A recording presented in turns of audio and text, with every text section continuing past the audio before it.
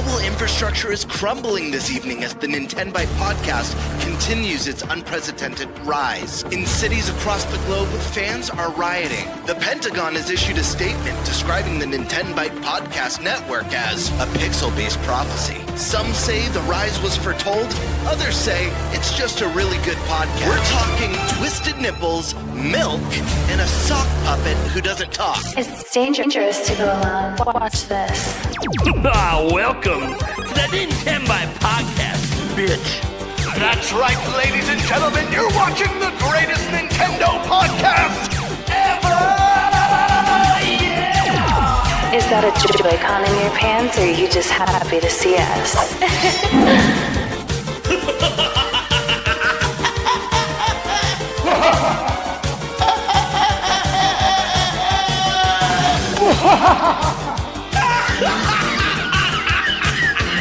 Shut up!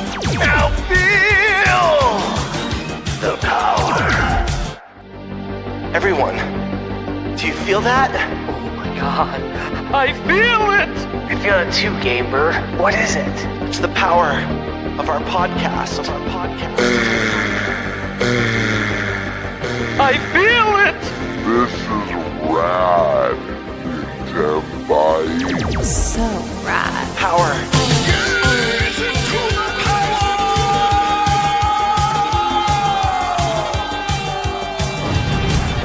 Now bask in their glory. I'm Nintendo Brian. Oh, baby.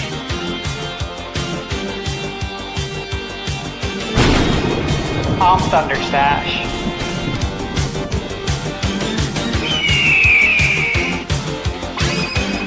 I'm Gamebird Classic.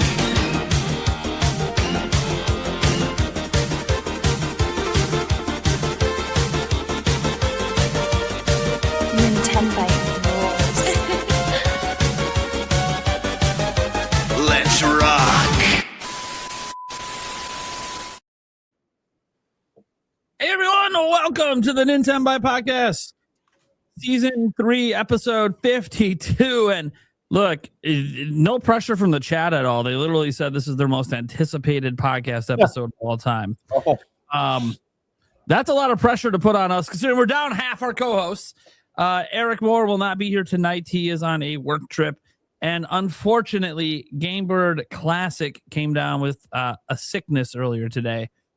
So he will not be here as well. And he's very upset about this because, of course, he finds out he won't be on the show. 10 minutes later, they reveal StarFox. So, and he's been predicting StarFox for years. So, like, him not being here is really upsetting for him. But don't worry, we'll be talking about plenty of stuff to launch. I'm not worried about it. This isn't the only trailer, the only footage, the only rumors we're going to see come true this year, in my opinion. We'll see. We got a lot going on. Yeah, we got, the top three up here you're seeing, me, Stash, and Favlam. We were always on for tonight. Then the other two bitched out. So then we had to replace them. So we got Zoo and Andres Restart in here. Both of them very excited, I believe, to talk about StarFox. Let's throw Zoo first, man. How you doing? Welcome. Hey, I'm doing good, man. Just when I thought I was out, they pulled me back in. And so he's back yeah, in. this I'm sitting here, imagine sitting here at work, another mundane day at the office, and all of a sudden, boom, trailer drops, and it's like, okay, email stop, phone not ready. It's time to watch some StarFox. Work, time to fuck off. StarFox is on. That's fucking right. All right. It's fitting that we'd have Zoo on today, considering we're talking about a game with animals, right? Here it is. Here it is. I mean, It's already what are the odds, dude? It's already Gotta reel him in. Got the zookeeper with us tonight. Yeah, the zookeeper's here. He's been holding back StarFox and his little zoo tycoon he's got going on. Anyway, I'll just restart, man. How you doing? Up and down, but I'm here. Up and down. Should it be mostly up? We got StarFox today. Well, let's Yeah, see what's yeah. going on, man. Yeah, I'm pretty excited for StarFox. No, I am. It's just Maybe the rest of his life is shit right now. I don't know, but StarFox is good. StarFox is good. That part of his life is fantastic. Listen, man, it's just ebbs and flows. They come and go, right? Like There's levels to it. There's levels to it. There's levels to this, right? Like levels to this. Like it's May 6th, and people had to be so quick to just immediately disbelieve literally everything. They couldn't wait 6 freaking days. 1 week, just 7 days. But listen, all right. I'm just saying, like this, but this shit. Sorry, no, I'm not sorry. This is what you want. This shit keeps freaking happening, and fellow creators that cover similar material or at least pay attention to stuff, I think you get it. It's so freaking cyclical. Like, it was only a few weeks ago that we were putting out theories that Star Fox is in the freaking movie because the literal evidence was there. Not a backpack, not a scooter or a bike. You just have to use your eyes, right? It was the logical deduction. Not saying, listen, it was, I'm not saying if you didn't believe it, you're dumb. Like, no, but the point is the evidence was there. People were like, no, it's a bunch of malarkey, right? No, that's exactly what happened, right? Like, and then people forget. People forget that just a couple weeks later, and then this, and the Ocarina of Time thing. I'm sure people are like, "Oh, it's not on June 1st." You're like, "It's fake," because some random guy who's an analyst says it doesn't believe it, and then it's going to be confirmed 5 days later. Like, it just keeps happening, and it's going to continue to happen forever. Hey, Nate the Hate apology forms are to the right. That's one of our topics tonight. Yeah, get them out. Yeah, the topic hasn't been completely rewritten because Star Fox was revealed afterwards, but I'm like, dude, this is so perfect. Because obviously we're going to talk about Star Fox first, right? And that'll lead into the rumor topic, because obviously we got to get into what this means and all the other rumors going on. And yes, folks, maybe it'll be a shocker on our side, maybe not anyone else's. We will be talking about Nash Weedle tonight, which you guys know I don't do on my channel, but this is the podcast. It was a group decision, and there was only 2 of us, and Stash said yes. So, hey, I mean, technically, I just assumed that Eric and Gamer would have said yes if they were going to be here. So, yeah, maybe, I don't know if this is part of the thing. I'll just say, technically, Nash was the first to tease the Star Fox thing. There we go. I knew you were going to say it. But I mean, it's literally the truth. Yeah, he brought it up today too. And also, he was the first to tell us about that camera technology that we saw today in the Star Fox Direct as well. So, like, listen, he doesn't get everything right, but he's also getting stuff right that no one else is. Or hey, on that camera footage, I don't know whether to be impressed or terrified by that, man. Yeah. And by the way, I am hyped for Star Fox. I just got a lot. My brain, I think right now, like, it hasn't really settled in yet. It's just, I know the feeling. There's so much happening. Like this, like it was 3 hours ago. Like I saw, like not even 3 hours ago, I saw this. Like, yeah. It's gonna take a while to dissect it. It's like an onion, layers, man. Yeah. Yeah, and life can be crazy, and sometimes games aren't the priority. Flavlam, how you doing, man? Welcome to the show. Hey, man.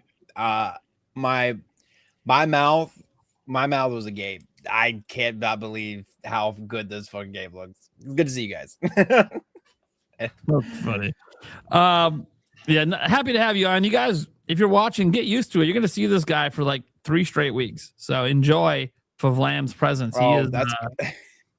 So, and in one of these weeks, I'm going to move. So that's coming up. Yeah, so it's going to be fun. So I'll have a whole new studio. There you go. Then we got Stash Man. What's up, guys? Happy to be here. What a great day for gaming. I mean, we woke up to news of Mina the Hollower finally getting that date. Yep. And yeah, we've all been waiting. We've been waiting for a long time. And then that Star Fox, man, the way that hit, we'll talk about it. But yeah, crazy day, crazy busy week. It's my birthday tomorrow, so the texts are rolling in already. Happy early birthday! Today. Birthday, yeah. Thanks. Yeah, so it's been like busy. Take a birthday shot for Stash, man. Man, the amount of reviews I'm working on right now is just nuts. Like maybe later.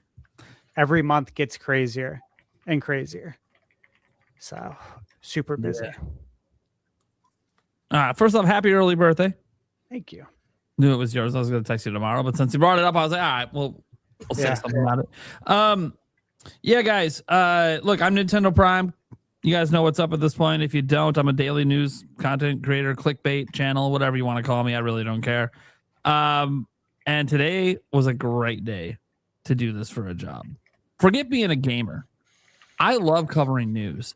And when Mina the Hollower gets a release date, and Bloomberg's out there doing their shit about how investors want to increase the price of Switch 2. And then on top of that, StarFox is revealed. Yeah, it's a good day for me. It's a lot for me to talk about on both the positive and negative side. And I love that because it just makes a really great conversation. A lot of this we're going to be talking about tonight. And in addition to all the rumors and stuff, we had Kiwi Talks back in the news. Why? I don't know. Well, I know exactly why. And apparently he plans to reveal more on our podcast. Don't ask me. This is him. For those that don't know, Kiwi Talks out there apparently knows about a new Star Fox, a new Zelda, a new Metroid. Dude, don't ask me. The guy knows things. So we'll see what happens. Well, he certainly talks to the right people to get the right answers. So. Yeah. Knowing shit, man. Yeah. I mean, and people always like, well, why should we listen to him? Dude, just go to his YouTube channel. His credentials are right there. He interviews game developers all the time. Literally all the time. That's how he knows any of this stuff. That said, why he decided to leak stuff again, why he's deciding to tease it for our podcast, beats the fuck out of me. But hey, cool. NintenByte Podcast, final one of this month. You're going to want to be here. That being said, guys, StarFox is obviously the big news of the day. The most important news of the day for a multitude of reasons. One, it's another new game on the slate for this year for Switch 2. Exclusive. New game?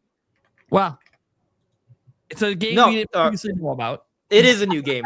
Just to be clear, it is a new game, and we'll get to that. We'll get to that. Yeah, we'll get to that conversation later. Yeah, that's because that's the big debate online right now. Is it's a remake, but anyways. So we got the Star Fox stuff, and that ended up being a doubly big news because of what it could potentially mean for other rumors. Although I will bring up some caveats to those rumors that I think is interesting that a lot of people are ignoring. And I also think it's reasonable to ignore those caveats, but it is something that's at least worth noting, especially depending on how the rest of Nate the Hates information pans out. That said, folks, it's been a hell of a show. Let's go ahead and do our topic roulette. It's just me and Stash going back and forth. So first topic is obviously going to be the Star Fox stuff. Do you want that one, Stash, or do you want me to take it? I'll take it. Okay. It's one of the easiest ones. That means because we want to do this in order a bit. I'll do the Switch 2 rumor stuff, just because that should follow up that one because they're kind of related. And then that leaves a dealer's choice and an investor thing. Which one do you want, Stash? Take the investor topic. Of course, I'll take the dealer's choice then. All right, guys. And by the way, because I usually come up with the topics every week, I don't have a dealer's choice topic. If people want to super chat in ideas, I will gladly listen. I also in the future and already technically did this, but didn't look at it before the show. For the members on my channel, I'm going to be putting out a weekly post beginning tomorrow for the next week's episode for you guys to submit questions and or topics that you want for that episode. Not guaranteeing we're going to use them, but they're there, on the off chance that, hey, it's a slower news week. Maybe there's some stuff you guys specifically want us to talk about. Let's make sure we talk about it. All right. That being said, Stash, what are we talking about, man? Well, Star Fox. We're gonna put it up there. Sure, yeah. Just give me a moment.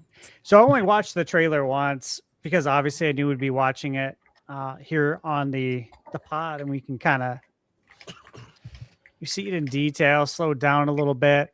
Koizumi. This is exciting though. Yeah, it's good to see him. There's our guy. The goat. I guess we kind of watch this. I want to get your thoughts on this though, guys. And I'd like to know. Obviously, look, this is Star Fox 64 remade. I don't know. I don't think this falls under a remaster. No. This is new stuff in here, obviously. And then they talk about it, of course, in the trailer. It's not even a remake, actually. Like this is a reimagining. It's a reboot of Star Fox. Yeah. Right. I was gonna say, did I miss something? Because I thought they had said they were basically rebuilding Star Fox 64, but At the same time, and we'll talk about it as the trailer goes on, I noticed some really interesting things in the trailer that deviate quite a bit from the known established Star Fox canon. So Yeah, this is like it's like the Star Fox 64 bones, I guess you could say. Like it's the foundation of that, but so much is clearly different now. And they did mention that it's like the basis is Star Fox 64. First off, we got to talk right now about the water. I mean, the best looking part of the game with the water. Dude, the beginning, I'm like, come on, man, just give me those waves right there in Wave Race. Come on. It looks gorgeous, Ash, but keep in mind that could hurt it in the eyes of IGN. That looks like too much water, buddy. That does look like too much for water. real. It might get scared. Too much water, man. It might drown. The waves are not cresting and popping up in a 3D way. I mean, they're flat textures, so IGN might be okay with it. Yeah. My biggest gripe visually is probably the rocks. Right. It sounds like I'm joking, but I'm being dead serious. The rocks. No, if you go back, like the rocks are kind of this. They look like low res. They probably are low res. Like those ones look fine. The ones off in the distance are. Also, this is not a good feed, but I watched it in 4K. Earlier. Yeah. And I'm seeing it in crisp 4K. You guys aren't going to see that on your end. Same. Yeah. It's a minor. I'm being really like nitpicky here. Like the game is beautiful. I think what I'm most excited about though is that they've added They've added a whole new cutscenes where you see all the characters interacting together in the room, right? Because in the original Star Fox and even in Star Fox Zero or Star Fox, all the reboots of Star Fox, but you see that all the conversations happen like within the boxes, right? You don't see them all acting in a room together. Like this is like we're basically like kind of watching like a movie here, you know? Yeah, but it's a cutscene. I guess they don't really have cutscenes, and I mean, they have to have had some cutscenes. They did in the beginning. Star Fox's cutscenes have been very limited, which was a huge deal on the 64 to show a FMV. Anti-limited. Oh man! On one hand, more Slippy. On the other hand, more Slippy. There you go. He looks really slippery now too. You know you're gonna have to rescue that little fuck constantly. Yeah. He looks slimy as hell. Yeah, I mean, you see what they do with their legs. I know. They're not wearing boots anymore. Yeah, I noticed. Yeah, interesting choice. I like the character boxes. How it actually shows like video of them instead of just their face like sort of moving. It looks like an actual, I guess you could say, FMV, like live footage of them talking and moving around. I'm like, that looks really good. Well, it should, considering that they made it so we can do it in real life. I know that's. These hyperspace sections look so OP too. These are so bad. Like this is crazy. Like that panning shot looked like a cutscene from Metroid Prime 4, which is insane because Metroid Prime 4 cutscenes are incredible. That water splash looked good. The water splash was great. My slot machine boss fight better still be there. So I guess now I'm noticing what you're referring to, Stash. The little boxes you can see like behind them, the cockpit. Yeah, it's like a video playing.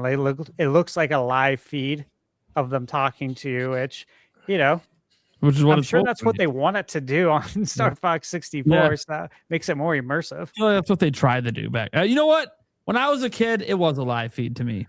It was like that FMV. I don't know about you guys, but like when Star Fox 64 came out, we watched that FMV several times. Yeah.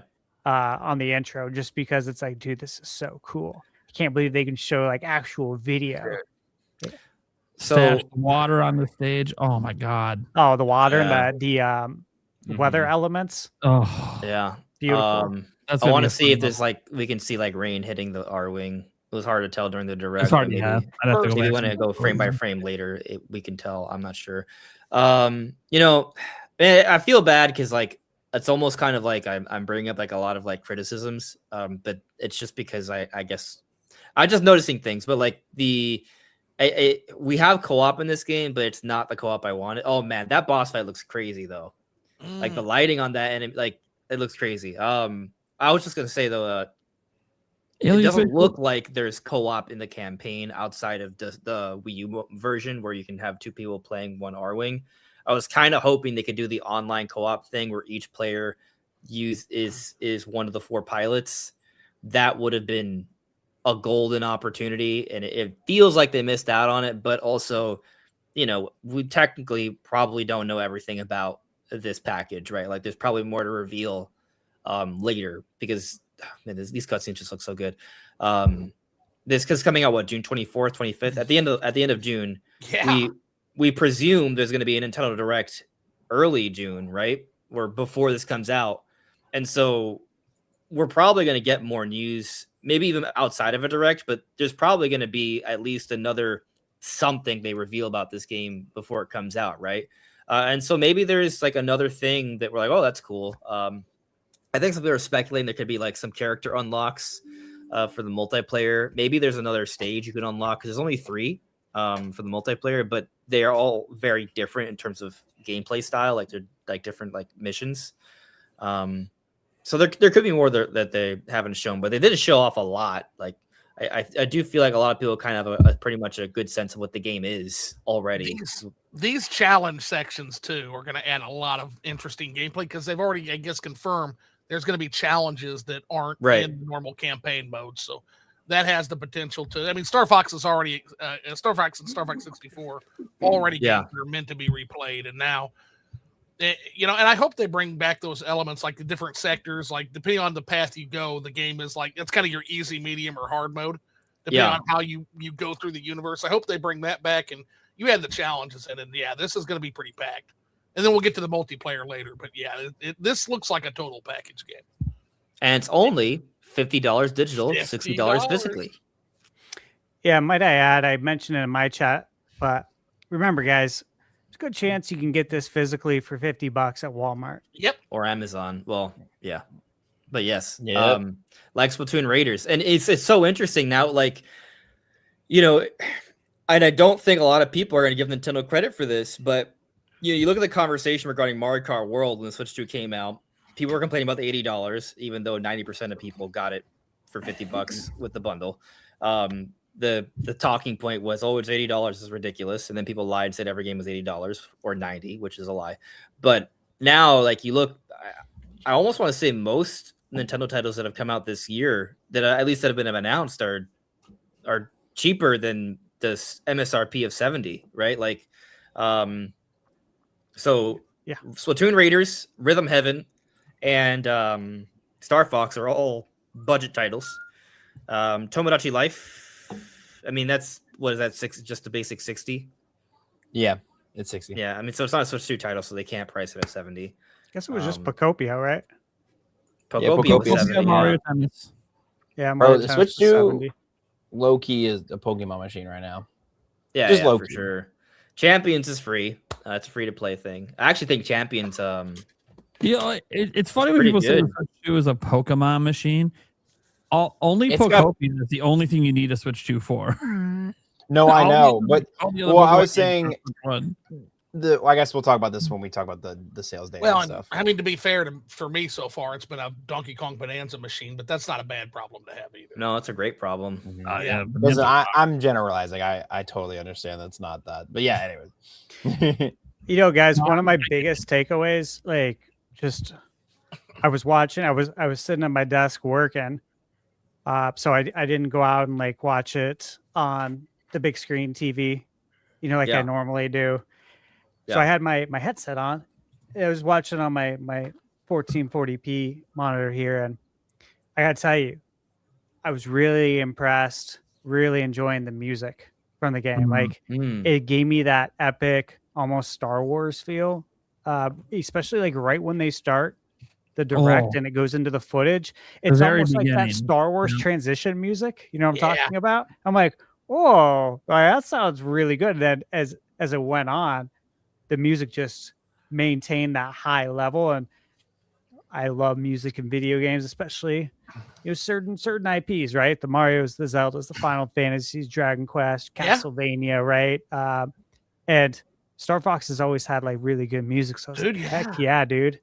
Yeah, Star Fox is low key one of those titles.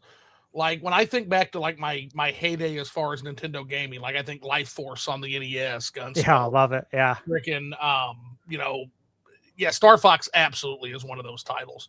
You know, you're talking about one of the most important elements in any game is the music, and Star Fox just slaps with that. Just one of the best soundtracks. So for newer Nintendo gamers that may not know, y'all are about to find out. You're about to have a symphony for your ears. Hey, what do you guys think about the N64 controller, the NSO controller being I found usable? it cute. I think it's cool.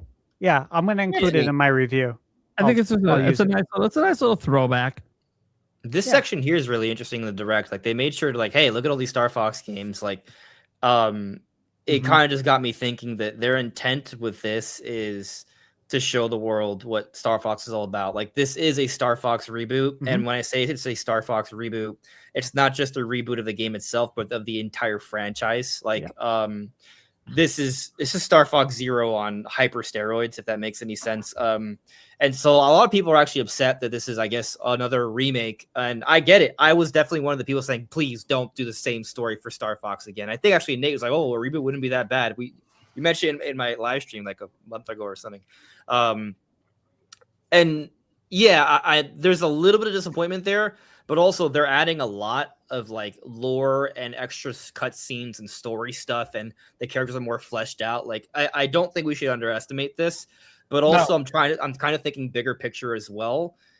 If the idea here is to like, hey, like they had this whole direct, they just put up the movie, everyone has their eyes on Star Fox. This prologue's amazing.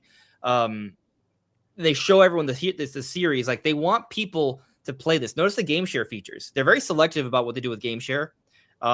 There's some pretty good game share stuff. I think they want people to play Star Fox budget release, even though it doesn't look like a budget release. And I don't think this is going to be the last Star Fox you see in a long time. I think perhaps the plan is to start from here and then continue going. There is that rumor. I don't know if I want to put too much, stock in it, but there is that rumor floating around that there's another Star Fox game that's not too far off, having to do with adventure of some kind. I think technically Adventures takes place after Star Fox 64. So it may be the plan that they just want to kind of go through the story, obviously retell it with minor differences, right? But they're not going to do it again. Like they're not going to reboot anytime soon. Like this would be the actual reboot, but this means Star Fox is back and back to stay. And Star Fox is just going to become another one of those series that Intel's going to go back to with regularity. I think that's the plan here. They've set up for it pending sales, of course. And again, yes, like guys, buy this. And if this fails, I'll never forgive y'all. Everybody buy this. But that's it. Yes. They're setting up for it literally in that prologue. It's so James McCloud, and it's like presumed dead. That right there is a significant change to the lore we know. He's just dead, as far as I'm aware, in the original Star Fox canon. And so they might be setting up for something down the road, which would be a heck of a reveal. Well, there's something in Adventures, not to spoil things, but there's something in that game. But otherwise, yeah. Interesting. I was going to say, that might explain why I never knew that, because I never played the one on GameCube. Buffalo Bill reskinning of Dinosaur Planet, so I never played that game. I don't want to spoil the ending of either Star Fox, so I'm just going to keep my right. It's probably going to hit NSO also at some point. I do hope Adventures hits NSO. I've been told over and over again by the few Star Fox fans that are out there, not to dunk on them, but the few people that are out there, they say that have played Adventures they've said it's really good. I've heard of mixed things, but I don't know. I think I'll have to give it another shot. I enjoyed it because I set the GameCube era out in large part because every single game Nintendo was doing, I'm looking at this and I'm like, all right, what is that? What the hell does that have to do with Star Fox? Like it's like every single game on the GameCube. But maybe I can give it another chance. I'm getting old and I need to get a little less. I understand what you're saying, like Star Fox Adventures, departure for the series, Mario Sunshine, departure for the series, Wind Waker. Like they definitely subverted. They subverted a lot of expectations. But what's interesting is if you go back and you just look at those as like side. Like they're really great additions to the series, but maybe they're not like this is the main game you're gonna play of the series. Right. I love Star Fox I Adventures. agree. Metroid Prime, when I got to finally put that through its pace, that surprised the hell out of me. That was fantastic. So yeah, for sure. Since since we're focusing on the Star Fox thing, I just want to mention like the graphics, in the sense that like, do you guys get the sense that this is like the first true Switch 2 Nintendo title? So what I'm getting at is obviously there's been other Switch 2 Nintendo titles, but like Donkey Kong Bonanza and Mario Kart World, both good looking games, I would say, impressive games, and definitely not possible on Switch 1 as they are. But we know both titles started off in development for Switch 1. And so there is something lost there by starting off as a Switch 1 title and not starting off as a Switch 2 title, even if there's definitely a lot of things that they moved over for good reason. But also, there's been no Nintendo title that's used DLSS yet outside of Pokemon Legends ZA. When I don't even think that like it looks good, but it's Pokemon. Like that's not really pushing things. Not that one. So we haven't really seen Nintendo like really push the Switch 2 yet. And so you look at the Star Fox title, even though technically it's a budget title because they're selling it cheaper than a lot of other games. Like, is this our first true ground up Nintendo Switch 2 title? Possibly. What I will say is like you need it. Sorry. Man. Yeah, you definitely need it because I'm the guy that famously said, as a Switch 1 fan, I famously said, we have no Switch 2 and we need no Switch 2. Not in these macroeconomic waters. Stick with the Switch 1. But irregardless of what I thought, we're here and they have a new system to support and they've got to give you a reason to buy this thing. And so they got to start really showcasing it. And that means leaving the Switch 1 behind eventually in order to get people on board with this new product. I would say that I think this game's been in development for probably like 3 or 4 years. I think it makes sense that it was probably only ever in development for Switch 2. I mean, the big giveaway will be obviously they just tell us. Like, I expect there to be a developer ass series on this. I can't wait for that. Game. Yeah, there's always so much good information in there. And then, if it doesn't clarify it in there, we'll know if there's no DLSS support, but it's FSR again. Okay, then we know this started out in Switch 1.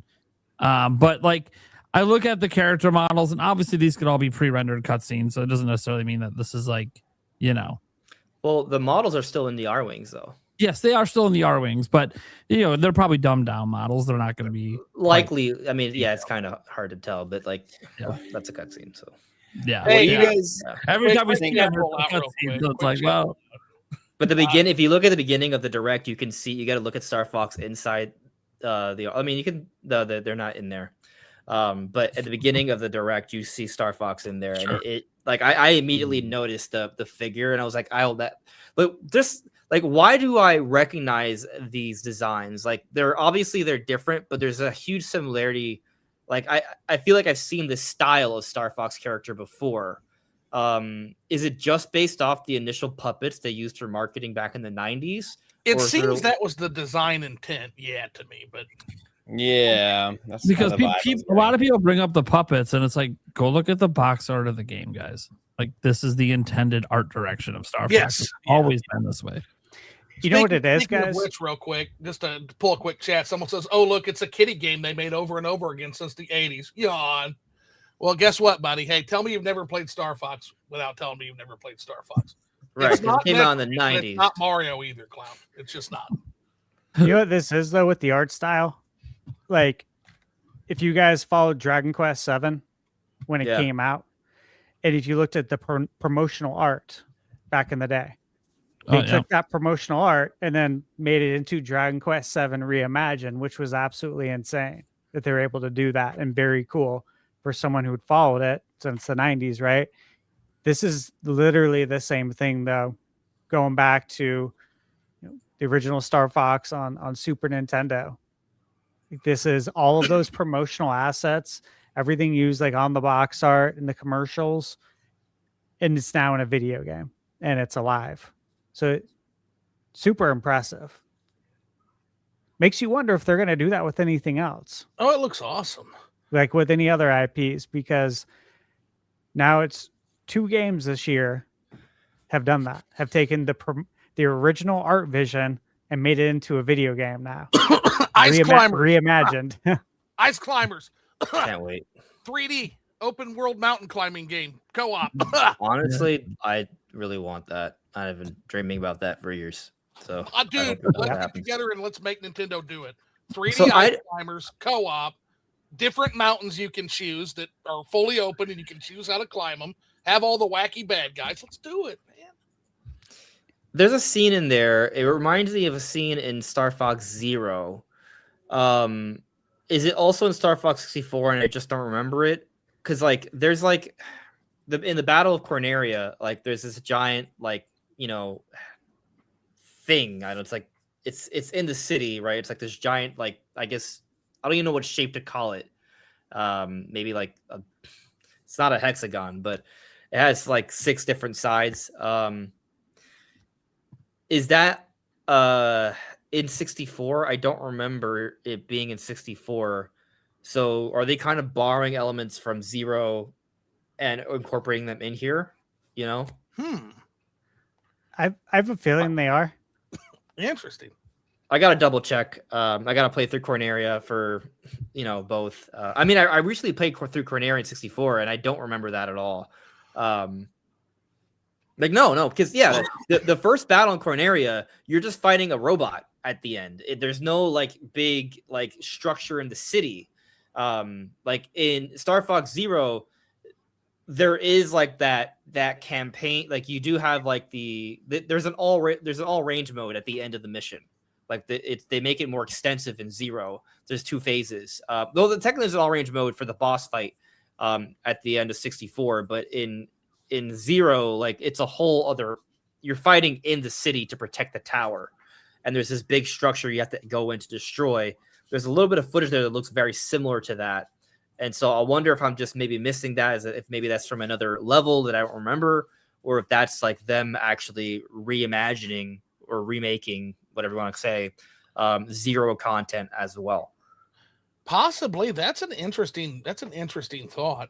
And looking at this too, the way they have the points on the screen and stuff, man, this gives me the best arcade vibes, man. And multiplayer gonna be something else, man. This is the game that'll get me actually playing online multiplayer. This right here. That's game chat. Finally gonna use it. Dude. This looks chat. so good. Well, that's just because Zoo wants to be Slippy in game chat. That's all. I could go Slippy. I could go. This game makes you want to buy the camera. You want to be a VTuber model as Star Fox? That's what I'm Dude, you know this is going to be a thing, right? There's going to be a content creator that now makes a YouTube channel that uses this game to make all their videos. But if I'm being Slippy though, here's the thing, guys. Who's going to volunteer to be my Star Fox and rescue me all the time? That's funny. Gotta have a Star Fox. That's true. Otherwise, Slippy gets blown to shit. I think the thing with this game is I know a lot of people are kind of upset that it's a 64 remake. One, I have never played 64. I never played original Star Fox. I played the 3DS one. I played that and I thought that was okay. I didn't like how on the rails it was. This seems to be not necessarily a remake, but more of a remaster / reimagining, and more akin to how Final Fantasy Rebirth. I think it's Rebirth. There's the three different remake. parts of the game. Remake. Yeah, it seems to be more akin to that. Where it's it is a complete and total. Obviously the graphic rehaul is completely crazy, right? But it also seems like there's so many new gameplay elements. The multiplayer seems like a really cool idea. I was telling my friends this the other night. I was like, if you're gonna bring back Star Fox, at least if you're gonna bring up a new one, I think you have to include elements of the Star Wars Rogue One games, or I think that's what Rogue Leader, those types of just pilot games. And it seemed like there were a lot more free pirate levels, or pilot levels, excuse me. I think they showed that in the trailer. So there's the traditional Star Fox on rail shooter, go through it, right? But it seems like they also have included these newer levels that are more akin to what a brand new Star Fox experience could bring. Yeah. And who knows, there may be even more things where it's like it's on rails, and then there's a section that's a large open space and it's completely full space free roam space combat, right?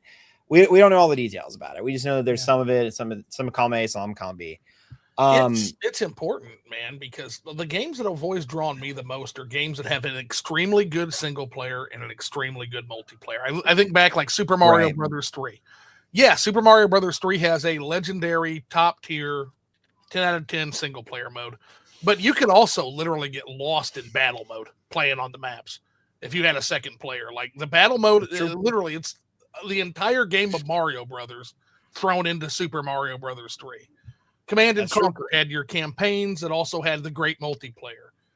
Star Control 2, same thing. Great single player. Then you go to the multiplayer and it's got like the hyperspace battles. Like every single game that I'm really, really drawn to and I play consistently, with the exception of Morrowind, has a really good single player and a really good multiplayer component. And so that immediately attracted me watching this. It's like, man, this has got both. This has got both, man. Like, yeah, I think it has potential for sure. We're going to say Stash? Or you see, they show Star Fox Adventures right there. Yeah. Like we don't have a way to play it though. Surely we get it. They wouldn't show it unless it's coming. Yeah. Well, you say that, but they've done that at Pokemon Coliseum, and here we are. But that's just me. Well, I mean, the Switch 2 hasn't even been out a year yet, so. No, I know. I'm being facetious more than anything. I will say, I think some of the designs are great. I think I like the realistic. I think I do like the direction they're going with the realistic look. I think they look fine. I think it's just people are mad you can't fuck them anymore. Sorry. But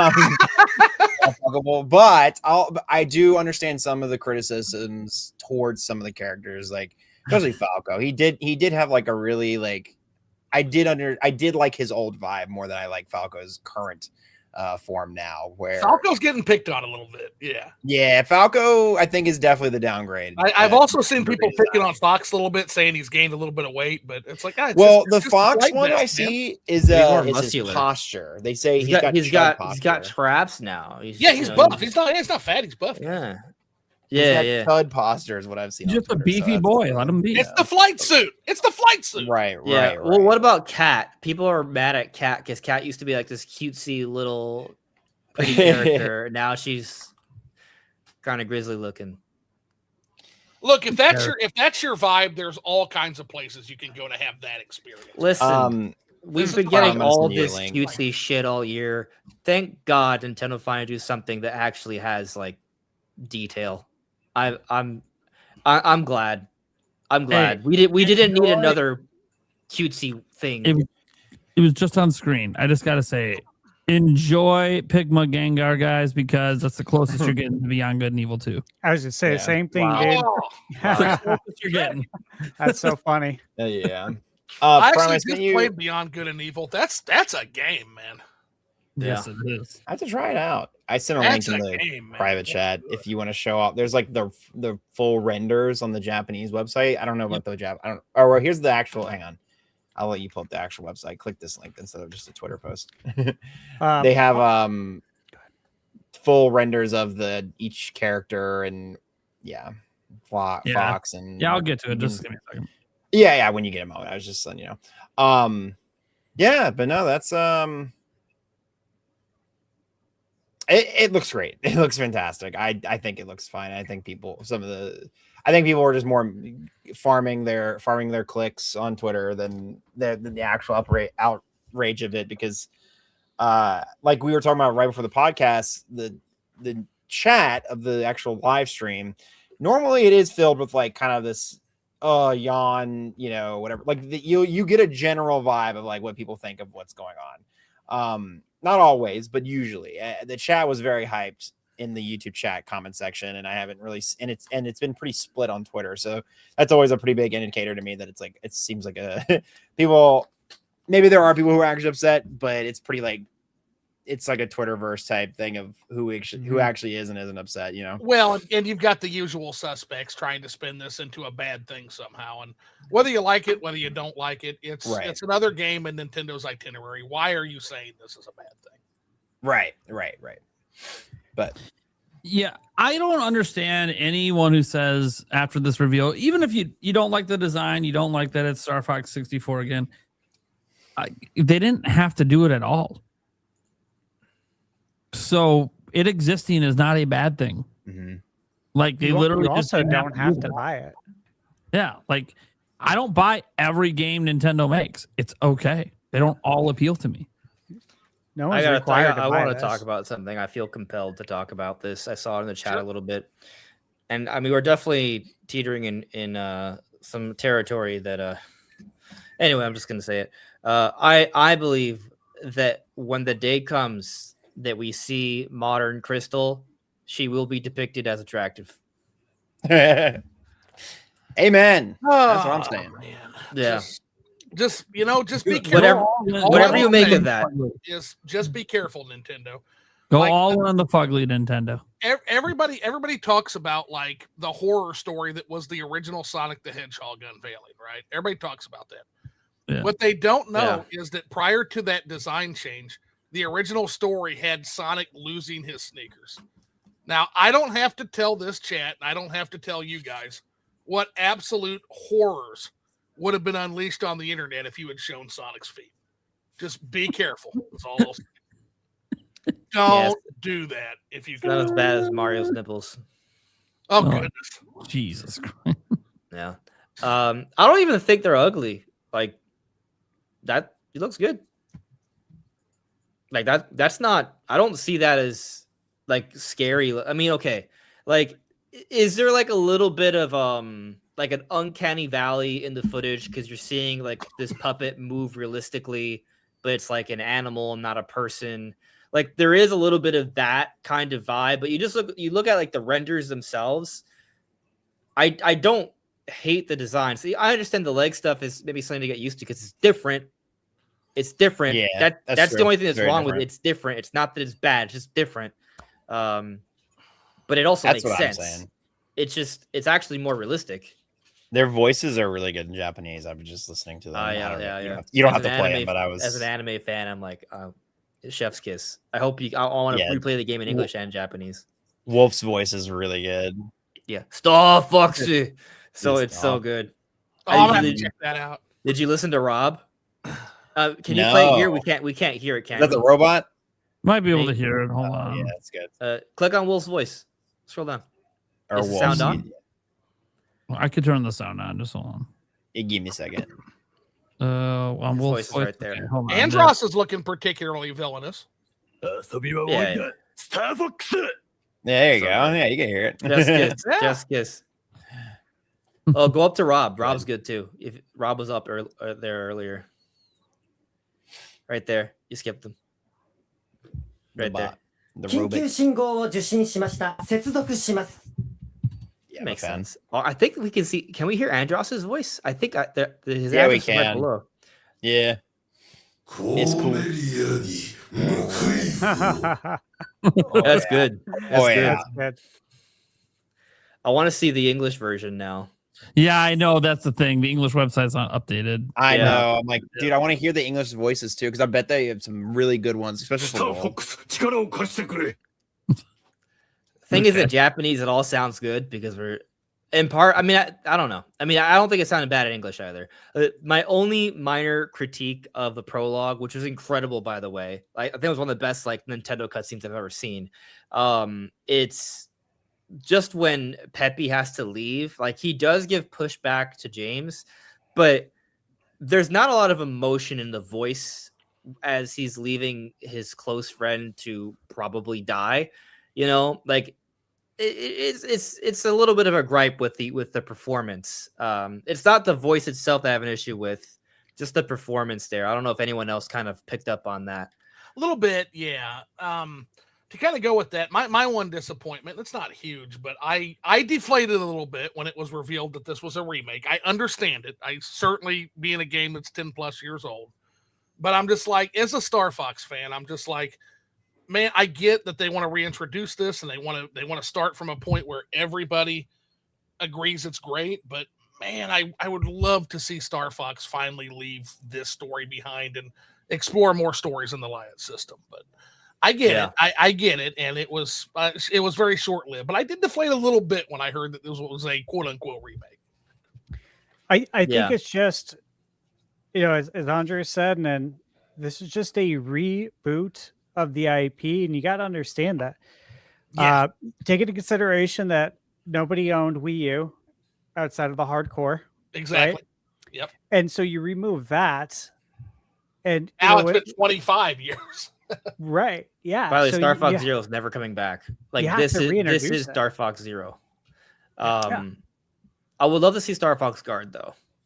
Star Fox Guard would be nice to like just see add to the eShop, but Star Fox Zero, like this basically replaces its value. I heard Guard was really fun. It's like the best tower defense game. It's so good. But the problem is that it does use that dual screen gameplay. So that's kind of like the challenge. It's stuck on the Wii U. Yeah. You gotta.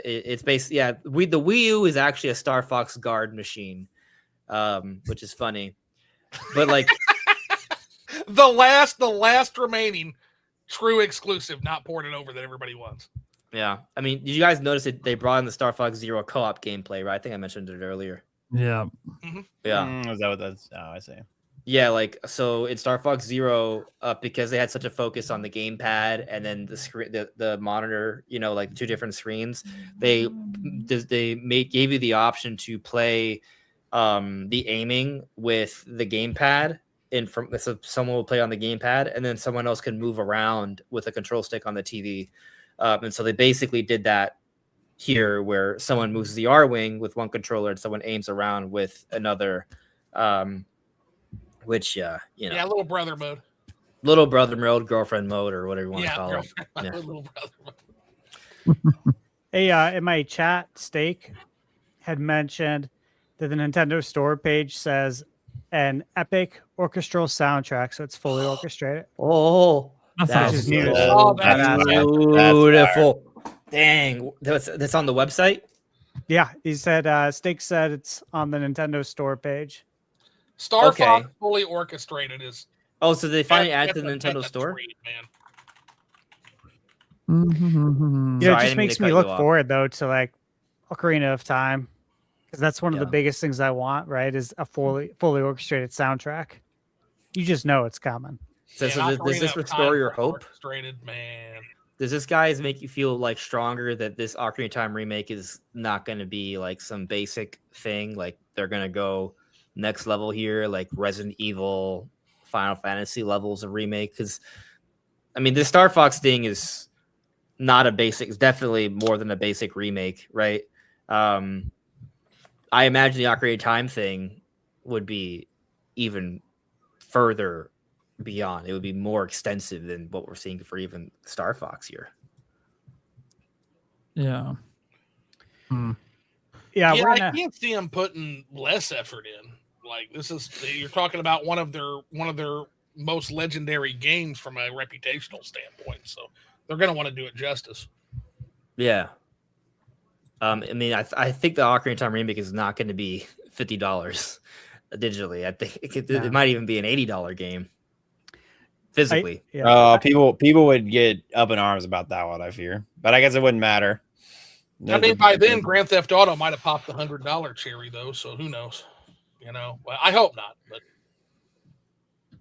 yeah, I think people that complain about it being a 64 remake, one, the idea for this game, from what I could tell, just based on the Mario movie as well, is they're reintroducing, Fox McCloud and Star Fox and kind of rebooting the IP. And I whenever people ask me over the years, like, hey, I want to try a Star Fox game, which one should I start with? I'm always like, well, you go with 64. You always start with 64. But I'm warning you right now, everything else is going to feel kind of samey outside of like adventure after you play it. But it is, because they're all basically remakes of Star Fox. But it is the best entry point for the series. The problem is the series never figured itself out after this. My hope is that faint second rumor out there about there being another game in the works that's more adventure style is true, possibly for next year or the year after. And all they're really doing here is they're just rebooting the whole franchise. They're like, hey, we're going to start all over. we're going to start back with the one that, yes, we've remade it a couple of times or whatever, but never in like a serious way. 0 was all about trying to prove the gamepad. The 3DS version, that was just, bringing it over to 3DS like they did with Zelda, they did with Mario, they did with, other games from that era. Just kind of proving that the 3DS is like a portable N64. Right. This is different because now they're trying to set it up for long-term sales. Star Fox probably has a movie coming as well. So you throw that in there, like they're kind of going all in. It would make sense that, hey, reintroduce Star Fox with the movie, get people to, hey, want to know more about this character, and hey, flies off back to his own system at the end of the movie. And then, but boom, here we are, new game. Here's the system he talked about. He's back in it. We're doing the game. Get people hyped about that. Get them enjoying it. Because by the way, the reason I'm showing this footage is, guys, what it looks like on the right is what I thought it looked like when I was a kid. But what it actually looked like was what's on the left. Yeah, it was very cinematic. Wait, all of those levels and all that gameplay is from... Oh, wow. Yeah. Cool. Now you mentioned potentially doing adventure next or whatnot, but I would have to wonder if that might be a mistake. And the reason I say that is, let's say you put out this new Star Fox game, it gets good sales momentum. People then have an expectation for that IP and what it'll play like. Yeah. And then you follow up with Dinosaur Planet. There is a risk of turning those. That's what happened to me on the GameCube, like over and over and over again. That's why I never had one. Well, let me ask you, is the fact that Star Fox Adventures has on-foot stuff that turns you off, or is it the fact that there's not enough of the other typical Star Fox gameplay that turns you off? I think it's the second. Like, looking at that, I just number one is, when I was that age, I was a total dork. I followed like the Nintendo World or whatever. I saw Dinosaur Planet, and so when I saw that game, I'm like, "What in the fuck?" Space World. Yeah, Space World. That's it. I'm like, "What is this?" That's Dinosaur Planet. What the fuck does this have to do with Star Fox? And it was just a disconnect I had that entire generation with Nintendo. Sure. With what if they were to like reimagine Star Fox Adventures and it is more of a blend?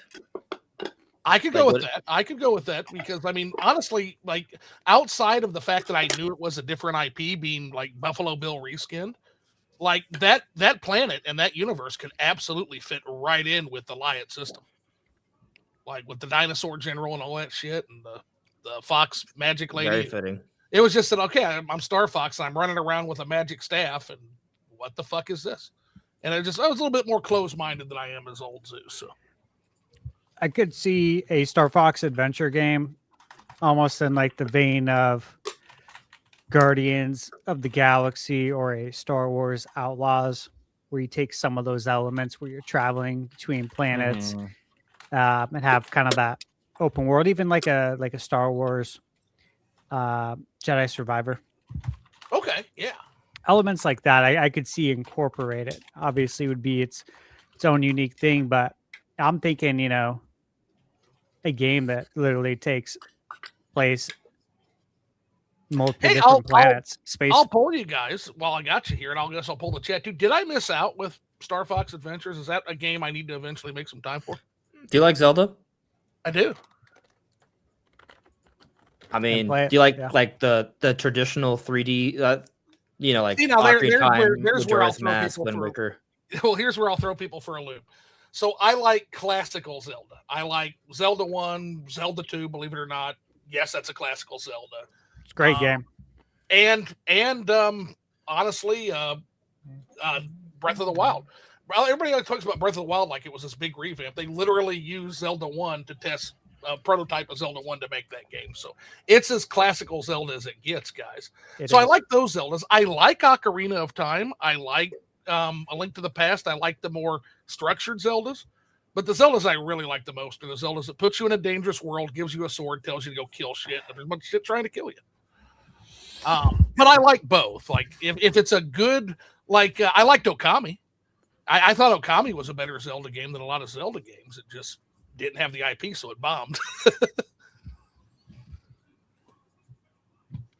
So, I mean, if you like Ocarina of Time and Okami, then you might like Star Fox Adventures. Okay. I will make some time to give that a go. It can't be too long of a game, so. Longer than you think. but It's not a short game. But I want it's not long. It's not modern standards. Yeah, it's not 100 hours, right? No. No. What game back then was KOTOR? Like Oh, yeah. KOTOR was a long one. Yeah. the Bethesda games. Outside of those, like I don't know. How long to beat.com? Main story 14 to 15 hours, and if you want 100% it, roughly 19 to 20, which was a sizable adventure back then for a game that is not an RPG. I'll never forget on the Super Nintendo playing Final Fantasy VI and being like, man, this is it. No, this is as long as games are ever gonna. This is as epic as games are ever gonna get. And boy, did they prove me wrong. Yeah, 6 is an absolute gem. Oh, I love it so much. Me too. So this is all really exciting. Let me ask, guys, are you planning to try and score it physically at Walmart in hopes that it's going to be like $50 there, like Yoshi and Splatoon Raiders? Yeah, I'm gonna get this one either way, but yeah, I would love it if it was 50, of course. But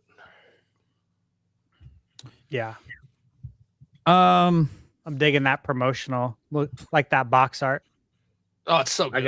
I gotta get them physically, but I mean, if I can get them for 50 physically, that's like win-win. Yeah, Walmart's going to be like my go-to for first-party games. Splatoon Raiders and Star Fox. I'm excited to get both of those physically for $50. Like that's like it's almost like going back in time to the early 2000s. Yeah, like that's kind of fun. Yoshi I'll tell you as too. well.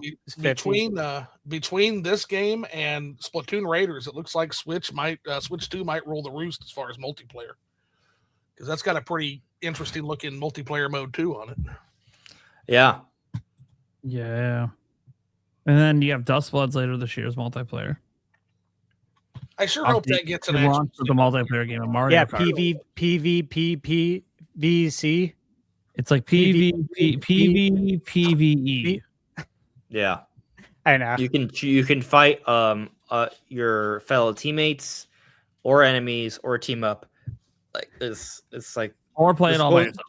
I think the idea is to have this flexible dynamic, and there's almost like a politics that's involved in how. Well, the problem is they haven't shown it. Yeah, they haven't shown any multiplayer, but the game's a multiplayer game. So we need to see more of Dust Bloods.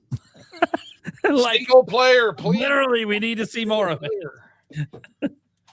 And I want to like that game so much. I want to like it. Well, Zoo, then you should be happy because the back of the box art in Japan showed that it can be played completely on your own. You don't need to play. Beautiful. No shit. Yep. Right on the back of the box. Players 1 to 8. So you could literally just play by yourself. Fuck yes. Okay. Now just not be on a game key card. I know I'm a picky bitch. Well, yeah, I don't know about that. We'll see. Yeah. Just hope, because it's an exclusive that Nintendo's like, we gave him a good deal. Yeah, hoping in one hand and shit in the other worked out real well for me with Pacopia. To be fair, when they announced that game, we knew right away it was a key card. So it was one of the biggest backlashes the day it was revealed was, it's a key card. Yeah, we should touch on one more thing with Star Fox before we're done. Sure. But I get it. What are you guys' thoughts on, hey man, we're having a direct in 10 minutes? Yeah, I had to interrupt my workday. I just hope it's not a trend. I don't like it. Don't get me wrong. Getting excited out of fucking nowhere as like just a gamer, and I'm sitting there making dinner, and I'm like, dude, new Star Fox? What the fuck? It was wild. Yeah. Like this, there is something about that moment in real life that is kind of cool. Yeah. But then it's also like, yeah, man, but I'm in a really shitty situation right now to even just to watch it. I can't really watch it because I want to watch it. It's all I'm thinking about, but now I'm making dinner, so I can't do that. Then my kids need help with homework. And this, I'm not even going to get to watch this really for a while. This is stupid. If I'd known ahead of time, I could have planned my dinner around it, right? And at least watch it. Drop that bitch, man. I don't, and Nintendo's been doing this a lot with Nintendo Today stuff, right? Splatoon Raiders just dropped, then the release date for it just dropped, no pre-announcements. So Nintendo's been kind of doing this since the Switch 2 came out, and I really don't like it. in general, because as a gamer, is that cool in real life moment is really exciting. But now I'm an adult, and so now, like that really cool, exciting surprise. Yeah, Nintendo likes to delight and surprise. Well, my delight and surprise need to be on a schedule. Yeah, I feel that. Like, thank goodness there wasn't a meeting scheduled, because I would have sat in that meeting miserable and like just thinking about Star Fox the whole time. I gotta fucking waiting for these assholes to shut the fuck up so I can go on Star Fox. So I'm gonna leave soon, but I'll just give you my thoughts on this whole thing. Like, on the one hand, it is kind of like a big surprise. You're like, oh man, like already. But also, I feel like, Nate, you're in the minority here, right? Like your job is to cover this stuff. You work from home, right? Yep. I think the masses, though, they're coming home from work at this time. You're like, oh, look what I can pop on for 15 minutes while I'm eating, Right.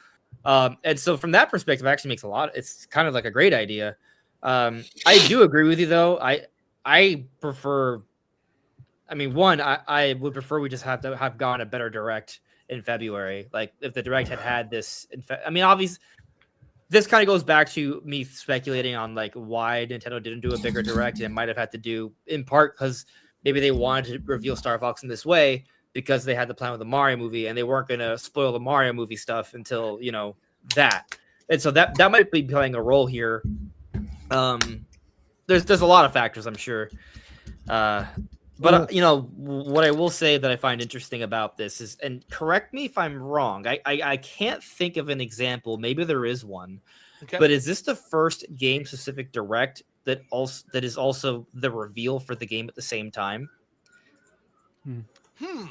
That would require. I believe so, at least in recent memory. That feels directionally correct, but I'd have to really look into it. Like, I remember like fantasizing about them doing this for Metroid Prime 4 before Metroid Prime 4 was revealed and re-revealed in 2024, right? Like our actual first look at gameplay.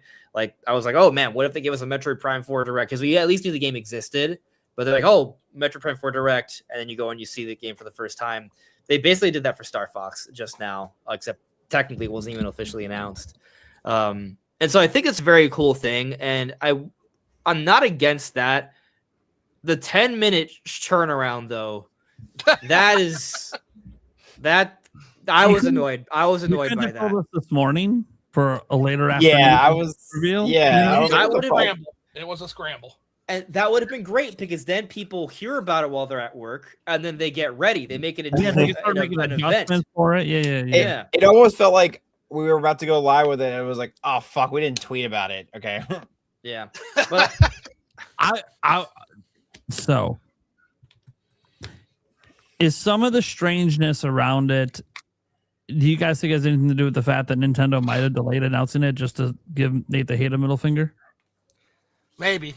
Yeah, they don't tend to like leakers too much. Possibly, but like I think everyone needs to remember, and it seems like nobody talks about this, especially when the time came and went, based on what Nate had said. And it's like the movie's releasing in different territories at different times, and like you got to give everyone in Japan a chance to go see the movie, right? So that way everything connects. That's why when people are like, oh, it's like it's now April 20th and we still haven't got it. It's like, well, yeah, it hasn't even came out yet in Japan. Why would they do that now? Yeah. Like fucking stupid. So why would you think they'd do it now? I knew we were getting something because the end of year fiscal's coming up, and Furukawa Golden Week's ending. Yeah, they do not want to go into that with fucking Splatoon Raiders and Yoshi for the summer. So I knew we were getting something. I figured Star Fox, if it was real, would have been revealed last week because the movie launched in Japan, and obviously Nate the Hate said April. Or if Golden Week happened, obviously, that it would be right after Golden Week. And sure as shit, they timed it for literally right when Golden Week ended. So interesting, yeah. Now, what I will say is, like with this Nintendo format, this new dropping things on Nintendo Today or just dropping something 10 minutes early, like maybe a little more notice. I'm open to it. I'll always miss the directs, just like I'll always miss the Iwata Asks if they do go that route. but maybe just let us know. That way there's less chaos. Let everybody know that, hey, we're switching formats for game announcements. And, what an interesting place to do that would be maybe the end of year fiscal coming up where they tell their investors about their strategy moving forward for the year. So I don't know. I hope they don't ditch the direct. I love directs, but if they do, we'll probably hear about it on the 8th. Maybe they're actually looking at this from a perspective of they think it's better. So as a content creator, because I don't focus on cozy content, and I'm kind of just in general disinterested by cozy style games, this first half of the year has been pretty lackluster for me personally, from a content creation perspective and also just like a gamer perspective from Nintendo specifically. Games in general have been good. Like there's been some good third-party games. We've talked about that. Like Capcom has like it isn't like there hasn't been things to play on my Switch. This might be one of Capcom's best years ever. Yeah, for sure. I mean, if they pop Wilds in the second half for Switch 2, man, that'd be crazy. I lost my train of thought. What was I saying? We were talking about releases on third party versus first party releases. Yeah. So in your kind of cup of tea with cozy gaming.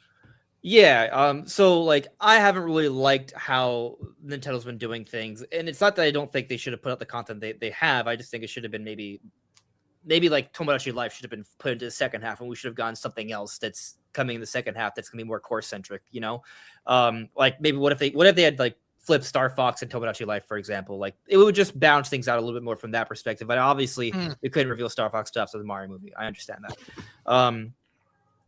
But I guess what I'm ultimately getting at though is that maybe they kind of look at everything like, hey, we gave you a partner showcase, we gave you a Tomodachi Life Direct, now you got a Star Fox Direct, there was a Pokemon Presents, right? You have these different overview trailers for Splatoon Raiders and Champions, and then you're going to have the super hour, 15-minute long direct in June where they show off Ocarina of Time and Luigi's Mansion or whatever. And then there's still a September direct, or it's something like maybe they think that all that little extra stuff makes up for that third general direct we've come to expect over the years that we're clearly not getting this year. I think if they had been more balanced about their cozy versus core centric kind of style games, I would have been in agreement that that's a good strategy. But because it's been kind of divided into seemingly cozy cutesy stuff versus hardcore centric cool stuff, for me, it's been kind of rough as a fan and a creator, to sort of like waiting for announcements. Sure. But I mean, I think the strategy theoretically, if at least there's like assuming there's a good cadence of things that kind of interest people, a good variety of people, then I'm not necessarily against this strategy. I just hope that in the future there's more balance and don't just give us like Animal Crossing, Tomodachi Life, and Pokopia within 2.5 months of each other when they all appeal to the same audience. Yeah.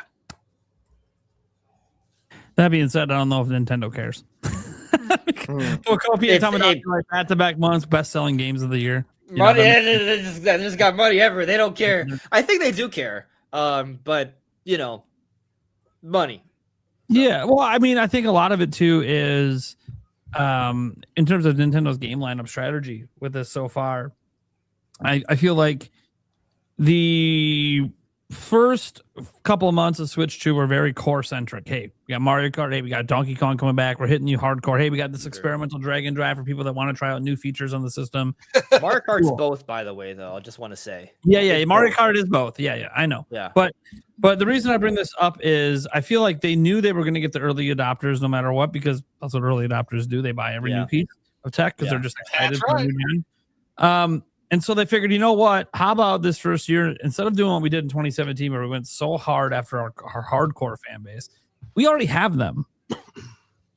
Let's go after the larger, wider base, and then we'll serve the hardcore more towards the middle of the generation, where the hardcore last gen were complaining things got a little light.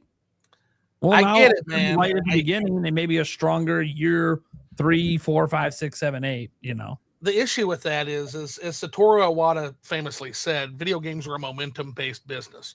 And he made an interesting observation that after 1 year, a console's reputation tends to crystallize. Doesn't mean you can't move it, but it becomes very, very difficult to move after 1 year on the market. Like, and if you listen, I mean, at least to Twitter, which is why you don't go to Twitter. Like, what is the reputation? Expensive, no games. Now, whether that's true or not, that seems to be the reputation amongst a lot of people. Yeah, it's interesting too. There was someone who made fun of me last year when I bought Switch 2 at IRL, being like, "Oh, you wasted so much money on this thing." And then he went to Best Buy today, and he sent me a photo. He's like, "I'm so sorry, I made fun of you for Switch 2," and it was the PS5 Pro at $900. Finally, it's now listed at $900 at my local Best Buy. And I just sat there. I'm like, remember what I told you last year? Fast forward a year, this is going to look like a budget system. I'm telling you. No, you turned out to be a prophet on that, because here's the thing: macroeconomics haven't gotten better; they've gotten fucking worse, and they don't just get worse for Nintendo; they get worse for everybody. And so that's been true for Sony. What's that new fucking Steam controller? $100? Like, this is impacting everything. Trackpads and stuff. Yeah, like it's like got like 6 analog. Yeah, it's got like a grope pad on it. Like, yeah, which for some, an Xbox control. Xbox probably and be needed. Switch controllers are $100, but yeah, they're 90. Excuse me. Like, Mine should be shipping tonight. So, as far as the overall hobby is concerned, this fucker's on fire, and Nintendo, even still being more expensive than it was last generation, as Nate said, hey, the economist question is always compared to what? What is your product? Who is your customer? Who is your competition? Yeah, and like it was Switch 2. We talked about the momentum thing. It's like, well, Pokopia has helped maintain momentum. In fact, it might have reinvigorated it, because before that, things were kind of slowing down. Nintendo didn't have a very good holiday slate for Switch 2 specifically. Oh, no, it was bad.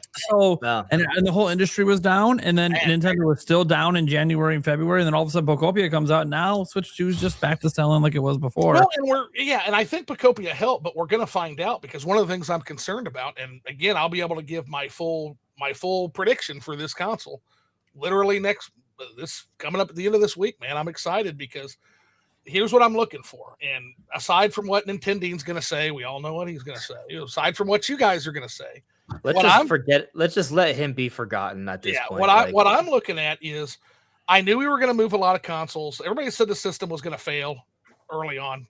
Kidding yourselves. No. I knew it was going to move in the launch period. I knew it was going to move in the holiday, which actually moved less than I thought, but still moved. So what I want to see is, we already know what it sold through the last fiscal period. What I'm looking at is how many Switch 2 consoles moved this fiscal period. But what I'm going to do is I'm going to subtract what the number we had total, and I'm going to subtract what we had sold through last fiscal period. I'm going to subtract that. And if that number is good, then now I know that outside the launch period hype, outside the holiday hype, now we're in a period where the holiday's over. Nobody has any fucking money. The macroeconomics throughout and the global geopolitics are as worse as they've ever been. And people are still buying this fucking system. We know it's going to be a success. We know it's going to move steady. If that number drops off a cliff, troubled waters ahead. So I know I said I was done, but now I'm actually done. Yeah.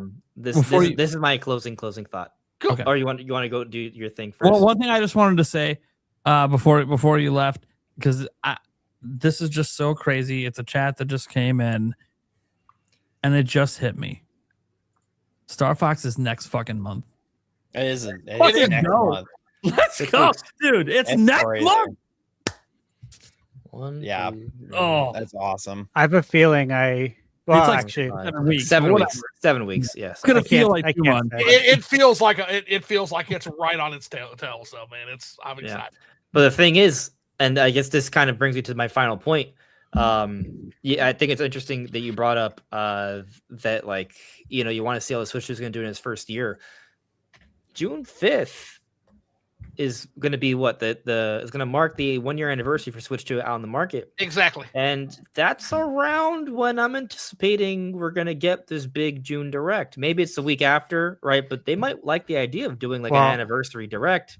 If they can get out some big guns before June 5th, again, that kind of keeps with Iwata's wisdom, which is, hey, announced counts, man. So if you can, whatever you get out in that first year, that all kind of piles into what your overall reputation will be.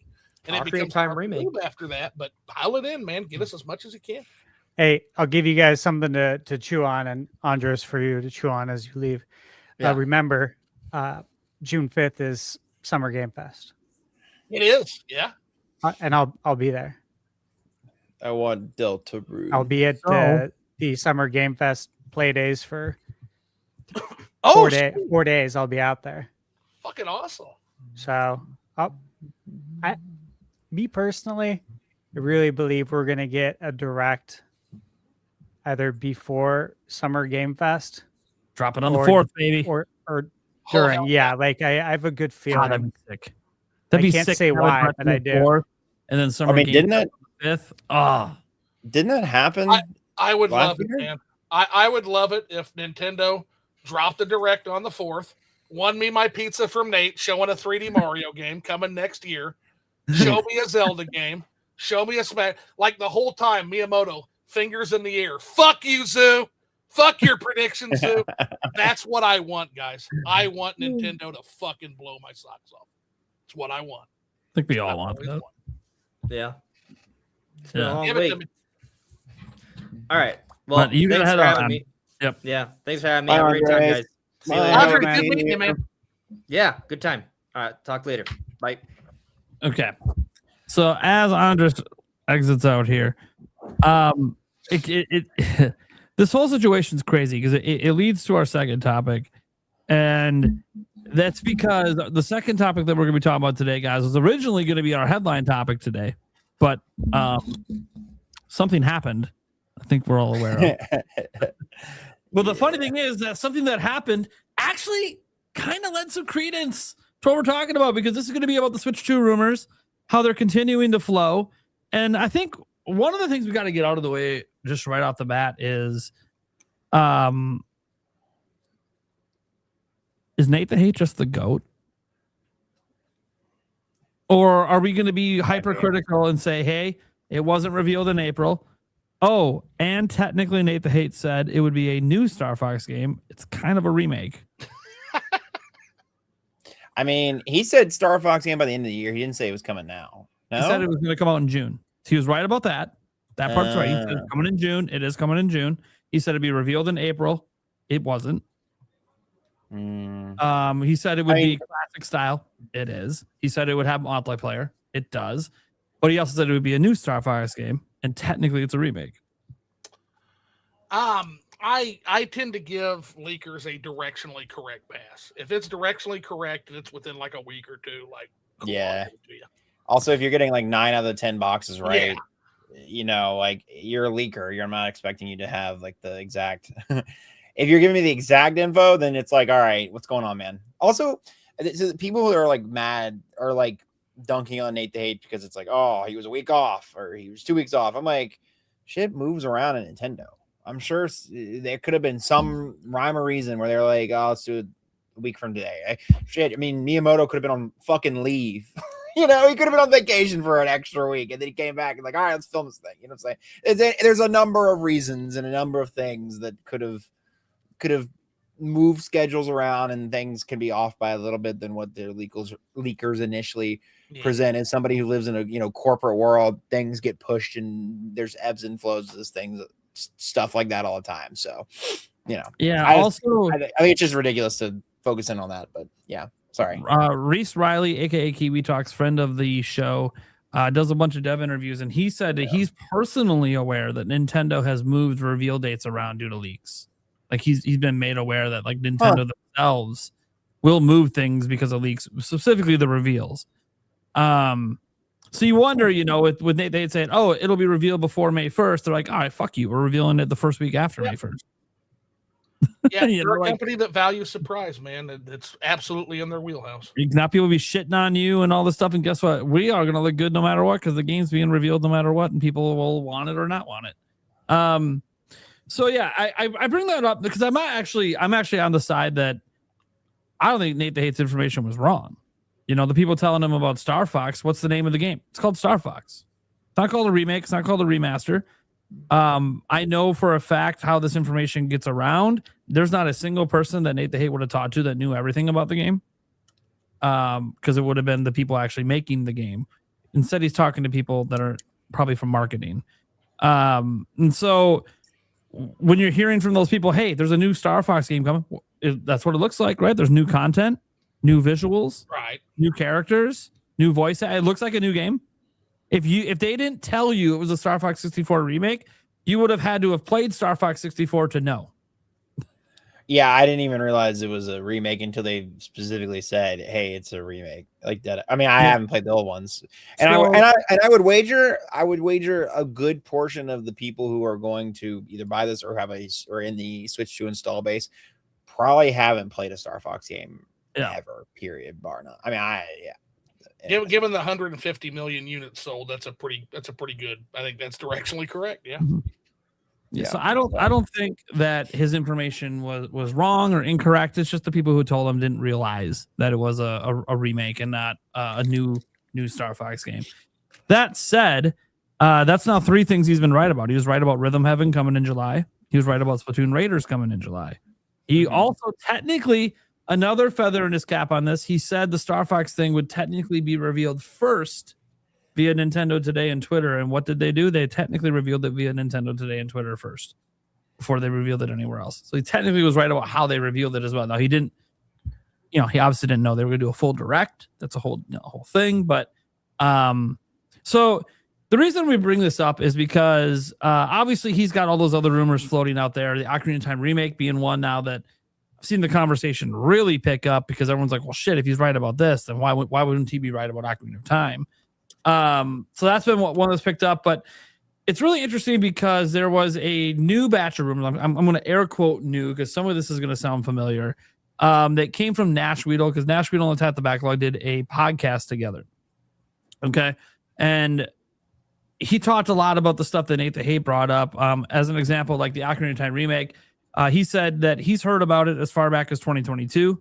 Reiterates many times throughout the show that it is not a remaster. It is a from the ground up remake. Monolith Soft is apparently involved with the game. It's supposedly going to be announced in the June Direct, which I find interesting that, is Nash Weedle talking about a Direct months away again. I think we know what happened last time this happened. Not only did the Direct not happen, it sounds like that game's not even coming out this year. So me personally, I'm a little skeptical here, but that's okay. It says floats an idea. This is just an idea. So the reports had this wrong. You guys probably saw a lot of headlines today about Nintendo possibly having like 2 versions of Ocarina of Time, like 2 games, like a part 1 and a part 2. It comes from Nash Weedle. Yeah. I did see that. This headline was everywhere. Nash Weedle never said he was told that. You have to actually watch the show, which most people aren't going to do. It's Spanish with English dubs. Well, English subtitles. Oh, I guess you know what it is. YouTube, the AI they have going on, there probably is a fucking retarded dub on it. Sorry, I shouldn't use the R word. Can't help it. I think if you've ever heard the YouTube dubs, the AI dubs on YouTube, the automatic ones, they are so bad. They are so bad. Incomprehensible sometimes. No offense taken here. Yeah, like I think the R word's almost appropriate to use for the way those things function and sound. It's pretty bad. Still what it would hold, Yeah, I know, but I couldn't help it. That's how mad it makes me every time I hear it. Because, guys, as a content creator, sometimes I have to listen to foreign videos, and half the time I'm stuck with that stupid dub, and I hate it. I mean, legit, we need a stronger word for stupid. Stupid's just not strong enough. You don't want to use the R word. Yeah, I've been trying to use remedial, but it's not strong enough either. Remedial almost sounds less than stupid. It does. Like, we need a strong word that's not offensive for stupid. You just gotta take the R word and make that the word and create a new word for the medical field, and then we gotta worry about it. Possibly. Anyways, that being said, now that I've out of all the things for me to get canceled on, that's what I'm gonna get canceled on. Use Tripster and said somebody said. Oh, jeez. Oh, Tripster. Anyway, for audio people who are listening don't know what the fuck I'm talking about, Tripster, don't worry about it. He's a phony fanboy grifter. Buddy, that's comment of the night, man. Everyone knows him because he literally somehow pings and tags every Nintendo content creator there is. It's kind of wild, actually, how obsessed he is. It's Nintendo. I don't even think they live rent-free in his head. I think they are his head. Anyways, So getting into this stuff, obviously that was the stuff for the Ocarina of Time remake. So the idea of the 2-game thing, that was just an idea that Nash had. It was not meant to be from his sources. It was just him saying, hey, wouldn't it be kind of cool if there was like one game dealing with the child stuff, one game dealing with the adult stuff. But it's not something he's been told. That's just his speculation, and internet does what it does. It takes speculation from an insider, runs with it as a leak. He also said there's going to be a new 2D Zelda for 2027. So he means top down. It won't be announced until after the Ocarina of Time remake supposedly comes out. It's a 100% original game, so not a remake or remaster. It uses the same engine as Echoes of Wisdom and Link's Awakening remake. And he personally theorizes that it's the Bernard game that's been out there, code name. And he thinks it might have Ganondorf leading the game like Zelda led the last one, but he's guessing. He doesn't actually know. This was actually funny too, because the podcast episode dropped this morning, and one of the first things he says in it is a Star Fox announcement is imminent, and then it happened. Literally the same day. It's pretty crazy. Technically, as Andres Restart earlier was noting, Nash Weedle is the originating source for Star Fox. Yes. He's the very first one. Nate the Hate's going to get all the credit, which, yeah, to be fair, Nate the Hate did say when it was going to be revealed, when it was going to come out, which is, yeah, you deserve credit for that. But technically, Nash Weedle was the first one on that one, so got to give him some credit for that. He basically, after that, just reiterated everything Nate the Hate said. It's going to be a classic style. It's going to be a gorgeous looking game. There's going to be lots of humor, big multiplayer mode in the game. Okay, well, yeah, sure. I guess you could check mark all that, except for obviously we don't know about the tons of humor yet because we haven't seen enough of the game. But definitely all new voice acting, which suggests all new lines and all new stuff that'll be going on. So that's been kind of what went on with Nash Weedle. And a lot of it isn't really new besides like the 2D Zelda stuff, which still doesn't really give us much information other than, okay, that means Grezzo is making it, if it's true. But this all ties back into the Nate the Hate stuff because of his rumors with the Ocarina of Time remake. Now he was right about Star Fox. Nash was right about Star Fox as well. Then you have Kiwi Talks just doing his... I don't know what the heck Kiwi Talks is doing. I'll just show you guys because it involves an interaction with me. But Kiwi Talks, friend of the channel, put out this tweet saying, these are my 4 favorite game franchises of all time. It's great that I know all 4 IPs have come either soon or in a year or two. GTA 6 in November, another Metro game on the near horizon, Smash Bros. In the next year or two, and another Zelda game and movie in 2027. And I asked him down here, wait, you know about all 4 of these? He said, of course. So he's not just talking about his wish listing. He's saying he knows. Obviously, we know Grand Theft Auto. We know about that one. But these 3 are not announced right now. He knows about these 3 games coming. And so I said, you've been holding out. You knowing about a new Smash and Zelda coming blows my mind. Metroid, I'm less shocked. He says, I'm not saying anything other than that. You know how the internet is. I might elaborate a little more on the podcast later this month.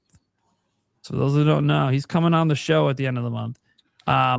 Looking to elaborate. That's the guy who like talks to the game developers that I met, correct? Yeah, yep. Okay. I was making sure that was the same. Yeah, you've been on it. Well, I'm glad to see that Metroid survived Federation Force 2. That's good.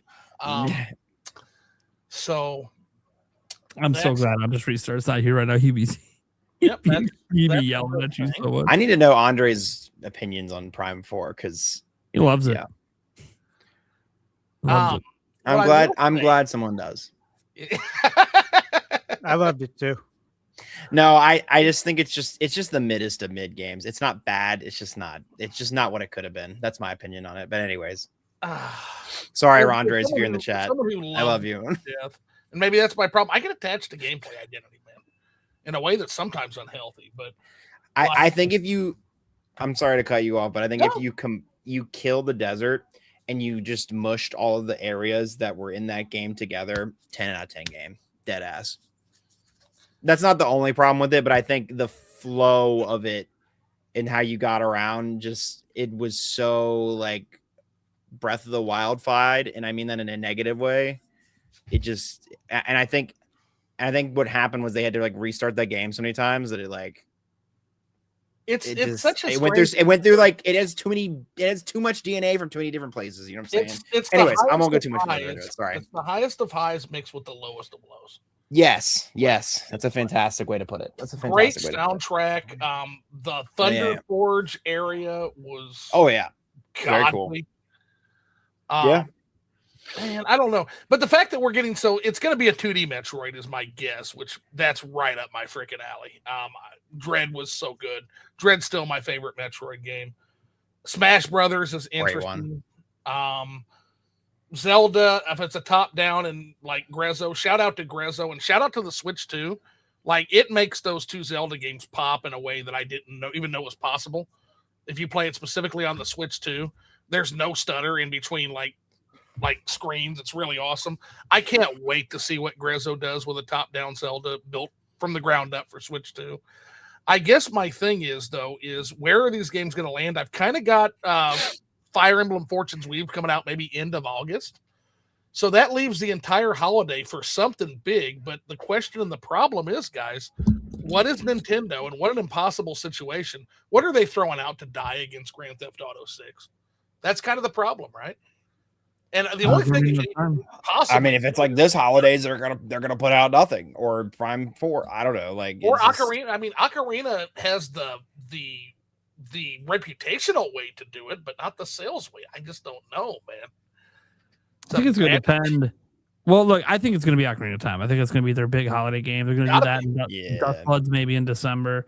But when I look at that, initially you're like, yeah, Ocarina of Time, as a remake, probably not a good title to go toe to toe with GTA. Of course, you can argue there's not any good title to go. There's no good, yeah.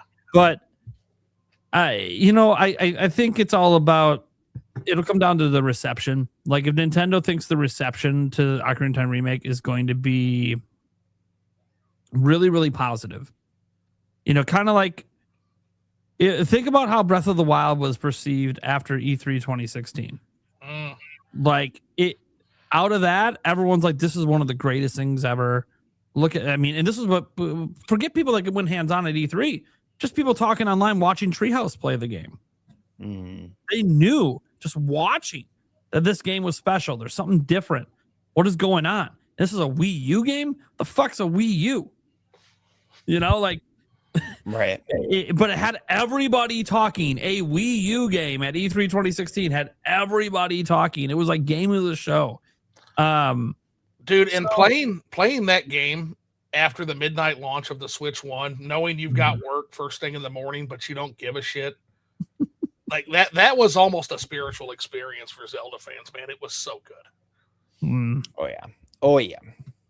But yeah, so if it's like that, where like they know, okay, yeah, the game has the reputation, but we know the way this is looking visually, the changes they've made, what we've done, we know Zelda fans are gonna be just fucking elated when they see this trailer. And that, if that is the case, and Nintendo thinks that's the case, then they're not even worrying about GTA. They'll just say, you know what? We think the hype's gonna be there for our game. We think our fans will show up for our game because we believe in what we're doing. And we believe in the hype it's going to build. And Zelda fans are a very hype-based fan base. Yes. So if they believe in it and they did it right and they're confident, I mean, I look at it like this. A lot of people, I don't know why they didn't see it coming, but a lot of people didn't think Pokopia would be a system seller, which I think is wild to me when you consider it's Pokemon combined with Dragon Quest Builders. Like, of course that was going to do really, really well. I don't really know why anyone thought it wouldn't do well, but I get it because it's a spinoff and Pokemon spinoffs don't always do the best. But I do think that you look at the totality of what Nintendo has going on. I think they're just in a really, really good place. It's not going to for Ocarina of Time to be able to do okay this holiday. Yeah. Nothing can compete with GTA. And Nintendo, if they're not getting GTA day and date, and they're not getting it this year, then they have to kind of, in my opinion, just not care. Yeah, it's literally what Kid and Krista said. I think they said it recently on a recent episode of their podcast. They're like, unless Nintendo is planning to release it on their console, they don't care. I think they have their own brand and their own IP, and that Venn diagram of overlap of people that's not going to buy whatever holiday game and get GTA 6 over this Nintendo game is not a very big, like, they might miss out on some sales, but I genuinely think they have the IP and the strength and I just don't see that being a factor. I feel like most people who are like, oh boy, they're gonna be like, oh boy, 2 cakes. They're not gonna be like, ah shit, I gotta make the only people who are they're gonna miss out on is maybe a kid at Christmas that's like, okay, mom's like, you gotta get either GTA or, you know what I mean? Right. So like otherwise we were like, oh boy. Nintendo fans are kind of insulated in terms of that in some ways. I do feel like not everybody, GTA 6 is not a game that everybody's going to play. And I think you're right that there's less overlap than maybe apparent. I think, especially with Zelda fans, I think if you throw a good Zelda game out there, fucking Ocarina of Time remake, I think a lot of people buy that. But to Prime's point is like, even just from a branding standpoint, I think, like you said, they have enough. I mean, they're like one of the main pillars holding up the industry right now. Them and Steam, and that's really it. And then Indie, like genuinely, like I'm not trying to be reductive, but like if you had to generalize, and I think they have the staying power to be able to just put out what they want to put out, and it's not gonna fluctuate their sales drastically one way or another. Even with a behemoth like GTA 6. Go ahead. Sorry. Yeah, you got. Yeah, so my take on this is that it's inconsequential, all of it. Yep. Again, it's an uncontrollable, right? You can't control when GTA is going to come out. Yep, we all know that. But what you also can't do is just say, you know what, we're not going to release anything for the holiday. This is your first full year on the market. You need a big holiday. That's the game plan. Gotta have it. If you're going to release a game, you release a remake of the greatest game of all time, the highest reviewed game of all time. That's what you do. That's true. And that's what they're going to do. So it seems like the play. There's no issues here. Like I said, it's definitely got the legendary cachet to in terms reputationally. It's got the cachet to do it. Yeah, and they're going to market it again with the movie. It's going to get another push with the movie, and that'll be like a whole nother launch for it. Is this movie is the movie this year or early next year? They wrapped, I know. May 7th. It's on my birthday next year. So if you release Zelda in November, you get all of the holiday sales, you move systems, and then when the movie comes out, it literally gets a full, pretty much second launch. That's what it's going to feel like with the amount of marketing they'll do. Mm-hmm. So yeah, that's why you do this, because you're moving systems, and that's what's important. And then you're going to cash in again with the movie, and the amount of funds allocated to the movie marketing are going to directly benefit Ocarina of Time. I fucking love that. Yeah, I think that's the answer. That's my answer. That's where I stand wholeheartedly when it comes to the GTA thing. Obviously, guys, like there's more points to it, right? Like this is a very mature game. Nintendo demographics not all interested in playing GTA, and you know there's going to be parents out there that say absolutely not under this roof. When you have your own house, you can buy this game, but not while you're under our roof. That's true. Zelda might even be the consolation. Well, I thought parents would say about GTA 5 and Call of Duty and all these gacha games that use their parents' credit cards, and yet parents still keep. I got an idea. I got a theory about the 2D Zelda, the new 2D Zelda, right? Go for it. So Nash Weedle's saying it's a new game. It's not a 2D remake. We got Echoes of Wisdom. The theory is that Bernard means a Ganondorf lead game, right? Mm-hmm. Okay. Mm-hmm. Triforce of power, courage, and wisdom. Ganon is the Triforce of power, as we know. We got the Triforce of Wisdom with Echoes of Wisdom. I could definitely see the next game being Ganondorf, and it's going to be centered around the power aspect of the Triforce. And then the next one will come, which will be a brand new 2D Legend of Zelda game starring Link, where it goes into the Triforce of Courage. And it's going to be like a Triforce origin story. And I think that's important because I think it's going to play a role in the movie too. Interesting. That could work. I really loved Echoes of Wisdom. I would love to see what they did with like a power themed game. I loved it. Yeah. Dude, having a Ganondorf game, I think would be badass because, like, think about it. I mean, look, in all my years, right, going back to the 80s and just dying for the Legend of Zelda cartoon to come on TV after, you know, the Super Mario Brothers Super Show or after Captain N. And as a kid, like, I just ate up all the lore that I could. And obviously Ganon was very centric in the cartoon. Yep. You know, we have what we know from the instruction manuals growing up. Obviously Ocarina of Time, you know, you get to Hyrule Castle and you see Ganon, you know, kneeling in front of the king. And it's just like, you think about all these years that have went by. You know, this is 40 years now where Ganon's been the bad guy.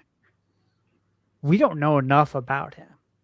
An origin game just makes so much sense.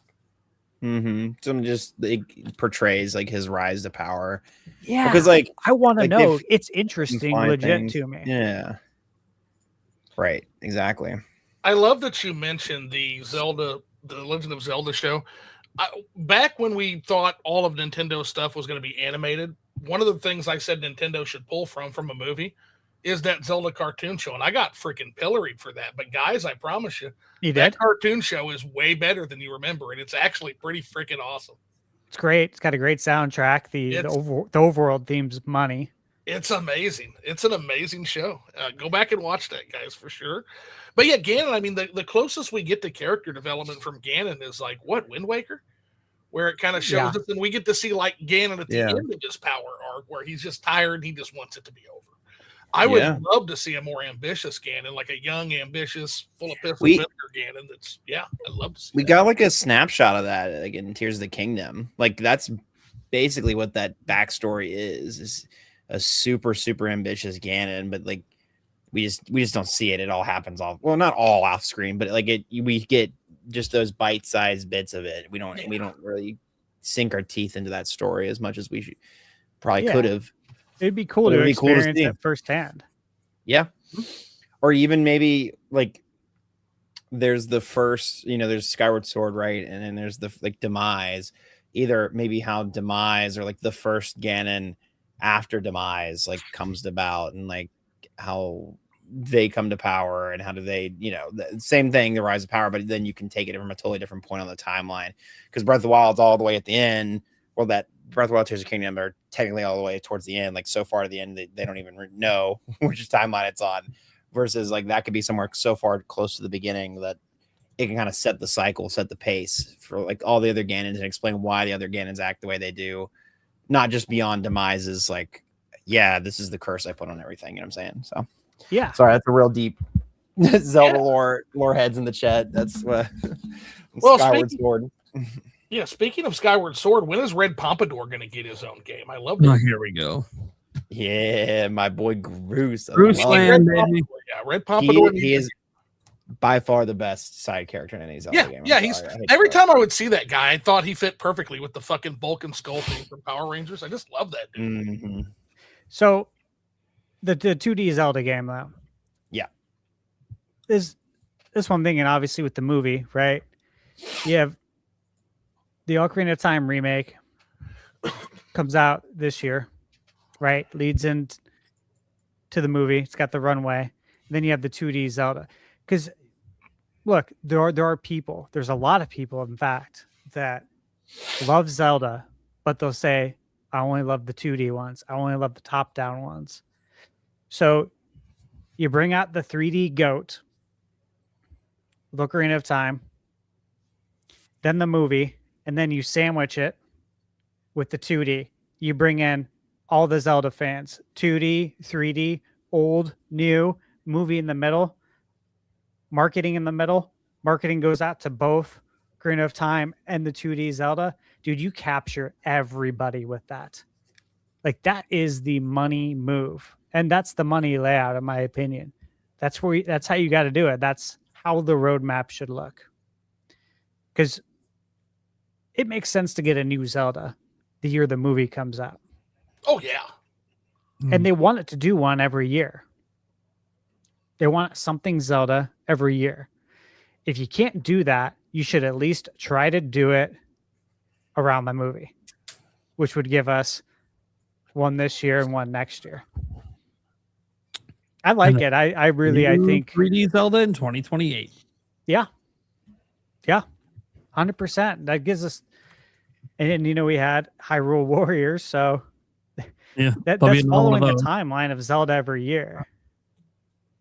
I like it. Yeah. That sounds like Zelda fans would be eating good if they could stick to that. Hell yeah. So Nash said that Ocarina of Time remake would be announced during the June Direct. Mm-hmm. I was talking to Michaela when we were getting things scheduled for Summer Game Fest. I was like, babe, I'm like, what's crazy is, like, just being as old as I am and experiencing all these games over the years, and two games that have been really important to me, but Ocarina of Time always being at the top, but the other one is, is Final Fantasy VII. And like, babe, we could literally be going out to Cali for this, and they could show the Ocarina of Time remake, and they could show Final Fantasy VII Part 3. Like, I think there's a really good chance. That's true. Part 3 is going to get its title and its first trailer. Mhm. I'm like, we could literally see both. Yeah. Like, that would be so epic for me on so many levels because of how important those two games are to me. So I'm just like, this is wild. But this June Direct for me totally checks out to be like, if they're going to show Ocarina of Time, you want to do it during Summer Game Fest when everybody's out there. 100%. You know what I mean? And not only that, but here's the other thing, right? Wait, showing it at Summer Games Fest, like for the first time? No, like within that window, kind of like how Xbox does their own. All right, I'm with you. I was like, there's no way they're showing. they don't like Jeff Keighley like that. But okay, never mind. Sorry, keep this in mind is that I'm attending the play days, which I'm not allowed to speak on like anything about this. But and it doesn't matter that I can't talk specifics because I can speak broadly in that. Look, I'm going to be playing games, right, that aren't out yet, and they're going to need to be announced. They're going to need to be shown. Okay, in broad terms. So it would obviously make sense to have a Nintendo Direct before the press and influencers get their hands on these games, right? That's why it makes sense to have the Direct before we go hands-on, because otherwise it's going to get leaked out, whatever we're playing. So you guys see the logic here. Like, I do know a little bit more, but to me, I'm with you. I don't see why it wouldn't happen that way. All right, I'm gonna pretend I know nothing. No, I said I would agree with you. Sorry, I know I said nah. I'm agreeing with you. Sorry, that's what I was going to say. Because I know some things too. So like, I know not to disagree with Stash, but I'm gonna pretend I don't know anything and play the devil's advocate role here because I am the villain on the show. Do it. That hasn't been a reason for Nintendo to have a Direct any other year before Summer Game Fest because they didn't. So why would they do it now? Right. That's a good point. Well, didn't they have Nintendo hasn't had their stuff playable from their Directs. Like they do PAX. You go to PAX and they have media events they do private invites for. Yeah. That's a good question. Aside from the video games being a momentum-based business, the Iwata wisdom, they haven't done it in the past, but I think it's a little different this time around because I think they kind of need it. I think one, they got a brand new franchise that they're debuting that's been 10 plus years gone that most gamers have not played. Like I think it was you, Stash, that said that remove the Wii U, which most people didn't play. We're going on 25 years for this fucking game. Yeah. Be great to have some momentum and give that a little bit of wings, and to debut a lot of cool heavy hitters right before the end of your 1 year anniversary. Again, announce counts. Well, I to be clear, I really want announcements to happen. Hell, I would love if Nintendo was part of Summer Game Fest. That'd be cool. Imagine Nintendo has a game to show off at the event, and then there's one you can play it at the what do they call it? The days of play or whatever. They're called play days now. Before it was called days of play, but now it's play days. Okay, good to know that my mind wasn't completely crazy. Yeah, rebranded it. Yeah. So anyway, it's a I would Mandela love for effect. that to happen. Obviously, we know Nintendo hasn't really, since Reggie retired, isn't really tight with Jeff Keighley like that. But I mean, that's the thing. Like having the direct before really wouldn't change anything. I mean, you can even argue you wouldn't want to do a direct the day before Summer Game Fest. You can get overshadowed by the rest of the industry. But for the third parties, is what I was saying. Well, the third parties could just be part of Summer Game Fest. They don't need a direct. No, for like the Switch 2 games, like all the third parties, like think about the ratings direct, right? These games haven't been announced to anybody. Okay. Only we know because this is what we enjoy, but the masses don't know this. And so how can you have people play games, right, that are coming to Switch 2 that haven't been announced and then not have them sign NDAs and then they go tell everyone, oh, hey, we played these games, when you could get more bang for your buck to show it at a direct and then have us play these games and then have us put out videos on them for previews.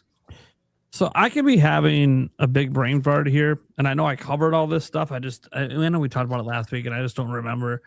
Weren't a lot of the ratings board direct, for those that don't know what we're talking about, it's just a bunch of games that have been popping up on ratings boards the last month that have Switch 2 listed, even though they're not announced. Weren't a majority of those games just like games that are already out on other platforms? Like that alone would instantly just make them completely overshadowed by everything at Summer Game Fest.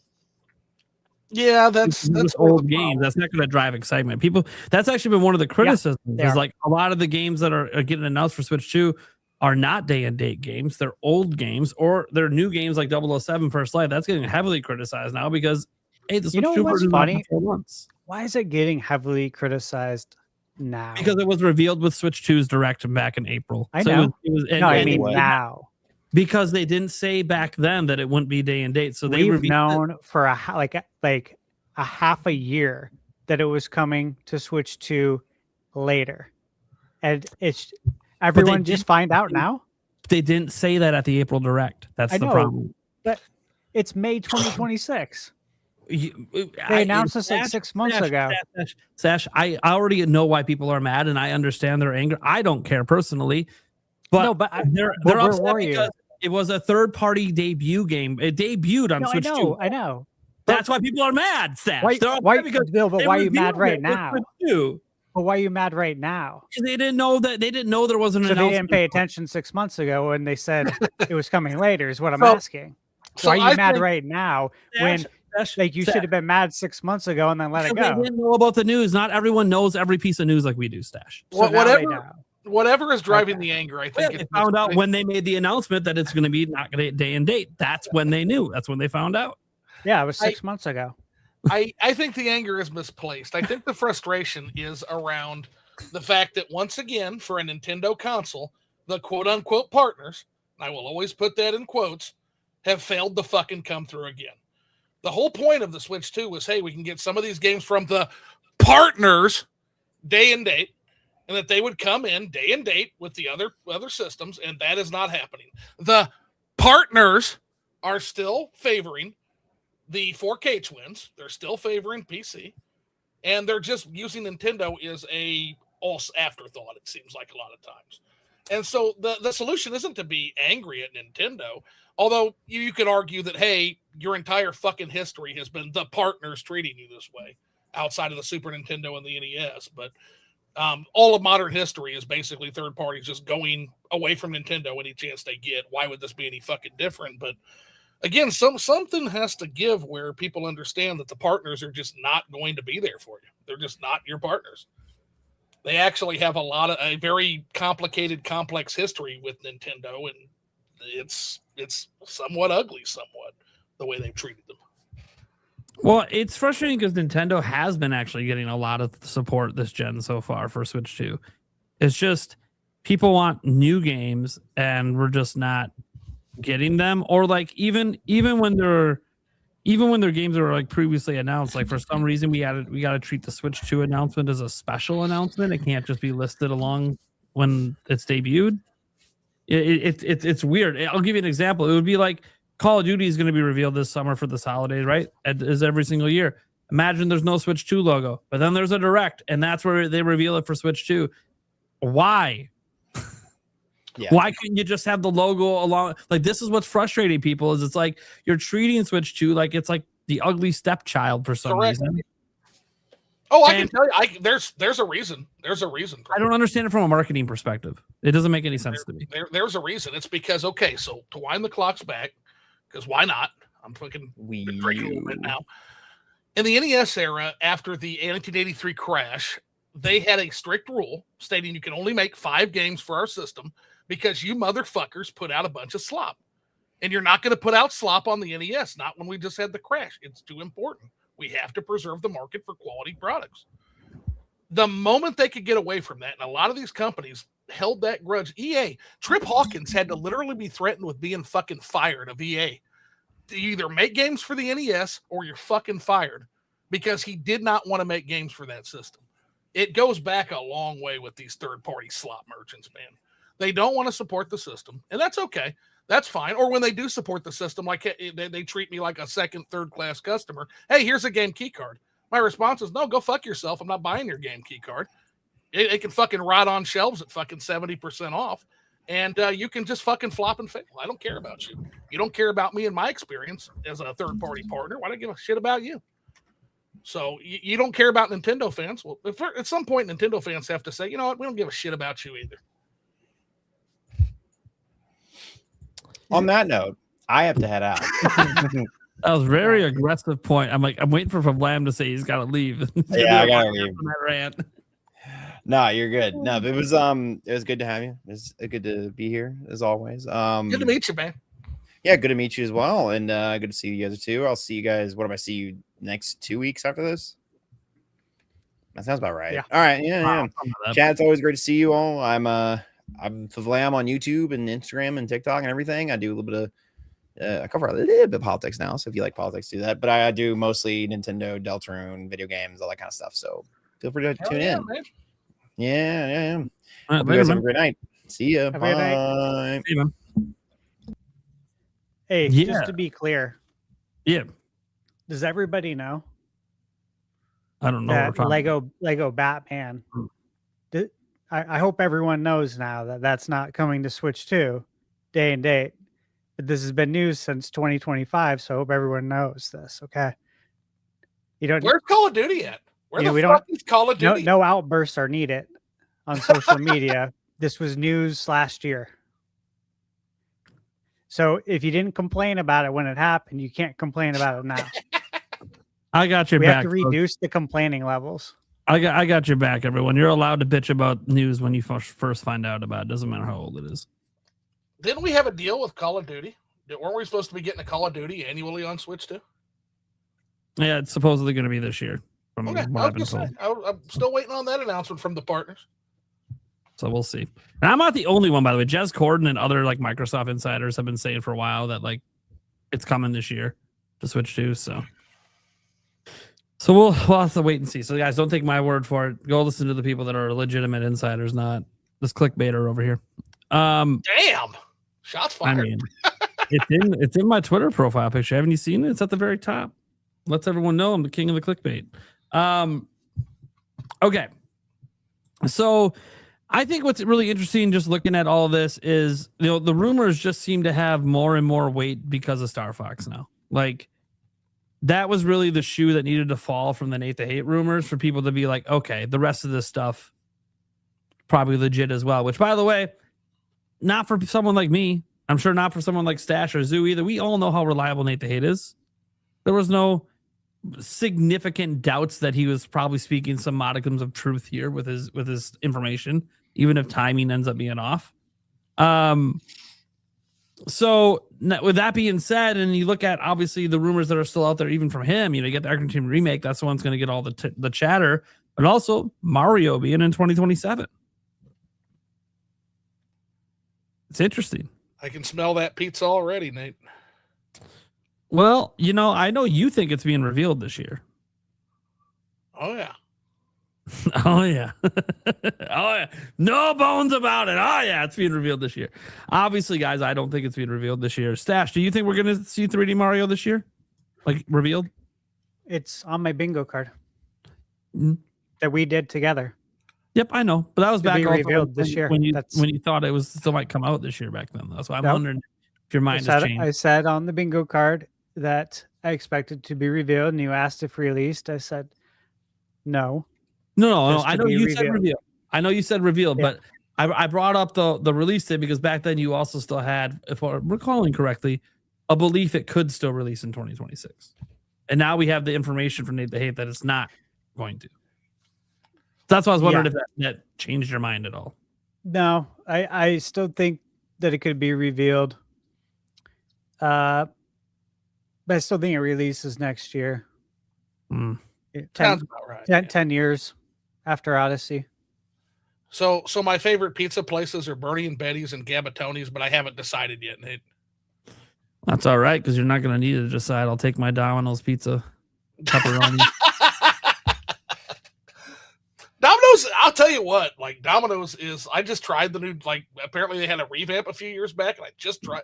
That pizza's better than it ever has any right to be. Dude, their pan pizza is so good. Fuck, it's good. Yeah, the pan pizza is fucking legit. Anyways, the one I haven't really tried yet, because I'm not really eating a lot of fast food right now, is now they have a stuffed crust one or something. Ooh. And I haven't tried that one yet. So anyways, so the rumors are cool. They're fun. What about Metroid? What about Metroid?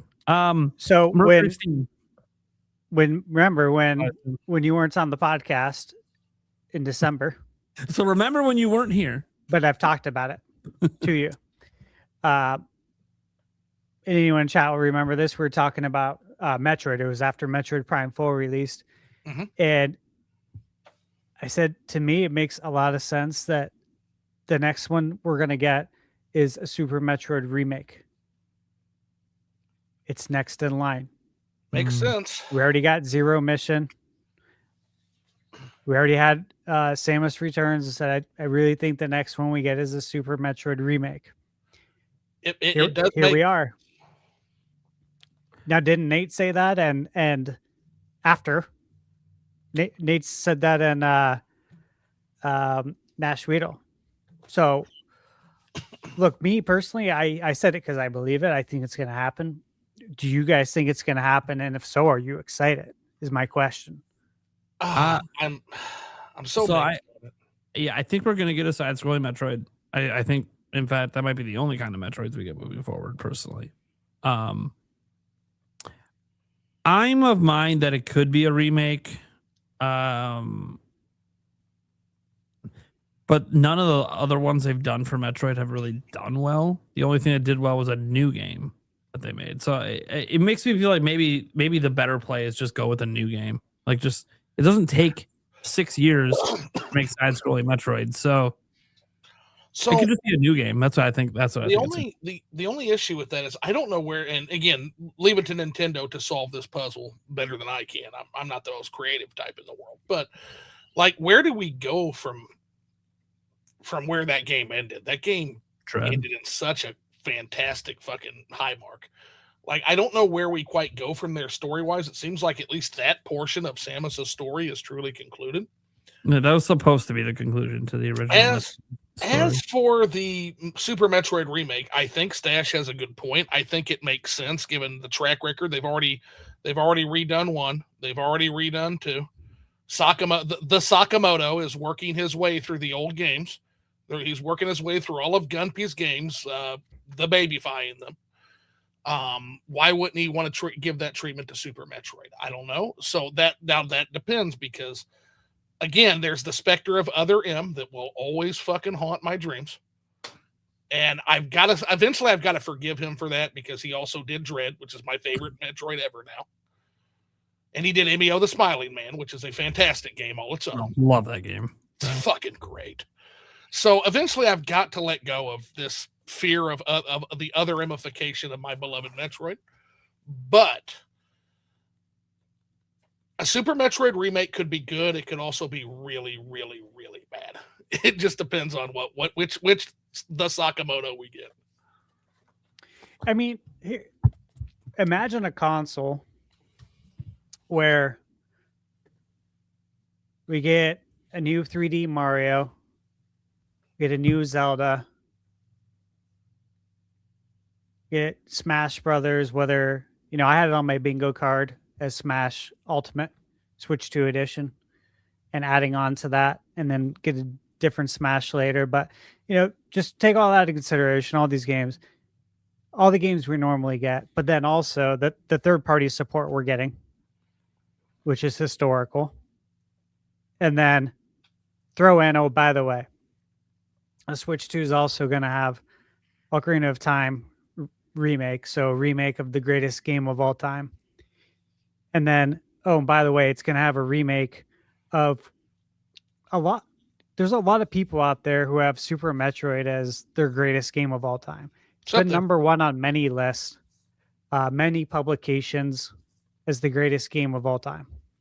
So you're telling me we're going to have a remake of the greatest Zelda, a remake of the greatest Metroid, historical third-party support, plus we're getting new entries and all the other IPs as well. Like, we're still getting a new Zelda, still getting a new Mario, a new Smash. Mario Kart World is,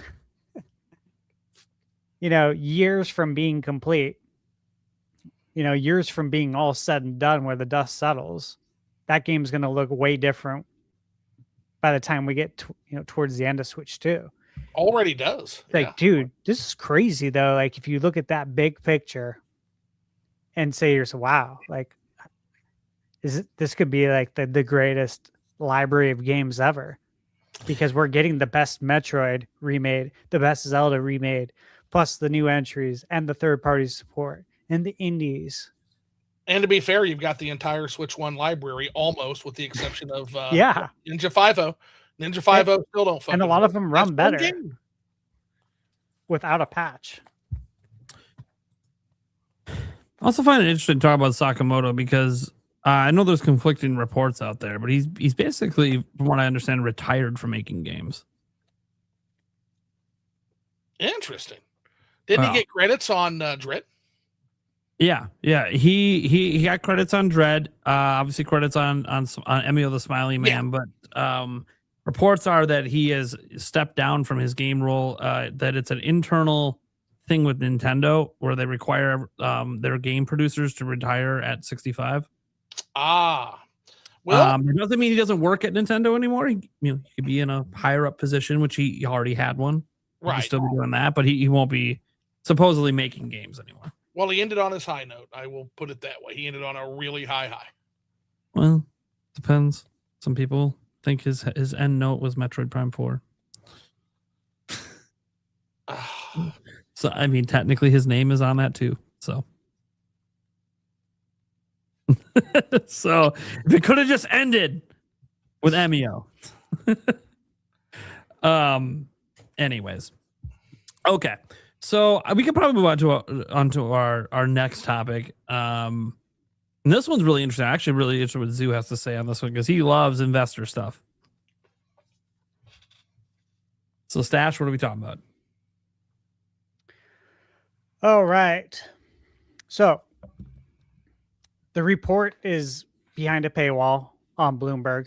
Yep. Always. Yeah. I'm not showing it. Sorry, guys. But essentially, Nintendo has lost half its value in the stock market since they peaked in August of last year. And investors are blaming this on Switch 2 being sold for a loss. And as such, the crux of the story is multiple analysts speaking to investors have concluded that investors feel the solution to stop the stock drop is to increase the price of Nintendo Switch 2 worldwide. Ooh. Thoughts on price increase? So my understanding is that this particular guy who writes these stories is a bit of a fly in the ointment when it comes to Nintendo, right? Like, this guy is kind of ants at the picnic. He's always got something fucking negative to say. Now, that doesn't mean discount what he says. Please note that. But if everything you have to say about the system is negative, or if everything you have to say about the system is positive, I tend to kind of take that with a grain of salt, if it's even true. But if it's true, I think that would probably be a bad move. It would be a short-term move that investors love, but long-term, man, that's going to be a disaster. So you've got the yen, which hasn't gotten any stronger. It's still trending, well behind, other currencies. I think you have a chance to maybe collapse the momentum you have in Japan because of that weak yen if you increase the price there. If you increase the price throughout the rest of the world, again, keep in mind what we said, that reputationally expensive, no games, whether it's true or not. This is the reputation in some circles. Price increase isn't going to help you there. I think it will help bolster that short-term investor shortfall. But in terms of long-term, I think you're doing real damage to your console's momentum. I would not raise the price. Certainly not in Japan. As unfair as a lot of the Switch critics think that is, there is an actual reason behind that with the weakness of the yen. Yeah. That could be a very bad move, guys. I'll just say, if it's even true. Yeah, I'll just say flat out that my opinion is basically the same as yours for all those reasons. And if people think that Nintendo needs to raise the price in Japan, then they don't understand a lot of things probably in life, and that's okay. So I'm not going to take any of that seriously whatsoever. Yeah, the guy has nothing but negative things to say every time, man. Yeah. Every time I read him. I don't read him, but like you said, I honestly don't have any interest in that, but I think that it would really, really hurt momentum. Yeah. I think you're in a sweet spot right now because look, you came out with it. Not everyone, the group of folks with the raise or drop the price thing, and now they want to, analysts are saying raise the price. I don't think Nintendo listens to either side of the fence at all. They have a game plan. I think they priced it accordingly. I think they know that raising the price is going to hurt it, and that right now they're the outlier. They're the only ones who haven't. I mean, you have the handheld PCs, right? That have went up. Yeah. Yeah. I mean, we talked about it on the podcast a couple weeks ago. You got one of them that went up by 48%, and now it's like $1,500 to $2,000 to get in on one of the handhelds. You got the Steam Machine coming out. 50 tons have hit the United States. Apparently there's 50 tons in California. Obviously that controller sold out immediately. And that ball is going to be dropping. Now you got PS5 and Xbox raising prices. Meanwhile, it is May of 2026. PS5 has been out since November 2020. Uh-huh. Never in our history have we had consoles go up in price, ever. And I think people forget about that, but they go down in price. They don't go up in price. Meanwhile, though, next year, I mean, guys, it's May. we're talking about PS6 for holiday 2027. What's that going to cost? Okay. If the PS5 costs what it costs right now, what is that going to cost? Nintendo's sitting there at 500.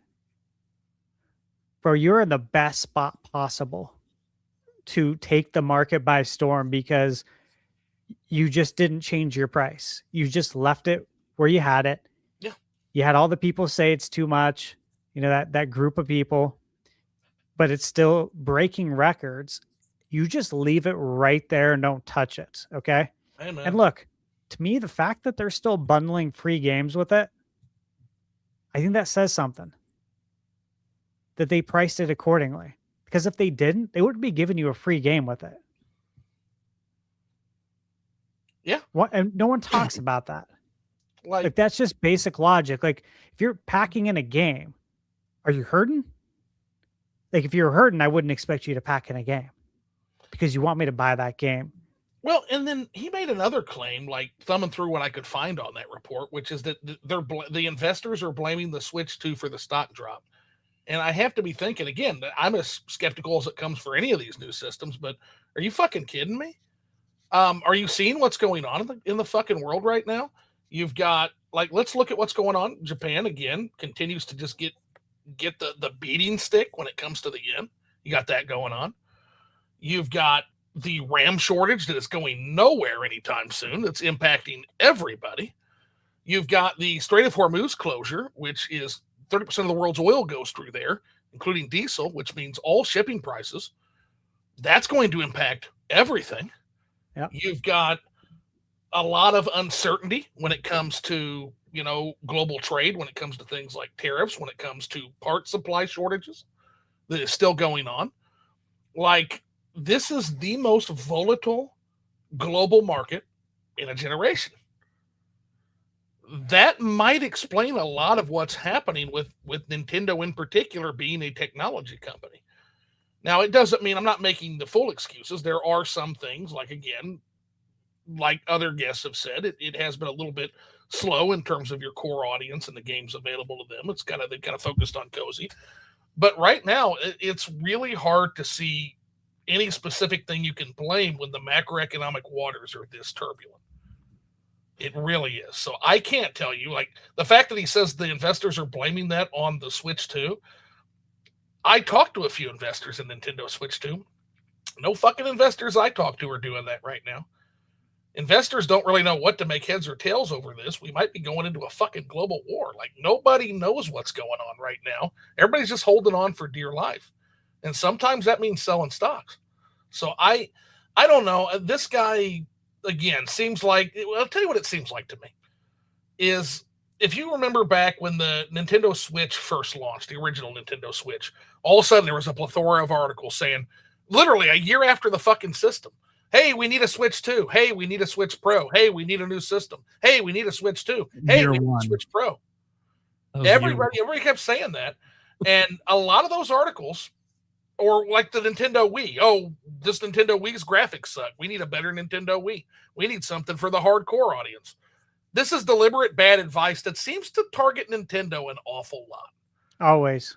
And I do feel like that's what's going on with this particular Bloomberg guy. Is this guy, I don't know if it's a third-party cartel thing. I don't know if he just doesn't like Nintendo. It seems like he's giving some bad advice to me.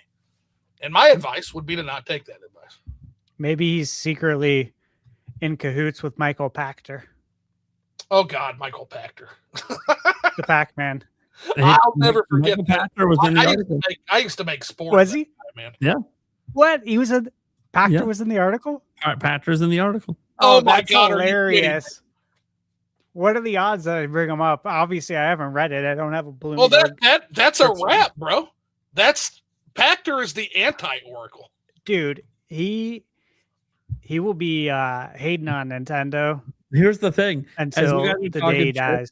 I know you guys haven't read the articles. You guys are talking shit. He actually agrees that it shouldn't raise the price. He's actually he actually agrees with us. It's actually maybe we should raise the price. In my video today, I said, guys, this is look, if you haven't been following the game industry for multiple decades, you might not understand how big a deal this is. I agree with Michael Pachter on something as a Nintendo fan. See, I'm not sure. I think I'm reversing my opinion now. I think we should raise the price. Man. Sorry, guys. That's what I couldn't believe. I read that. I'm like, oh my God, Michael Pachter is being reasonable with Nintendo. Yeah. What the fuck? Who the fuck is this guy?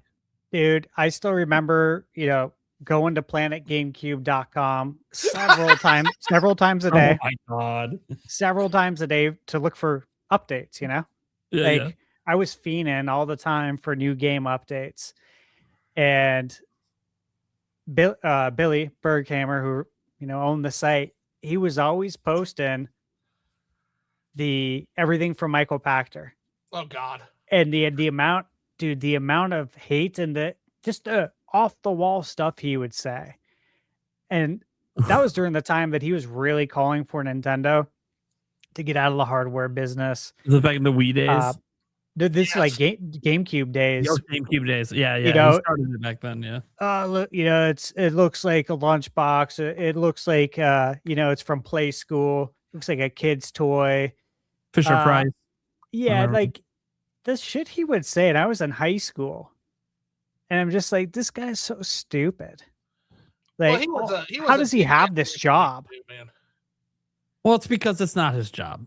I know, but when you're in high school, you're saying like, how is this guy? I hope no one's listening to him. Yeah, growing up, we're like, dude, he's wrong so much. How the fuck does he have a job as an analyst? Then, as you get older, you start to realize their real work is something you're never going to see them talk about in a fucking interview. As you get older, you start to realize that almost all analysts on TV don't know what the fuck they're talking about. Sports analysts are, the worst ones. They don't know shit. I would argue those are more so just talking heads rather than actually. I know, but when you're a kid and their title is sports analyst, you think they're that's what it is. I know. Yeah. Well, I was thinking Michael Patrick. You think all these interviews he does, and everything's brought up. Oh, this is what his job is. Like, then you find out no, his actual job. Yes, it involves the stock market, but it's a private report that he does. Correct. Pay him a shit ton of money, and he only keeps his job if he's good at it. And he's been working at the same place for like 40 years. So he's obviously really good at his actual job. His actual job is not off the wall thoughts that he throws out there. Well, he used to work back in the Wii days. He used to work at Wedbush Morgan. And Wedbush Morgan did a lot more than just video games. They were they did all kinds of stuff. So reports from Wedbush Morgan, Strat4, which is strategic forecast. A lot of their investors are actually paying for the joke amongst the investor class is, if you're not paying for the news, it's not worth shit. That's kind of the joke. Like the real news is actually valuable for investment purposes. Definitely, it is traded as commodities. So there's a lot of that going on too. So that's the final advice I would give anybody is, contrary to popular belief, like investors aren't horses that you can spook really easily with like one CNN report. That's not what's happening. So I would just take it with a grain of salt when these lumps of shit tell you that, like, oh, we have an insider report that the investors are mad, and like, whatever, man. Like, just take it for a lump of salt. This is the way I view it, and I viewed it this way this entire time. The reason Nintendo's stock looks bad is because last year the investors were idiots and massively overvalued Nintendo launching a new platform. Tried to tell them that. Like, it didn't matter, because remember, this was back when it was like, oh, it'll do 20 million. Guess what? It looks like it might have done 20 million, and you were right. And guess what? The stock still isn't going to be worth what you thought it was going to be worth back then. Because guess what? They're not making that much money on the 20 million. Oh, well, then it goes, so you got to raise the price. No. Here's what you don't understand. And this was known before the shortages were coming and everything else. It's very simple. The first couple years of a new platform are always the least profitable. So why the fuck are you overinflating their goddamn shit to the highest it's ever been? Not by a little bit, like $10 higher than it's ever been. Dude, it's Nintendo's worst financial year they're gonna have since the Switch came out. Yeah, the fuck are you doing? I tried to tell everybody, man.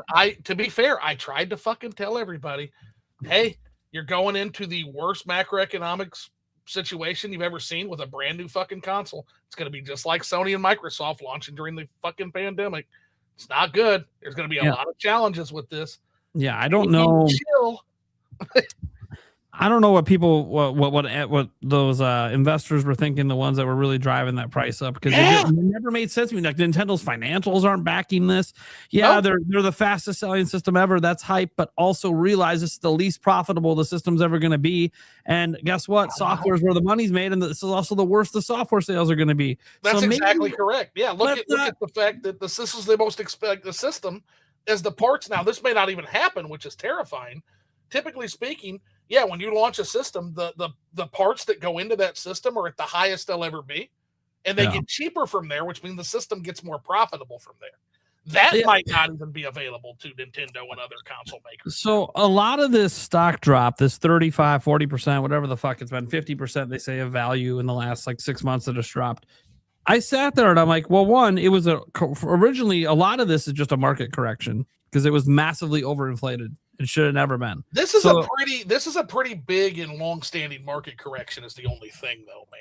Like, yeah. Well, that's the thing, because you look at the value of the stock now. I was looking at it today because I put it in my video. It's still higher than it was in 2022 and 2023. True. So we're just like a huge chunk of this was just correcting for the overhype for Switch 2, which should have never led to this kind of investment. It should have led to you maybe being confident in the long-term prospects of Switch 2. But in the short term, which is what caused the spike, there was no reason to massively buy up a bunch of stock in the short term. There was nothing happening to make you think, oh, I should buy up a bunch of stock right now. So I look at a lot of this as there's a market correction aspect. And then there's obviously the fact that in Japan in general, everything's down and been down, including Sony. No one wants to bring up that, hey, everyone's talking about PlayStation Play. Dude, they've been down too. Like this whole thing in the article where it talks about how, hey, you know, the one thing that like, no one's complaining about is Sony, and like they raised the prices. This is something that Machizuki put in there. And I sat there and I'm like, you're right. You're not seeing these investor complaints about Sony because, you know, they raised the prices of PS5, blah, blah, blah, blah, blah. Okay, well, what's for in this article again? Okay, you wanted to talk to analysts who talk to investors because Nintendo's stock is down. Let me glance at look at that. Sony's stock is down the exact same percentage over the last 6 months. I don't see you making this article on the PlayStation. Well, Sony had a bad holiday too. If it wasn't for the fact that they cut their fucking system price nearly in half. Yeah.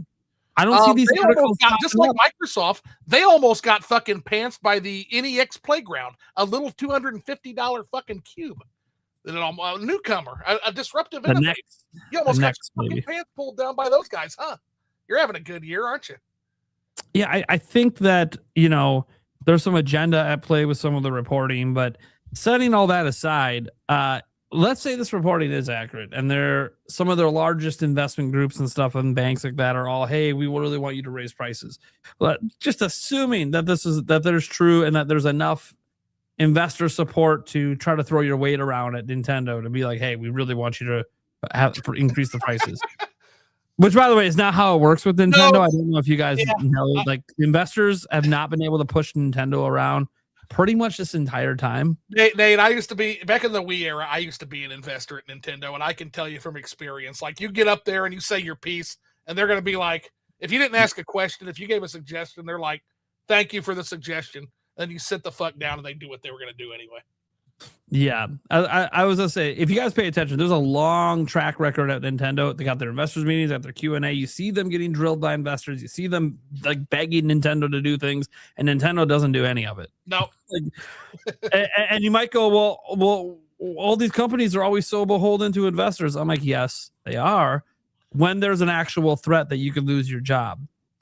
Here's the problem. Go look at Nintendo's. They have it every year. Their annual shareholders meeting. It's where they vote on everyone who's on the board. The approval ratings are so fucking high that Nintendo doesn't have to give a shit what any investor wants them to do. True. The overall investment happiness in Nintendo is at a level that Nintendo employees don't even worry what investors want to do anymore. They do what they think is in the best interest of the business. Investors are always, not always, but a huge chunk of investors want short-term gains all the time. Short-term gains. We want a quick turnaround. We want to invest turnaround exactly. Yep. Dip in 6 months, dip in a year, you know. And Nintendo doesn't give a shit about that. They're like, we're fucking thinking long term. We don't give two shits. We don't look at ourselves as a company that's trying to grow and be this $300 billion, $500 trillion company. That's not really what we're trying to do. We're just trying to consistently grow, stay consistently popular, and just kind of live where we live and just have a constant growth that leads to our investors, which is why they keep getting approved, don't want to vote us out. Why? Because a large chunk of our investors that own more than 50% of the company have been invested for over 30 years, and they are collecting dividend checks every fucking year, and they have made more money than they spent on that stock and dividend checks. Oh, yeah. Very happy. They are very happy. They're long-term. Like I always told people, like with Nintendo, it's not investment advice, but this is the way I personally have always looked at them. They're not someone you're investing to make money. It is more like a 401k. You are buying the stock because you know it's still going to be worth roughly what you paid for it 10 years from now, 20 years from now. It's a safe stock. Hold it for at least several years at the very least. Yeah, especially if you got in at certain points. Like if you got in at the low during the Wii U, dude, you get out whenever the fuck you feel like it. I doubt it's going to go that low ever again. Like it's going to take a lot to happen for that. Like the movies have to tank, the theme park there's so much has to tank to get back to that. I got in pre-DS and Wii, and it was fabulous. Oh, that was another great time to get in. That was a great fucking time. But that said, it exhausts me. It really exhausts me that as far as these kind of articles, because it's just like, man, never mind. I don't want to throw accusations at the guy. No. Because he's had some positive reports on Nintendo too. I want to be fair. I've covered him for years. The biggest reason that people don't like him is because of the kind of articles he makes a lot of times are like this. They're based on things he's taught to analysts, or he's taught to some people in manufacturing, and he puts out there what he's heard. And as some people that I do trust, Jason Schreier and others who I've talked to in the past told me, like, Mochizuki's legit. He's very well connected, but he does tend to have this thing where a lot of his reports will rely on analysts, and analysts aren't facts. Well, and Nintendo also is a very difficult company to analyze. They fascinate me as far as their actual power structure goes. Yes, they are a publicly traded company, but in their own way, it's almost like they have a dual power structure, because yes, they have the investors, they have the board, but inside Nintendo too, it's also almost like a worker co-op in some ways, like a Mondragon. I mean, it's not. They have a hierarchy. That's the difference, but it seems like they have the more long-term, let's keep everybody employed, let's keep everybody happy internally and make their lives better as well as what they have in terms of the investment and getting that kind of things too. But they almost seem to have a dual structure where they're almost co-op-like on the interior, and on the exterior, of course, they're the for-profit, shareholder-based corporations. So they're kind of tough to analyze in the way that they act like both at different times. It's one of the stranger and more fascinating company structures I've seen. Yeah. It's just a very interesting structure at Nintendo. So the investors aren't going to get Nintendo to force them to raise the price. Now, to be fair to this entire point of the article, Furukawa has talked about potentially raising the price multiple times. He has been asked at his investors meetings about it. And he's given the same response twice now. Basically, we might do it, but I don't like to talk about hypotheticals. And one of the things that we have to consider anytime we have an internal conversation on price increase is, the current marketplace and our momentum in it. And the fact that we have a new platform, we don't want to ruin that momentum. Can we realistically raise the price even $50 and get away with it and see a negligible loss in sales? And I don't know if they want to find that out, because right now, as Stash was saying earlier, this $450 price, if they have the balls to hold through all this shit, take the losses, don't change your prices, wait for the yen to bounce back in Japan, wait for the macroeconomics to take a turn back the other direction, as they always do inevitably. You play the long game, you are in such an advantageous position compared to the rest of the industry. Yeah. Because you will have the budget device to get in. And that matters. It does, yeah. Oh, people talk about Nintendo's $70, $80 games. Well, they just announced another $50 game. Nintendo's aware. They know what's going on out there. This Star Fox game, that's it. Clean 60 last gen. Clean 60 the gen before that. Now it's 50. And here's the thing, guys. They know what's going on. Well, the thing too about that is I'm not hearing as much bitching about the $70 games and the $80. It's gone away, man. It's hard to bitch after the last two announcements. That seems to be going away. So, obviously whatever Nintendo's doing on that front, it's working because again, you've been to my Discord, people can be kind of critical over there. And I'm not hearing, aside from maybe old Philly, I'm not hearing much as far as the good old Philly. The price. Oh, God. Dude, I got like 30 notifications a day from that guy. From Phil? Oh, Phil's awesome, man. I know. I'm just saying, your Discord server, I don't know why. I don't even have notifications turned on your Discord server. It just keeps coming on my phone anyways. I'm like, they just really want me to know what's going on in Sue's community all the time. All right, got it. There's got to be a way to turn that off. I hate that. I thought so, dude. It's even awesome. Like, I don't have mine. I have it turned off on my channel, and so I don't get any notifications on my phone from mine.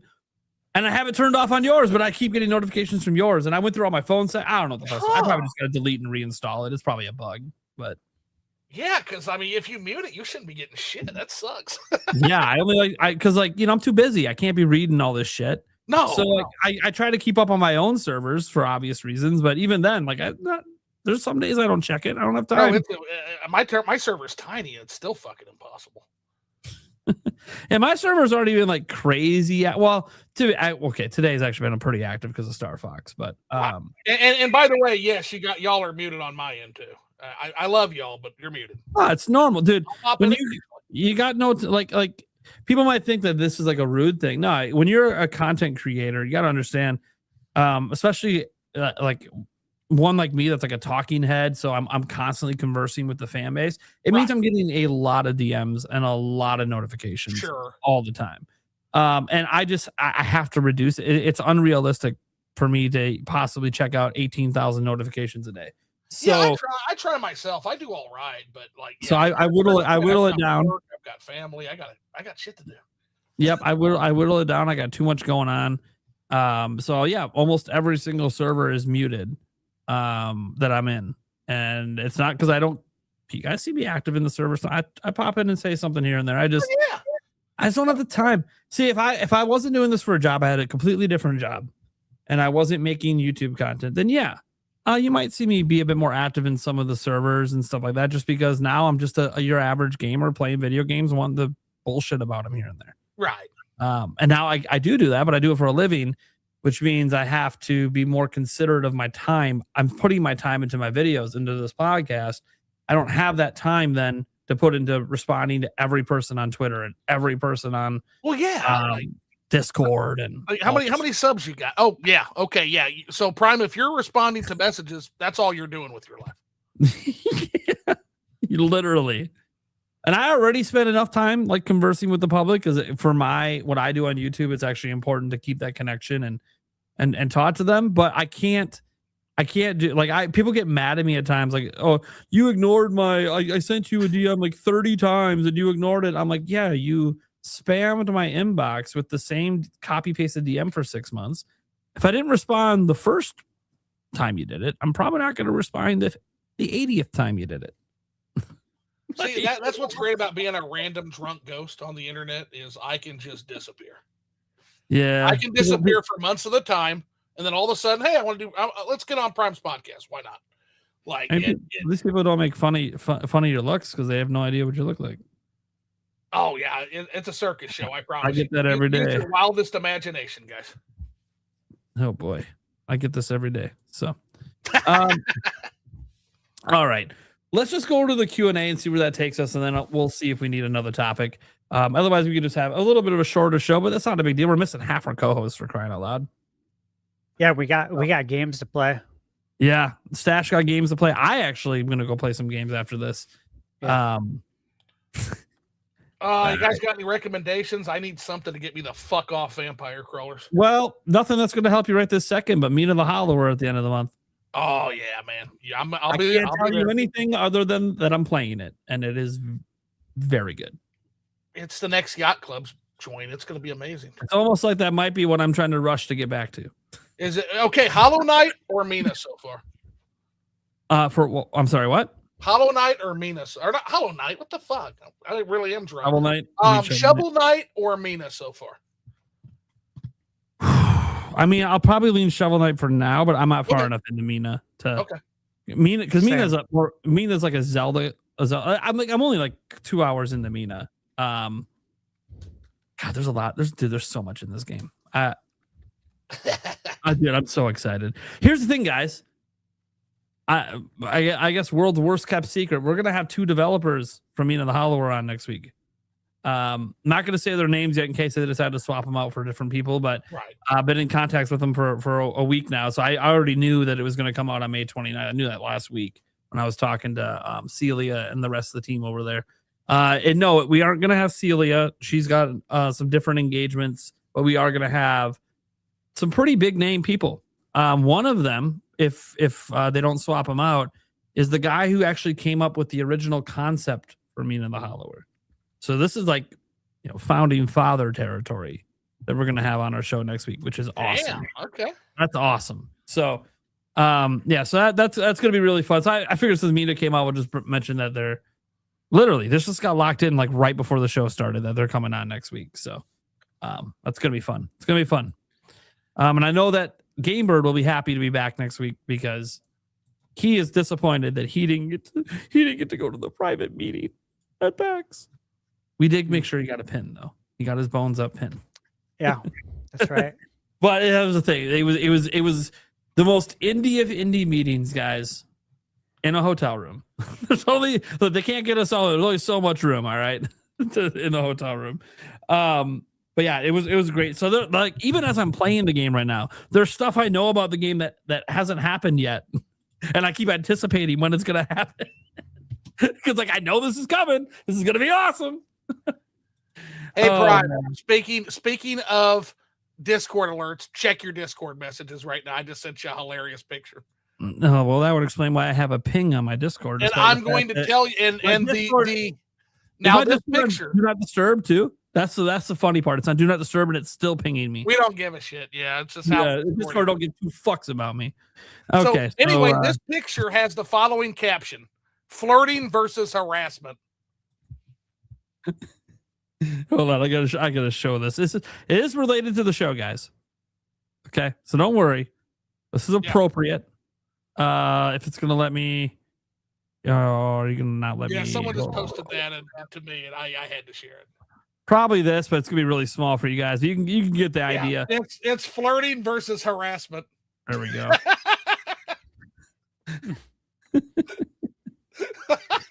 I mean. Yeah, there's a lot of those funny memes out there like that. All right, so let's get to the Q&A section. Oh, I mean, we've had a couple. Is that another one? No, it's not the same one. Okay, I was confused for a second. Okay, let me just go through order of the super chats here. So Demar Brawler says StarFox 2026. Let's go, dude. As I said earlier, man, the fact that it's next month, I'm just. Oh, it's exciting. I don't have to wait that long. It's like I get excited for it, and then it's in my lap. Nintendo, please send me a code. I'm on a game buying freeze, please. Please. I am going to buy this game eventually regardless, but unless it ends up being terrible, and I doubt it's going to be terrible. I haven't found any of the StarFox games to be terrible. Just some are better than others. The Polito Dojo for $5 says Zelda Ocarina of Time remake this holiday, please. Also, StarFox. Well, StarFox is announced now. Ocarina of Time remake this holiday. Yeah, I mean that's the rumor from the person who told us we're getting StarFox in June. So nice, Polito. If you're still here, let me know if that is if that's a System Shock 2 reference. If it is, badass. That'd be awesome if it was. Especially because that's coming to Switch 2. Just throwing that out there in the news cycle. It's coming to Switch 2. Demonic Brawler says, "Hey Stash, how about them water graphics, baby?" Yeah, really. It's the first thing that caught my eye. The actions up here where they're flying. My eyes are down here. I go, oh, look at that water, man. when you compare it to the original, like we were playing that Game Explain comparison video, like, oh my god, it's a joke. Speaking of which, on behalf of Stash, where's our Wave Racer reboot? Yeah. Hey, they're doing it with Star Fox. They did it with Famicom Detective Club. I'm not ruling it out. I'm not We need either. it. This gen, baby. It's wave race time. Hell yeah. Come on, Nintendo. The tech has come so long. That water is going to look so good. Oh. Come on. Dude, I already see the water looks like a Mario Kart World. I'm seeing what it looks like in this game. Dude, I see what it even looks like in Kirby Air Riders. My God, can we just... It's wave race time. The water's ready. It's time. Like, damn, dude. It's been so long. It's going to look so good if they actually make a modern one. All right, we had Divide Brawler gift a membership over to Thunderstash Gaming. Thank you. Jimzo comes in with $5 saying, I just so happened to be on my YouTube app about 10 minutes before the direct aired, but what everyone on the podcast and chat, did anyone watch it live? Me. Watch what? The Star Fox? The Star Fox direct. Yeah, I watched it live. Yeah, I didn't. I watched a minute of it live, and then I was so busy. I'm like, you know what? I figured you were busy. This Because is I was not- texting you. I'm like, dude, it's on right now. I know. I'm like, this is not how I want to take this in right now. Being my split attention, kids and homework and all. I'm like, nope, I'm gonna wait. So I watched exactly what I thought was going on. That's why I wish it was announced earlier today, because then I could have scheduled and we could have did a whole live reaction for it. But that's just not the way the cookie crumbles. But so no, I didn't get to watch it live. Bobby Taggett says, bring on the Ocarina of Time remake gold cartridge. I think you got to do it. Oh, that'd be so good. I really like, you tap into so much nostalgia there. Like, couple that again with the movie coming out, May 7th next year. Get another marketing push with that, and you really do. You tap into everyone who had the gold cartridge on the NES, and then the gold cartridge on N64. Of course, you had Wind Waker, which was the disc was gold, but since then you've been left behind. I think they should have done a yellow DK Bonanza cartridge, so you can fix that, dude. First off, colored games were the coolest. Am I right? They were. Like, remember Maximum Carnage on Super Nintendo? Red. Yeah, that blood red, and Spider-Man in 64 also red. Yeah. Tony Hawk was blue on 64. Like, I think was Army Man? I think Army Man, that was green, right? Army Men Sarge's War, which, by the way, guys, you want to talk about the most underrated of fucking underrated games? Army Men Sarge's War. Was it Sarge's War or Sarge's Heroes? Sarge's Heroes. That's okay. Sarge's okay, Heroes. I was like, I want to make sure I'm remembering it right. I always have to test my my mind because I'm getting older. But the game was fucking awesome. Like in the sandcastle level where you're just running around that fucking giant. It was awesome, man. Those Army Man games had good graphics for the time. They were really good. Turok had a colored cartridge too. I think Turok 3. Seeds of Evil. I said Nintendo missed out. They should have done that with Breath of the Wild. Should have been gold. It should have been. Like, if you look at Famicom, I mean, they have the colored cartridges galore. Like, if you're a gray cartridge on Famicom, you stand out, and not for good reasons. They need. I really want to see that. I would love to see that. Quick chat real quick. Someone, because I know the answer to this. Does anyone remember the 7-Up Spot game for Second Genesis? Yeah, it's called Cool Spot. Cool Spot. And there's a Chester Cheetah game. Too Cool to Fool. For Cheetos? Weren't there two? There were two, but the one I remember is Too Cool to Fool. It's the one I remember. But there was another Chester Cheetah game. You got two. Junk food mascots cleaned up in the 90s, 80s and 90s. Am I the only one that remembers Captain Novelin? Terrible game, but it was a diabetic superhero game, and No, I remember it. Yeah, he battled donuts and shit. So Dentist used to sell that game. Nice. Yeah, like I read up on it, of course, over the years. It's like Bible Adventures, Bible Adventures they used to sell at this store called the Christian Emporium here in Arizona. And my mom would go there to get like something like a gift for someone's first communion or something like that. And I remember going in with her and in the glass case seeing this blue cartridge, this baby blue cartridge for Nintendo, at the Christian store. I'm like, what? And I remember seeing it. And it was like, I think it was $80 for Bible Adventures. Back in the day, those games. Yeah.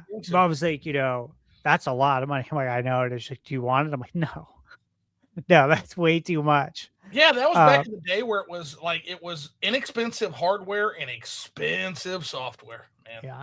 I have it now. I own the game now, but that was a different time, man, when you had crazy games like that. Yeah, Super Noah's Ark 3D for the Super Nintendo. I was going to say that. Yeah. Yep. Classic, dude. Of course, Derail Gaming said Yo-Noid. And Yo-Noid, yeah. Everyone knows my love for Yo-Noid. I made a video on it on my channel. I must watch that. Oh, you? Yo-Noid. Nate likes the video. Yeah, you should watch it. Yeah, I love Yo-Noid. It's one of my favorite games. Dude, Yo-Noid was good, yeah. Probably my top 100. Yeah. Love The that game. pizza eating contest in between levels was the shit. That was so cool. It's funny to mention that. I was just teasing my nephew. My nephew's 5 years old, and I'm like, hey, you got to make sure that you don't leave. Make sure that you eat your pizza, because if not, the Noids will come and take all your pizza from then on out. And I literally showed him a Noid, and he's like, is that real? I'm like, yeah, of course it is. Michaela is like terrified of Yo-Noid. She hates it when I wear my Yo-Noid shirt. Oh my God. I have, the Yo-Noid bendable. I have two of them, and she hates it. Like, she thinks it's ugly and that it's possessed or something. And I'll literally like move it around the house, like a elf on a shelf, but it's the Noid. And I'll like put it in spots. Like she'll open up a cabinet, to get a cup out, and the Noid's in there. You know what I mean? And she'll take it and throw it like she's trying, like she's pitching a baseball. She's trying to like chuck it at me. But yeah, whenever I wear that shirt, like when we go out somewhere, she'll just like shake her head at me. Like, I'm like, what? We're getting pizza. I gotta wear those shirts. This or a turtle shirt. Anything less would be uncivilized. Agree. I am family friends with people who own like 6 Domino's pizza stores, and they have one of those Noid costumes from the parades. Yeah. Oh.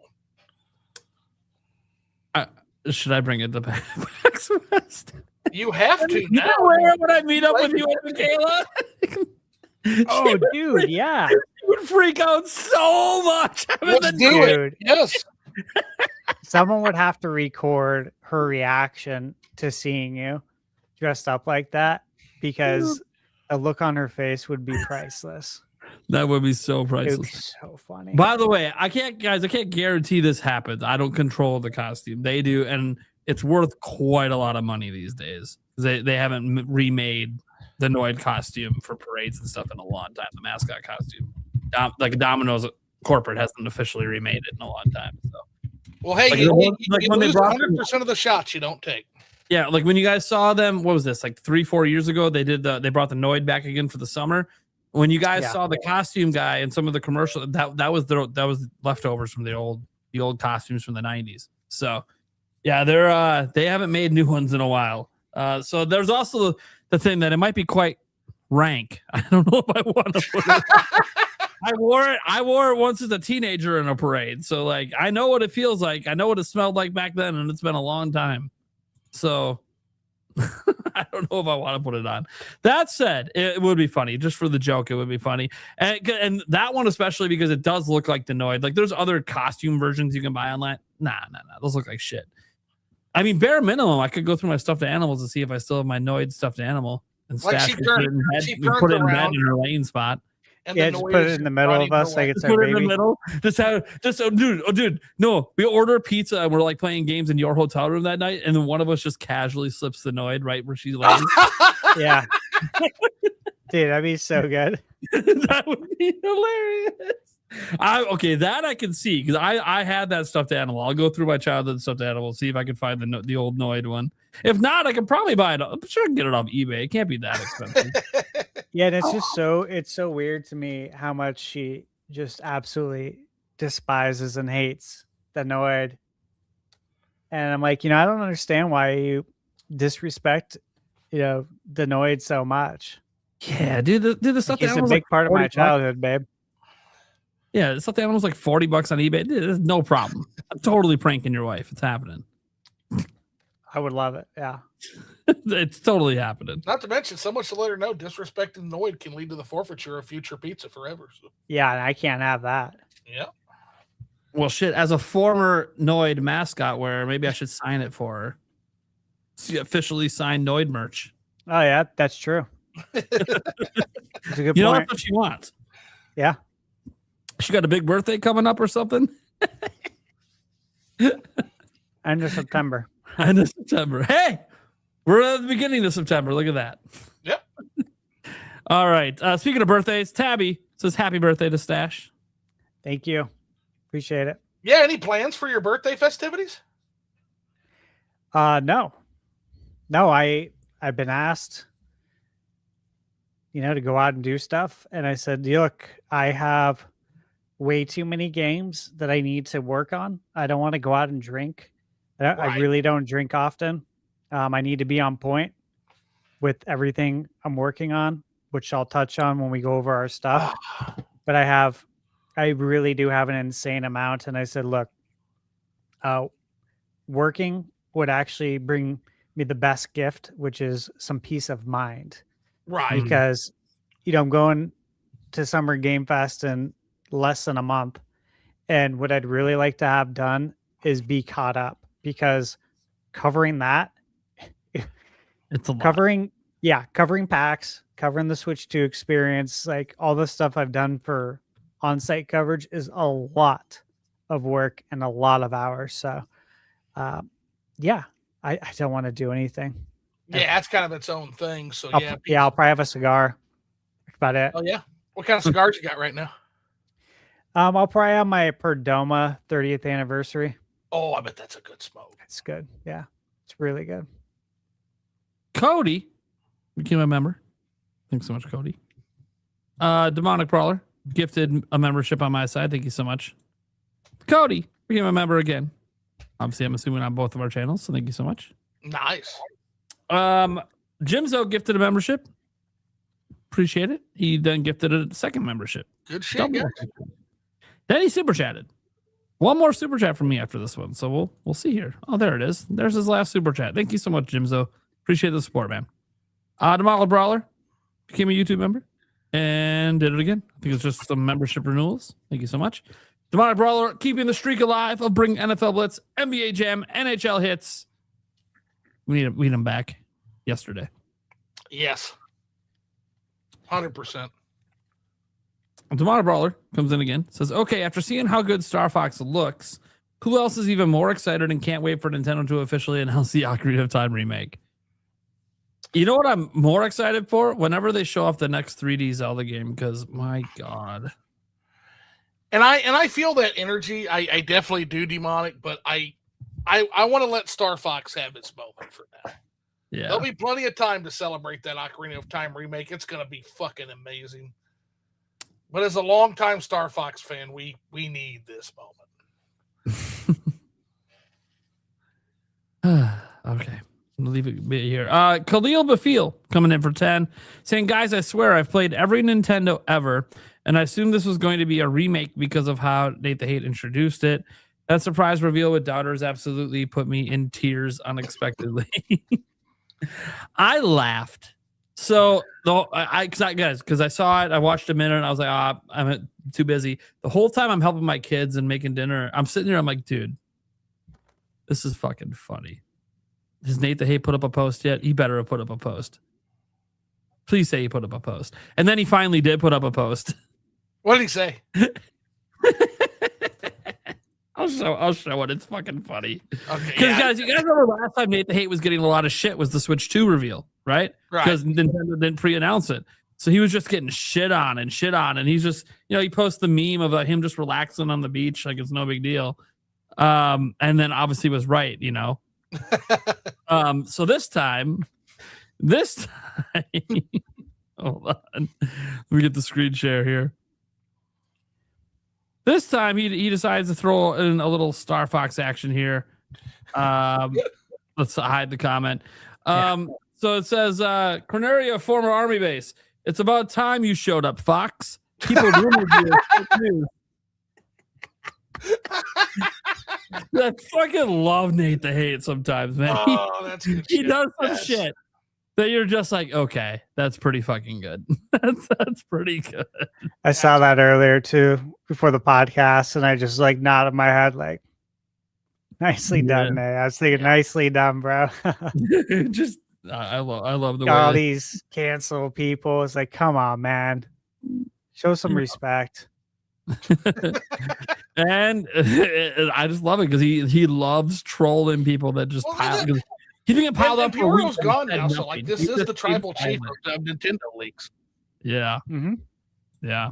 Like acknowledge him, man. Yeah, absolutely. Karkun, I really like the character design for Star Fox. Just me, not just you. I like it. I love it. Love it. Literally is the OG box art style. Like, let's go. This is what the art style of Star Fox originally was. Like, let's go. I have no idea what the. Again, I got somebody in. As soon as we get off here, I got somebody I'm gonna be having a talking to with about that art style, and I don't understand the hate. I think it looks awesome. Yeah, even like Falco, who I understand because he had more of a cool design, I suppose, in the past. Like even that, you go look at his design here, then go look at the old box art. It's the same fucking design. So like literally, it's like 1-to-1. They were making the original art style that's never existed because they never put the game on a powerful enough machine to do it. Well, now here we are in 2026. Demar Brawler, LMAO Zoo puts the lotion on it. Oh yeah, the Buffalo Bill rescanning. Yeah, that's a yeah. Puts the lotion on the skin. It's a Nintendo classic, man. Karkun, I have a confession. When I was a kid, I could not speak English right, so I always put the voices in gibberish. And now realistic design plus English. Oh my god.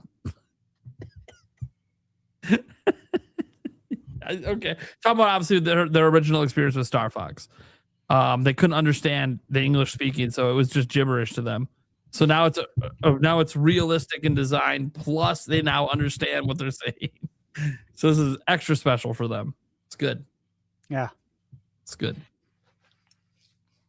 Cooster for $10 says, question: what genre is the Switch 2 missing from the Nintendo IP? First-person shooter, probably. Yeah, FPS is probably one of their weaker genres. Multiplayer, especially FPS. Roguelite, yeah. Metroidvania. Don't have one yet.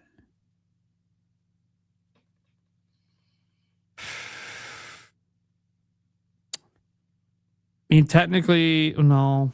RTS, but we'll be getting a strategy game when Fortune's Weave drops, but like specifically RTS. But fuck, everybody's missing those now. Yeah, no RTS. They don't have an MMO right now. It's another one. If you count Kirby and the Forgotten Land, I was going to say beat 'em ups, but if you count Kirby is sort of a quasi beat 'em up. Yeah, I guess technically there's no like fighting games yet, but we know Smash is going to come. Smash is coming, yeah. But technically there's none yet. I mean, it's basically just a lot of if it's not a racer or a platformer or a more casual, or I should say more like cozy gamer friendly game, then Nintendo hasn't really released that yet on the system. But yeah. Now, if you count backwards compatibility, which it seems like for this question purposes, you're not. It's got everything. Yeah, it's got a great curation. It's part of what I love the Switch 1 so much for. Jorge, what sucks for Nintendo throughout this whole macroeconomic situation is they get the headlines while Sony and Microsoft sort of become side notes. Yeah, but here's the thing about that. If you're being talked about, it's all good. So the fact that Sony and Microsoft aren't really being talked about, not good. Yeah, not being talked about in that way. Now, with Microsoft, it's a little different, guys, because they're $1 trillion corporation. Yeah, so, the gaming's only one part of their initiative. Yeah, the gaming is actually a very small drop in the bucket for them. So, like, the fluctuations in their gaming revenue and the profitability and all the rapid changes they do, that's a lot of pressure from corporate. But if you actually look at their financial reports, it has very little impact. So for Microsoft, you just don't see those kind of headlines because, again, this headline was based off Nintendo's stock performance. Well, Microsoft stock isn't doing what Nintendo stock is doing. So they're not going to point to gaming for that because Microsoft's primary thing isn't gaming. And then with Sony, they too are also obviously a bigger company that does multiple things, not just the video game stuff, but they definitely have had their fair share of backlash and criticism over them raising the prices. They've had some backlash. Recently, there was a huge kerfuffle online about this 30-day policy of having to check in with your digital games. Right. And keep in mind also that Sony, unlike Nintendo, they have a spending money like a drunken fucking sailor problem. I've never seen a company blow through so much fucking capital in my fucking life on buildings and on Jesus fuck. Yeah. So they're just different companies that do different things. And Nintendo often is targeted for I would say a few reasons. One of them is that video games are all they do. Easiest to criticize, the only platform holder where this is their primary source of all their money is their platform. So everything, even the movies, the merch, the Legos, this is all built around their video games and trying to increase the Yeah. So they're the only company of the three platform holders that is so basically solely built around their video game business. So that being said, that also leads to them getting flack because they're so reliant on their video game business. They're going to get the most criticism because they have the highest output. They average publishing a game every month. It's been this way since 2017. This isn't even a recent thing. They've been doing this since it's been almost a decade that they've been publishing a game every month. So they're the only company doing that. That's, obviously there's indie companies making a bunch of slop that shit out 50 games in a day, but we're talking about like legit, let's just say platform holders, first party companies. They're the only one publishing a game every month. And that also is going to lead to them getting more criticism. Like I saw someone, again, this is someone who's like a console warrior, so don't take them too seriously, but they basically were bashing Nintendo saying that, look at all these game releases, they're so mid. And then they said, oh, look how great PlayStation is. And they were showing off the Saros, right? Because it got really good reviews. Right. And it's like, cool. Where's the rest of Sony's games this year? Well, my whole thing, and I get people... And I'm not trying to argue. This is not a console warrior argument. The reason that I said that to the guy is because if you're just going to grab one game and compare it to a whole lineup of games, that's stupid. You're being disingenuous. Because guess what? If it only takes that one great game, then what the fuck's Pokopia sitting at a 90 as the highest rated game of the year?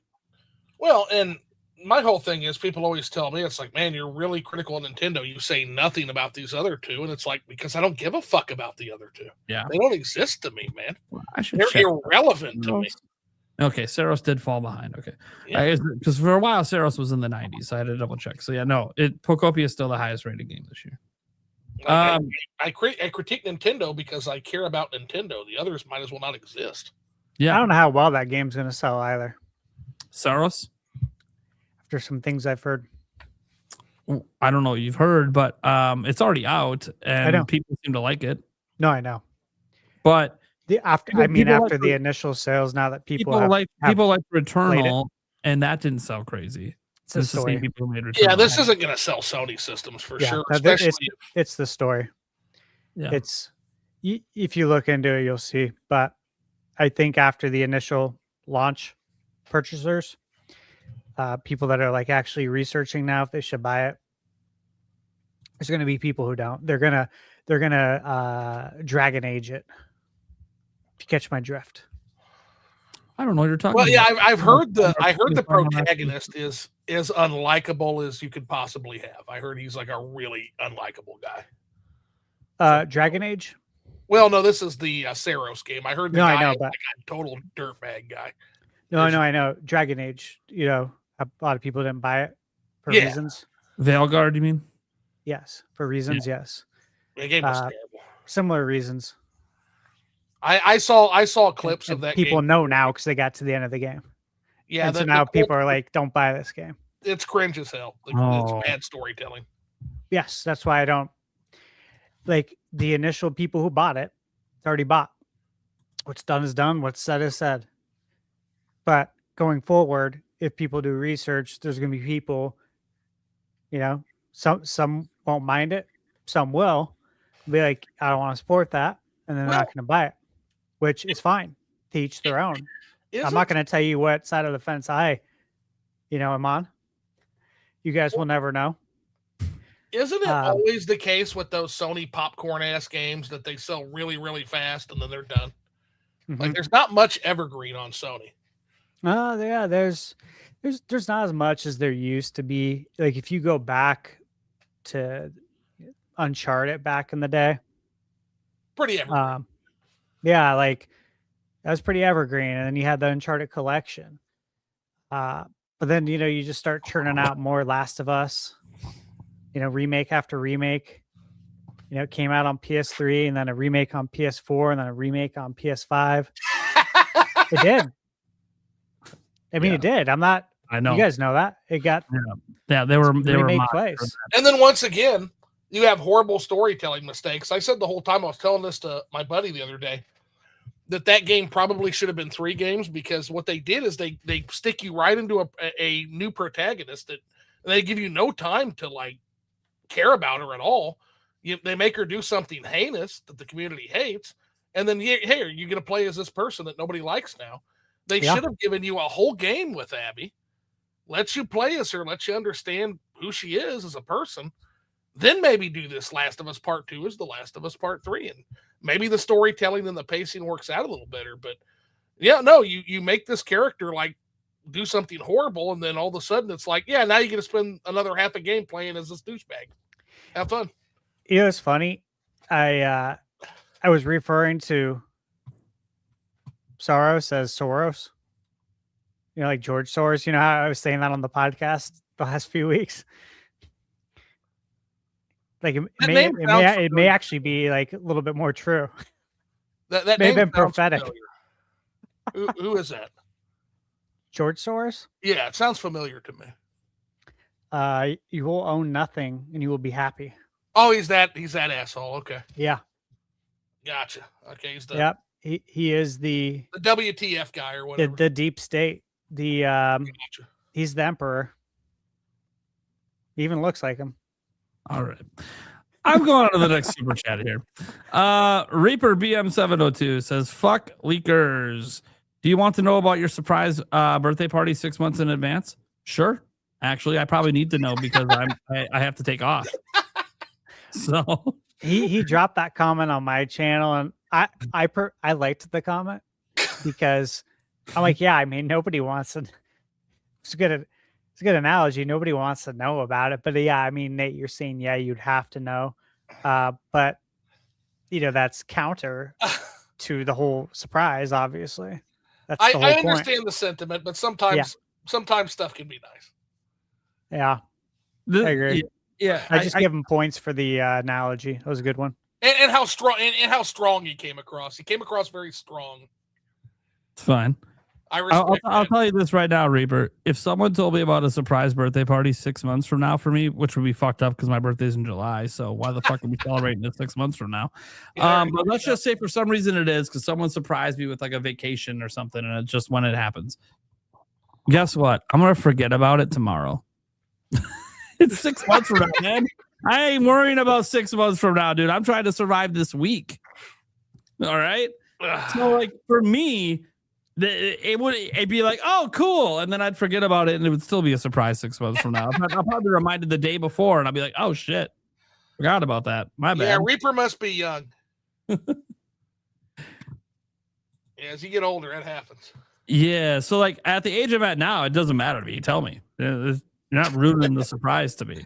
Memories, the first. That being said, I do get the analogy. I do think it's a little different. Because like knowing about a surprise birthday party, that's about you, right? It's about whatever plans they made for you. Knowing a video game exists.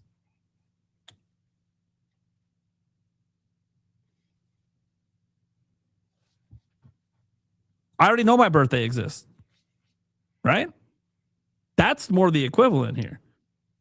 Knowing that day exists, not what's going to happen. I don't know. Well, actually, I do know what's going to happen in Star Fox because it's a remake. But the new content, I don't know. I don't know what's going to be in the cutscenes. So, yeah, I don't like in leaks that way. I don't like that because the party isn't the point. The birthday is the point, and you know about your own birthday. You literally already know about it. It's your birthday. So all we know about, like, say, we know about Ocarina of Time remake coming out this holiday. Cool. And I don't know anything else. I know my birthday's coming in July. I don't know if there's going to be a party. I turned 40. I'm guessing there won't be. And I'm serious about that, by the way. No one ever does shit for my birthday every year, so it'll be fuck all. Demonic Brawler. Wait, we can't say ridiculous? That was not the R word that I stopped myself on, but sure. Roger Enyard. Happy Star Fox announcement day. Heck yeah. Oh, dude. hell yeah.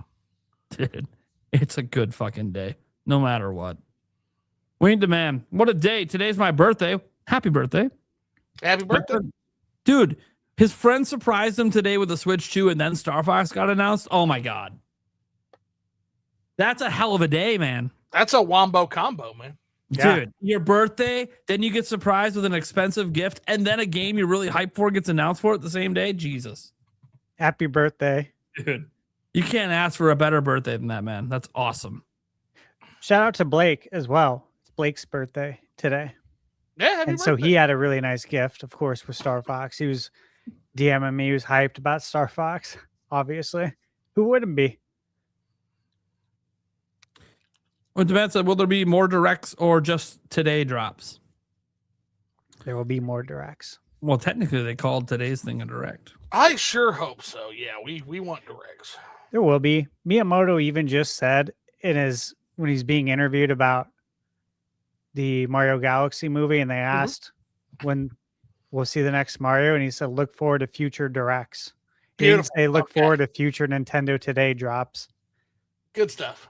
He did say that, by the way, and no one's talked about that. Good stuff. Well, no one talks about it because it could mean things like today was technically a direct, but it was announced through Nintendo Today. Right. On one game. That's true. Fuck, this was a direct, so it's not like that's true. They'll have directs. Well, people are talking you don't about abandon what you created. Yeah, but people are talking about our general directs. And look, I don't believe Nintendo's abandoned general directs. I think we'll get one later this year, but they've obviously changed strategies where they're not doing as many of them. We'll get one in June. I hope. Please. There's been a lot of stuff going on. You got a movie to launch too. A lot of stuff to navigate. Right. Well, movies like a year away. They got plenty of time for that. Be and they'll fine. probably do dedicated Zelda movie directs like they did for Mario. Yeah, it'd be But plenty. the directs aren't done, guys. They've obviously done, actually, if you just want to talk about the word direct, they've done more directs now since Switch 2 launched than they've ever done. But it's not the same thing because people want a general direct, and that's like the thing. Even Miyamoto's words didn't say general directs. He said future directs. It could just be a dedicated Mario game direct like we just got. You don't know what it actually means. Of course, Miyamoto might not even know what it means because he's not really involved in that aspect as much. There's no reason to abandon what you created. You created the Nintendo Direct. Everyone else has followed suit. Everybody. Xbox, Sony, Square, Capcom, you name it, list them off. Everyone's done what Nintendo did. There's no reason to abandon it. Look at the amount of views you get. You're not going to get that on Nintendo Today. I think it all depends on what their metrics are. So, guys, I'm on record. I think Nintendo's not done with directs. There'll be other general directs in the future. But if they are done with the general directs, and it's just going to be more of these third-party directs, individual game directs, and just random trailer drops, it's because Nintendo really doesn't like Stash talked about. Look at the views, but what Nintendo really cares about isn't the views. It's not what they make their money on. They care about the sales. So if they're getting just as effective game sales without directs, then why put in the production budget to make a direct if you don't need it? If you're proving you can sell just as well without them. That's the thing, is like, we got to remember the purpose of directs. It's to sell games, not get views, sell games. And if you're getting just as much, you sell games by getting views, Nate. Okay, but Stash, if they do a Nintendo Today drop and a Twitter or YouTube video drop, and it gets the same amount of views that trailer would have gotten with a direct, and it gets the same amount of sales, I know you're shaking your head. We don't have enough data. No, I can already tell you. Didn't have a direct. Can already tell you. Not everyone's on Twitter. There's people who are on Blue Sky. There's a lot of people in the game industry that won't touch Twitter. Nintendo's not on Blue Sky, so that's how the announcement would happen. No, I know, but what I'm saying is that with social media, it's very segmented, but everyone's on YouTube. Everyone goes to YouTube. Everyone uses it for something. That's why you have it there, and it does, in my opinion. And again, we don't have the numbers, but I would bet money on it that showing the game to everyone on YouTube and then everyone seeing it, talking about it on social media, then sharing it out is definitely going to help sell more games, because but they how do you that buy the game if you don't know about it?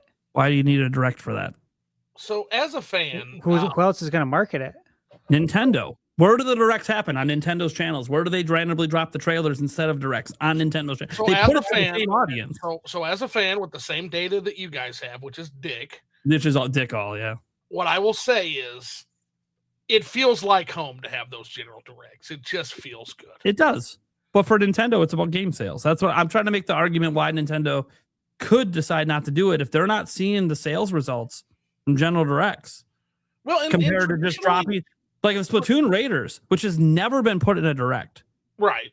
Traditionally, I remember two guys that Nintendo, and that was strictly Nintendo today. Then Nintendo's whole mindset could be, why do we need directs? Well, if we can sell our things and market it just as well without it. So Nintendo often follows the path of disruption, and that includes self-disruption. Sometimes you have to self-disrupt before someone else disrupts you, right? That's kind of a common thing in that line of thinking. I just don't know if you need to disrupt the direct. Again, this is purely feels, but I just like them, and they seem like it feels like they help, but I don't have the data, to be fair. Yeah, that's what I'm saying. Like, we can look at the public viewership numbers, but the views aren't sales. They care about sales. There's trailers that have like 50 million views, but the game only sold 15 million copies. That's not the 50 million views aren't sales. That doesn't matter to Nintendo. I hope they don't. I hope they don't. But. So I don't want directs to go anywhere. I still think that they're effective, but I also don't have the numbers. And now Nintendo, like, it's realistic at this point. If we don't get a direct until June, let's say there's no direct in June. Let's say we don't get a direct till September. That'll be a year without a direct.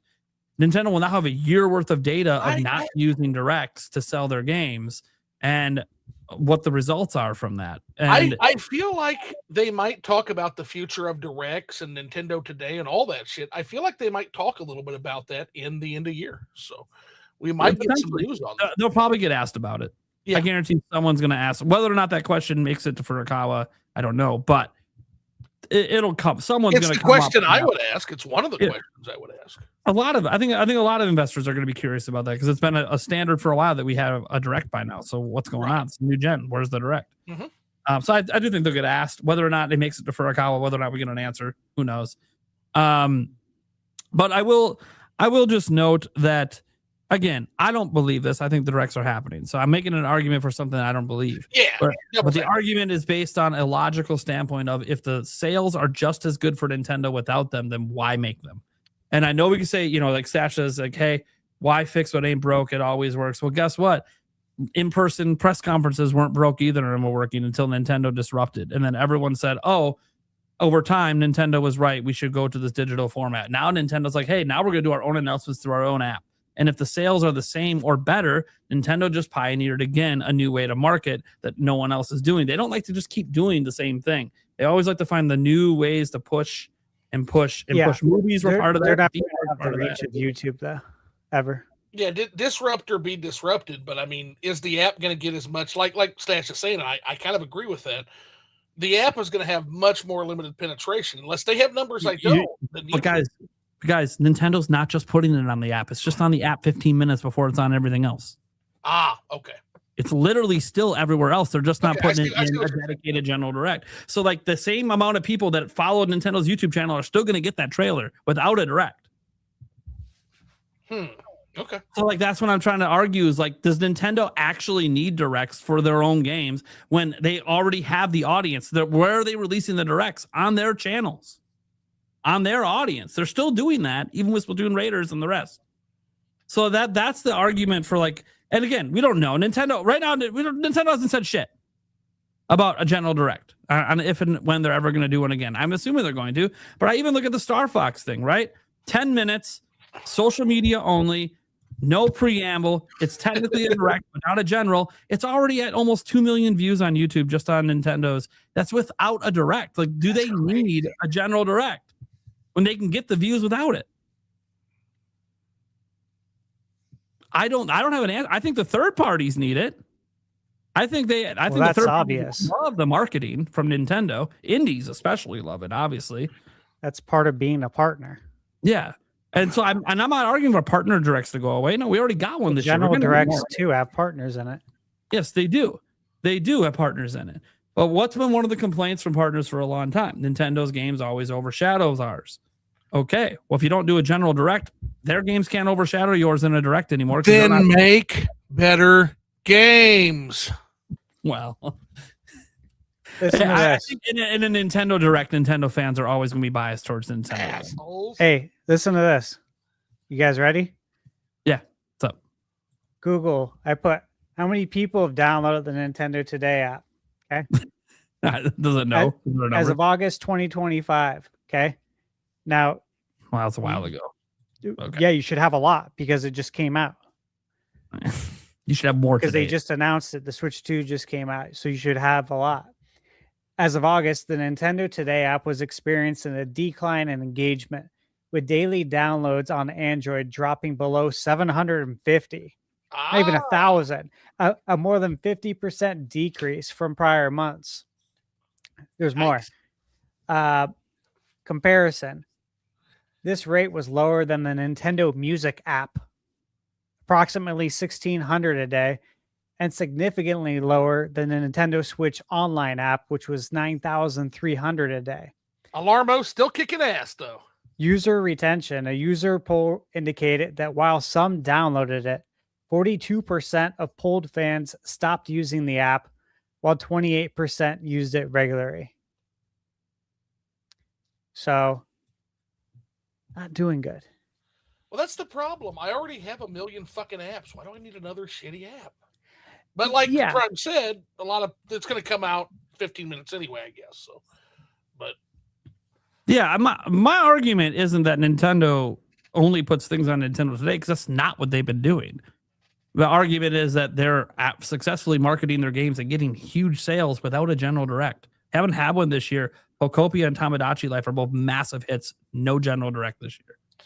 To be fair, we kind of always, I mean, maybe not, because, I mean, Pokemon spinoffs are hit and miss, but Tamagotchi Life was always guaranteed. Always. That game was a monster. Sure. I'm not sitting there like, but as I said, I think they're not done with directs, but I will say for Nintendo's games, I can understand an argument from their end that their games don't need their directs, because they could just do dedicated directs like they did today for Star Fox, and it's just as effective and kind of less backlash, because people aren't going into a general direct expecting 50 announcements. The direct's about this one game. Oh man. Yeah. Okay. Yeah. And look at it. Like we used to think, well, you need a direct to set up the lineup. Dude, we got games scheduled through July. No general direct. Nintendo's proving they don't need a direct to do that either. So I'm not saying the directs are going to be gone. I think they are going to be around. I think there's going to be one or two a year, and they're going to just be bigger and be like an hour long. That's what I think will happen. I could go with that. That's basically what they did last year. I'm cool with that. But I do think there's an argument for Nintendo to reconsider how they're marketing their own games and if general directs actually help their games compared to them just releasing trailers without a direct. I think they already have data.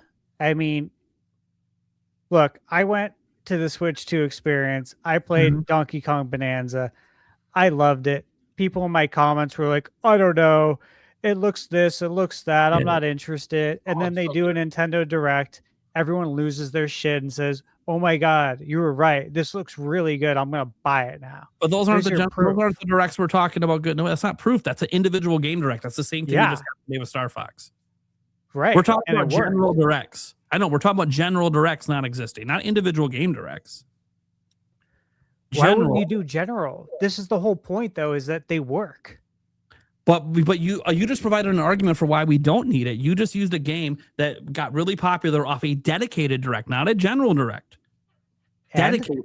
It doesn't matter. Nate, it could be general.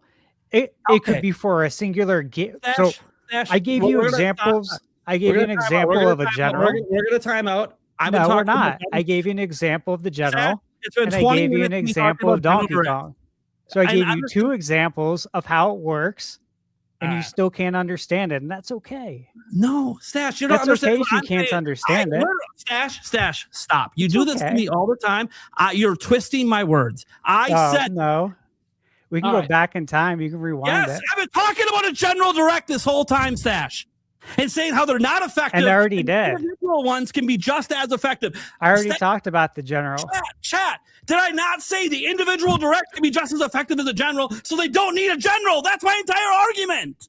Dude. You literally just proved my argument by saying, look how people react to Donkey Kong. Yes, Donkey Kong was a dude, you're going to stroke out. So, no, I'm not.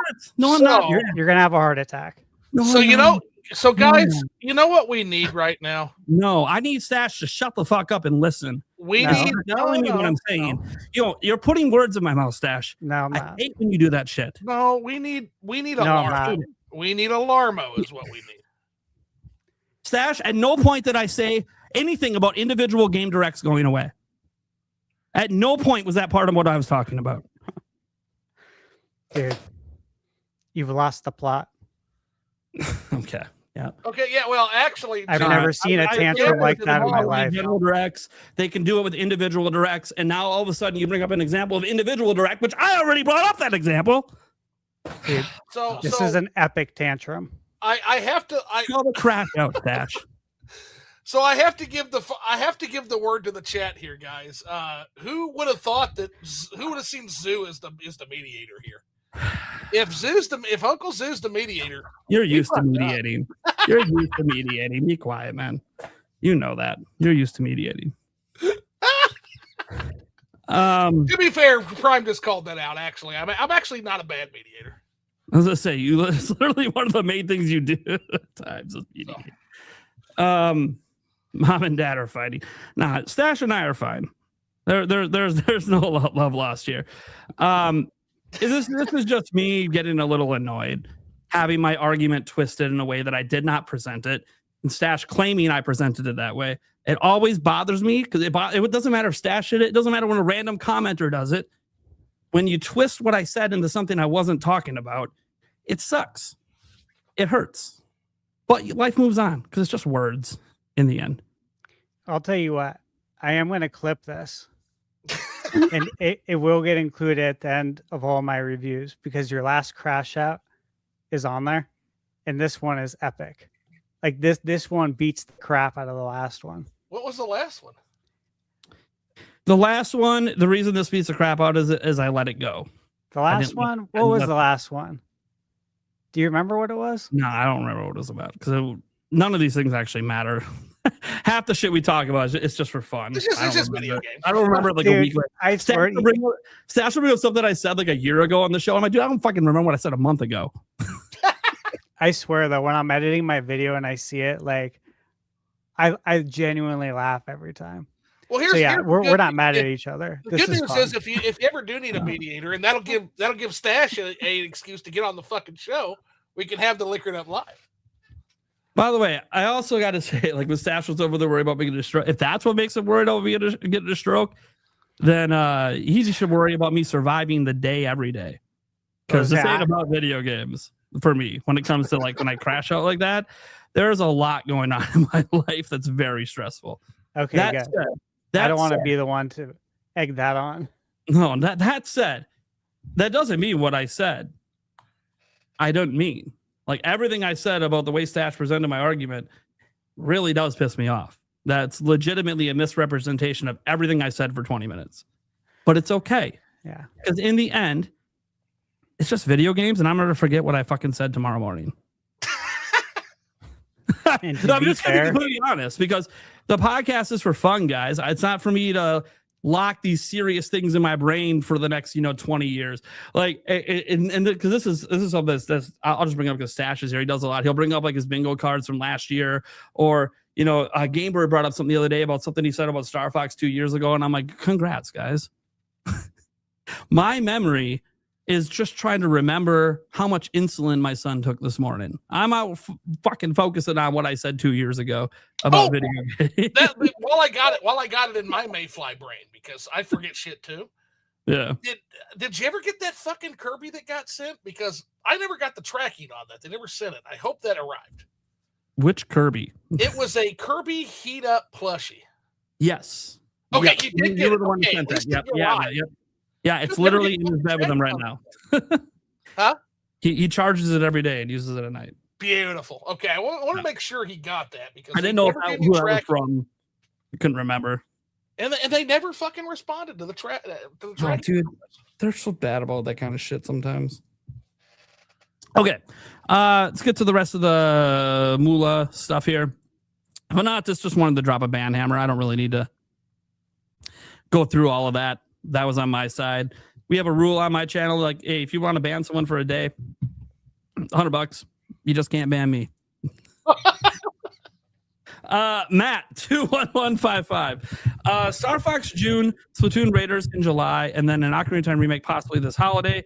We will be eating good as Nintendo fans. Yeah, I've said overall it's already been kind of a good year for Nintendo fans, but obviously only if you're into the more cozy side of Nintendo. Obviously, with the second half of the year being very much more catered towards other types of fans they have. So you could argue they could have balanced it and split it out and split it up a bit more. But hey, in the end, I think when it's all said and done, we get through December, it's going to be a very good year for Switch 2. It's slowly building that momentum for sure. Yeah.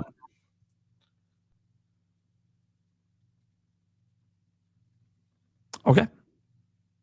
Moving on. Fisherman Mike says, if the Zelda remake looks as good as the Star Fox game, I will be extremely hyped. Well, I don't think it'll be the same art direction. But yeah, I expect it to look really good. Can I make a suggestion? I wish they would do this, but I don't know if they will because it would be very hard and very time consuming. The Zelda 1 and Zelda 2 manual art style. That's what I want. Yeah. That's what I was talking about with the promotional artwork with Dragon Quest and with Star Fox. If you could give us a game that looks like the instruction manual art, which for anyone who hasn't seen it, Google it. It's beautiful. Gorgeous. It's still beautiful today. If you can make a game out of that, that'd be insane.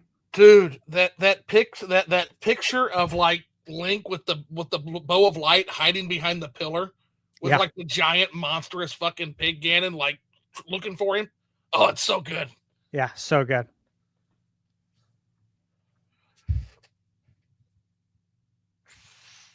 Okay.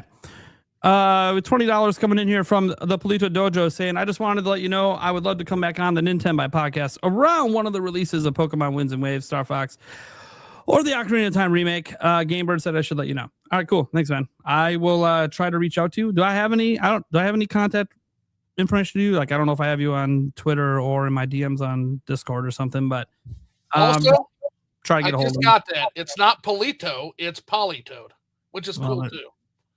Sure. Just got that. Karkun, Breath of the Wild, no Triforce in-game, no gold cartridge. So That's sad but fair. You know what, Cartoon? I understand. Yeah.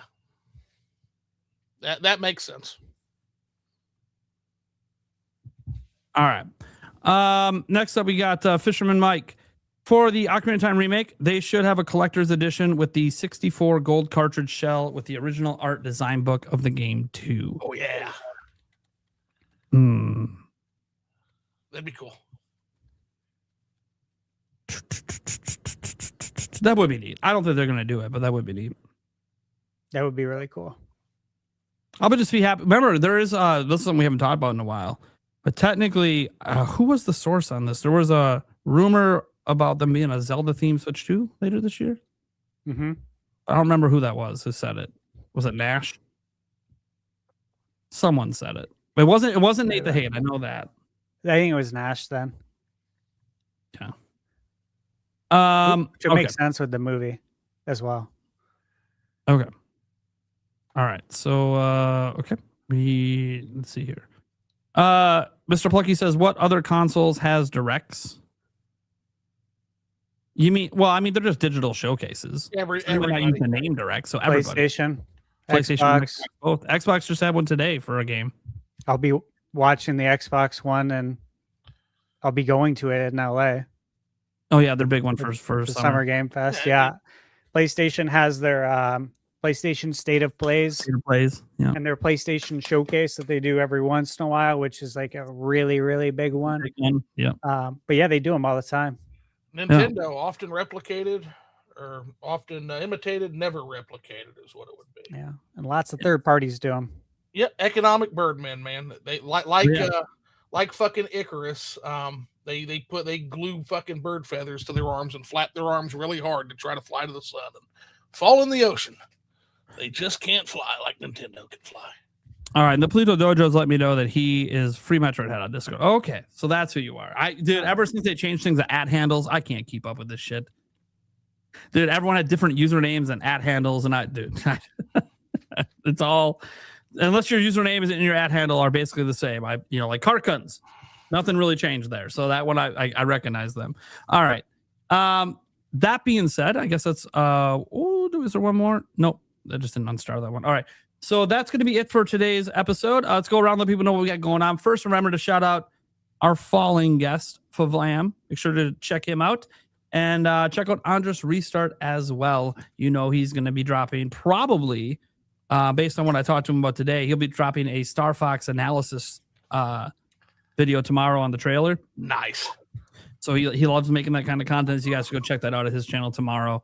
I don't know what Favlam has going on. Whatever he said earlier, I guess you just have to rewind to go look at that.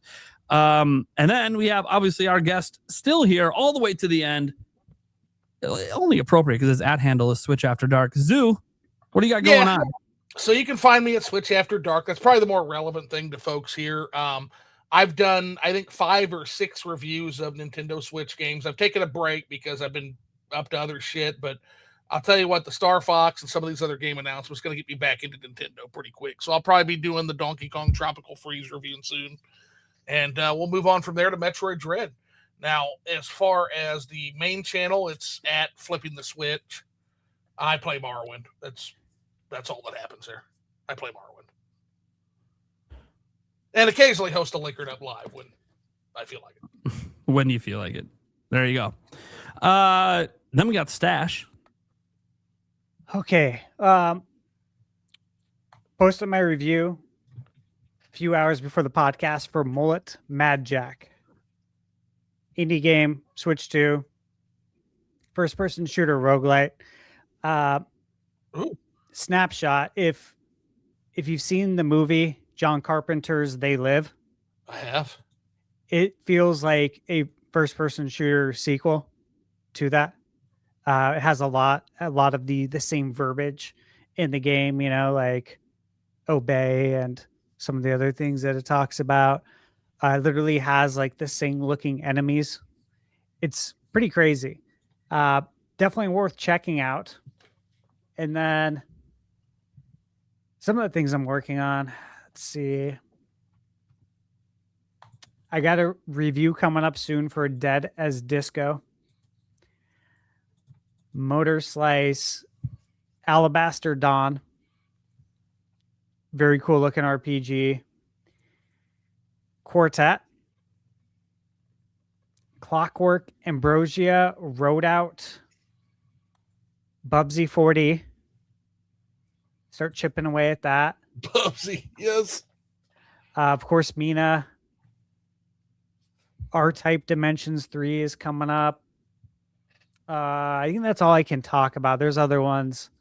The rest, I have to keep it hush for now. But yeah, lots of reviews coming up. May's going to be an absolutely insane month because I think I only told you about half.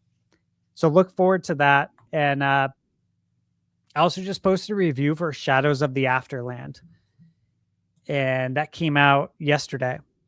If you're a fan of point-and-click games, Maniac Mansion, Monkey Island, Sam and Max, games like that, that's definitely one you will want to check out. It feels like a LucasArts game. I think that's it. There's more. There's more. I'm probably leaving off a ton. But yeah, look forward to more reviews. All right.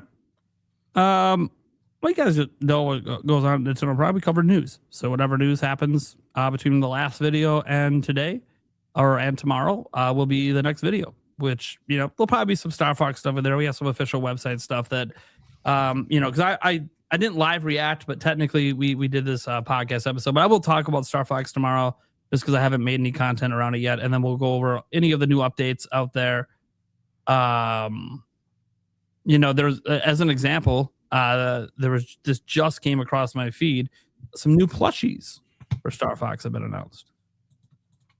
So, yeah, look forward to some of that tomorrow, along with any other gaming news that ends up coming across my feed. I have no idea what's been going on out there since I put up my last video, because everything's just been about StarFox for me. But I'm sure there'll be some other stuff out there. Like I think Take-Two has an interesting quote out there that was relevant to something we were talking about earlier in the show, about how their primary platforms are PlayStation and Xbox, not PC and Nintendo.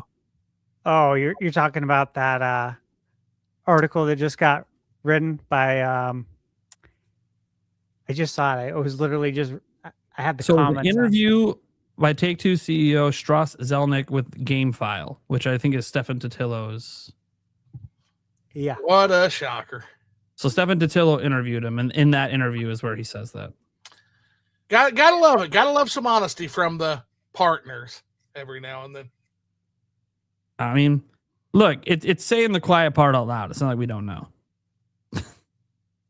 I just wish Nintendo knew. I think they do know. I just don't think they care. What are they going to do? Beg them to put their games day and date on their platform? They don't give a shit. Opposite, in fact. Maybe not design a fucking console for their wants and needs. I don't think the Switch 2 was designed for their wants and needs. Because I'm pretty sure their wants and needs would have been way higher than what Switch 2 is. Probably fair, but and to be fair, Nintendo sometimes benefits from this because remember the old rumors about that Capcom's the reason Switch even had 4 gigabytes of RAM. Nintendo benefited from that too. That's true. That's true. I just man, I love the Switch, man, but it was probably time to move on. I got to get over it. I got to get the fuck over. Yeah, it's fun to reminisce. It's not you act like this was like a 20-year ago thing. It was just the main system last year, right?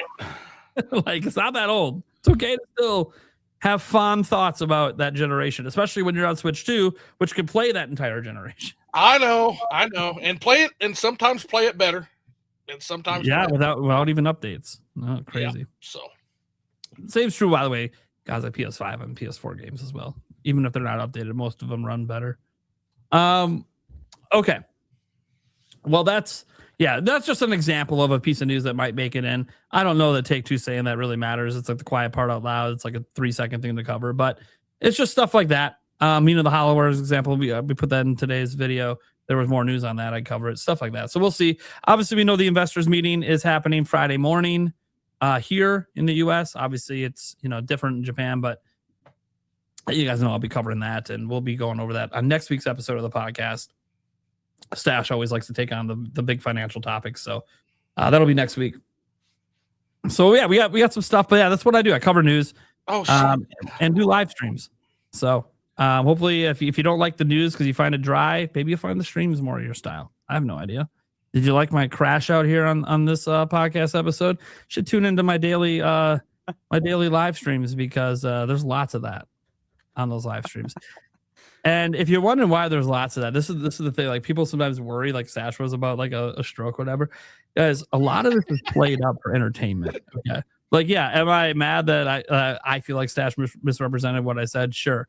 Am I so mad that I want to scream at the top of my lungs and strangle the guy? No, it's played up for entertainment. I'm trying to entertain people because sometimes, and I noticed this because I read the chat. Sometimes I notice the chat being like, "Man, this show's been really dry for like 90 minutes." And it's like, well, yeah, it happens. So let's spice it up a bit.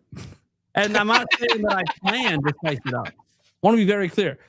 I didn't plan to crash out. That's never, it doesn't work if it's planned. It has to be organic. So I took something that upset me in the moment because he was misrepresenting what I said. At least I felt like he was.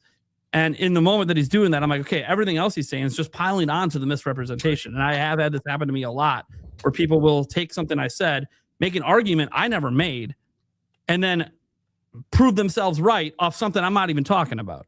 Happens a lot, and it is really annoying to me. So I took that annoyance and I was like, okay, I know I'm about to pop off for a second, but then I was like, no, let's keep going. Let's push the button. Let's crash out. Let's have fun. Because here's the thing.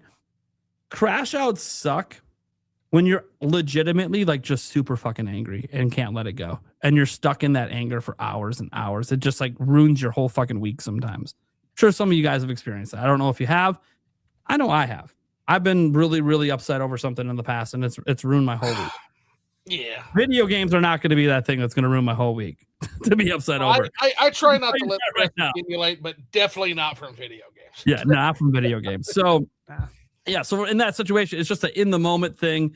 Push it to the extreme because it's fun. If you guys remember, by the way, this used to be a thing on my old podcast. Me and Andres Restart would go back and forth. Me and Jake Randall would go back. For me, it was always just fun and entertaining with some minor annoyance and me just leaning hard into that annoyance. And to be fair, they would sometimes do it bad to me, and some people would love it, some people would hate it. I don't know if people on this show love it or hate it. You know, I see the chat when it's happened. I've tested it a few times. The chat seems to sometimes like it, sometimes not like it. I don't really know. I think it comes down to whether people like me or not. I think is what it comes down to.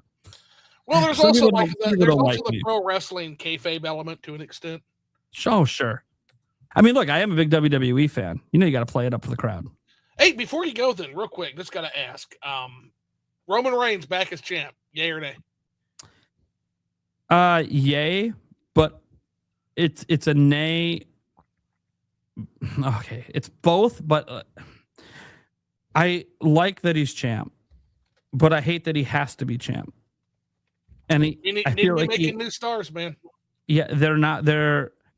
I watched WrestleMania, and I will just say, very disappointed.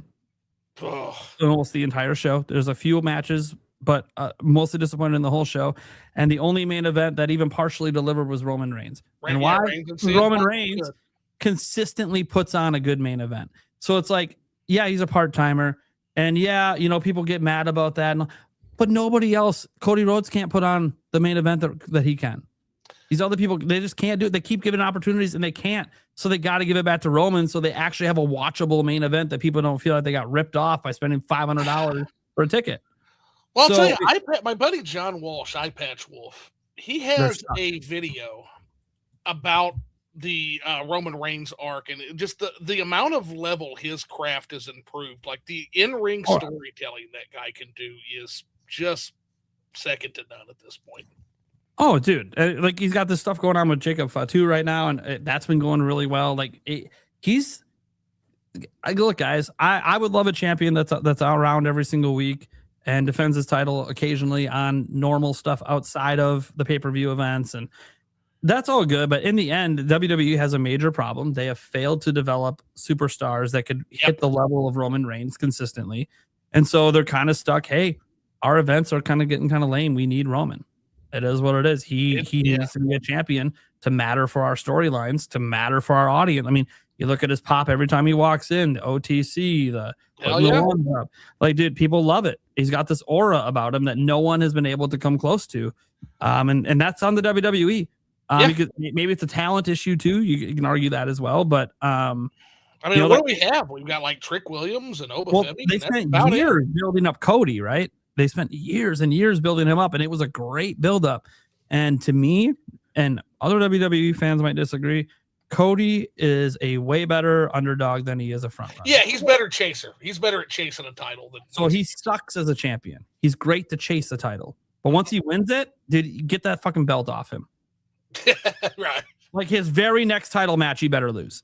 Because he's not good. He's not good as the headliner for a match. He's not. So well, and then every day it's the same promo. It's I respect you, I love you.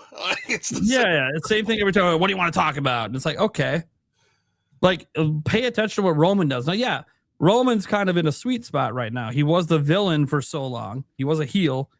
Now he's kind of not that, but then still sort of is. Mm-hmm. And so he's balancing that line, and he's doing it very well. Yeah. And WWE needs to find a way to teach that to others, not just for the villain role, but also find one for the hero. Like right now, I think they have a massive, what is it? They have a massive babyface problem. They don't really have any stud babyface that is undeniably box office. Yeah. And that's a problem.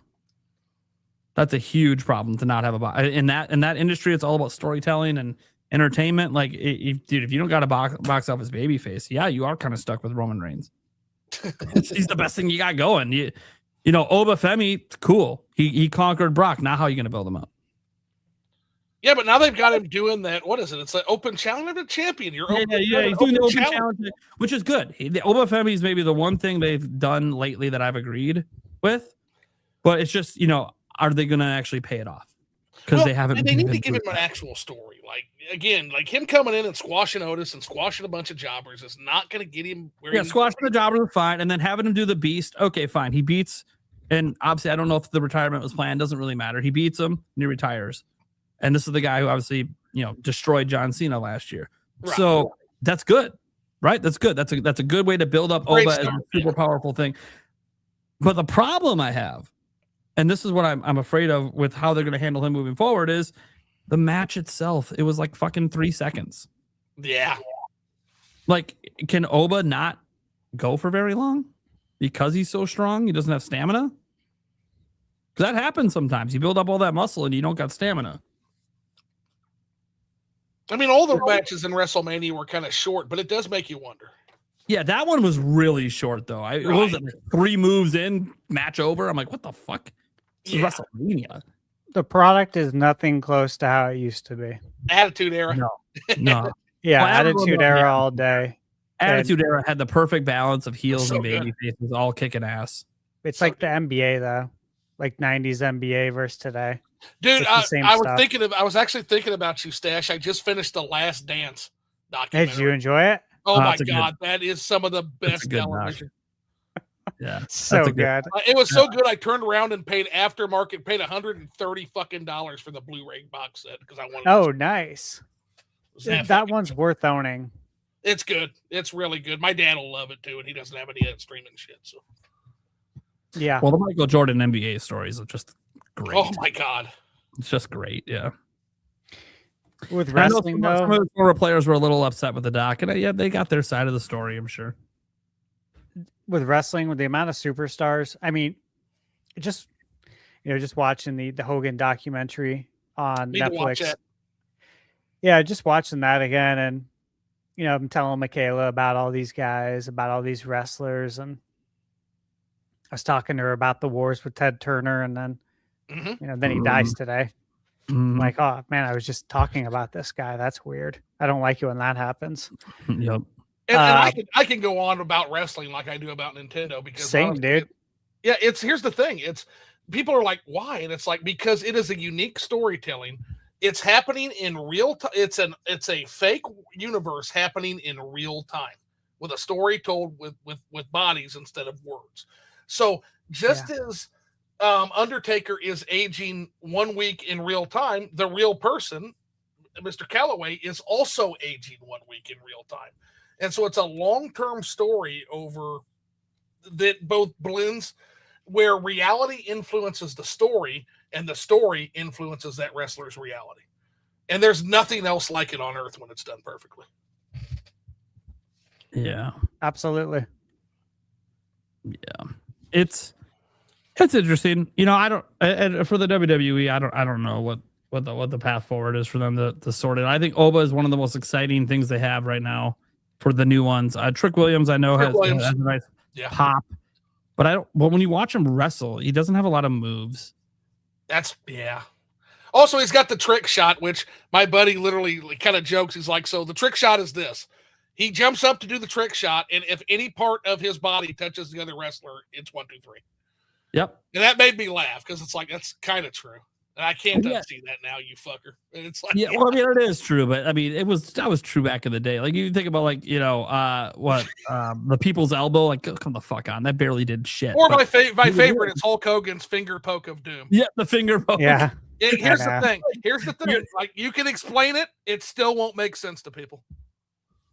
You poke him. How the fuck did he pin the guy off of that? How did he knock his shoulder up? He didn't hurt his shoulder. I'm like, yeah, it's fucking wrestling. Don't worry about it. Okay. It works. It's the only place it works. We're not saying this works in a street fight. He's fucked. It's in a real fight. Okay. It's like what John Cena said last year when they were asking on the retirement tour, who the first person he threw a punch against. He's like, I'll let you know when I actually punch someone. Because he doesn't actually punch him.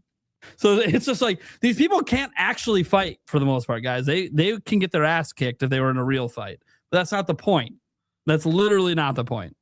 It's to tell a good story and be entertaining while you do it through these unique acts in a ring. And the acts just aren't unique at the moment.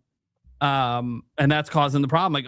Even you got Roman Reigns. He's got his going, but a lot of other acts don't have anything really unique going besides like maybe one move. Like you have Cody with the cross cutter. Okay, cool. But nothing else he does is impressive. He has no other like 9 fucking people with the moonsault as their finisher. Yeah, because they can't think of anything, unique. And I get it. There's only so many things you can do. Like what was the other day? I saw someone do on Raw, like a rock bottom, but they didn't call it that. They called it something else. And I sat there, I'm like, guys, it's the same fucking move. Well, I'll tell you a crazy move I saw, and it's really crazy, like as far as like the way they execute it, it's awesome. But it's like almost to the point where it defies belief. It's what's her name? Sol Ruka, the Soul Snatcher? Is that what it's called? Yeah, the Soul Snatcher. Yeah, that thing is wildly impressive, but at the same time, it's like, man, that almost looks like it has to have immense setup. Oh yeah. Well, I mean, it's just like the 619. I mean, 619's the same thing. Really cool looking. Yeah. Oh yeah, really cool looking thing, but like it's so obvious. Like it has to be set up. Yes. And like, like supposed to suspend your disbelief. Like this would just naturally happen. My dude, I've watched a million wrestling matches. People don't fall like that into the fucking thing and sit there and wait to get kicked in the face. That's not natural. That is planned. That's a skit. That's the part of wrestling that's fake, but it's still fun. It's still fun. I'm a little tired of the 619, but to be fair, it's been going on for like 30 years. So the finishing moves though in the 90s were so much better. You had like, of course, Sweet Chin Music, Stone Cold Stunner. Yeah, Triple H's pedigree. Chris Jericho's Lion Tamer. Ric Flair's figure 8. Was it figure 8? Right? Figure 4. I think figure 4. Figure 8, yeah. Well, you had Chris Benoit had a submission one. Yeah. Yep, Crippler Crossface. I don't know what it was. The crossface? Yeah, that's right. The crossface. Kurt Angle. Dude, Kurt Angle. Yeah, the ankle breaker. Ankle breaker. Dude, I loved Kurt Angle. He was so good and entertaining. Goldberg. Of course, you had the spear, but you also had the jackhammer. Yeah. The Undertaker with the tombstone pile driver that they don't do anymore. They technically did do it twice this year, but it's a banned move. So Undertaker was good because Undertaker reinvented himself like 4 times and got all 4 of those fucking characters over. It's fucking unprecedented. I think at JBL did it like twice. Like he was like the tough guy, like for hire. Then he became like the Wall Street banker investor guy. Like, well, yeah, JBL was part of the team with Farouk. Yeah, where they were like muscle for hire, basically. Even the era immediately after Attitude had some decent finishers. I mean, John Cena with the Attitude adjustment. Mm-hmm. There wasn't really anyone else doing that particular move at the time. The F5 for Brock.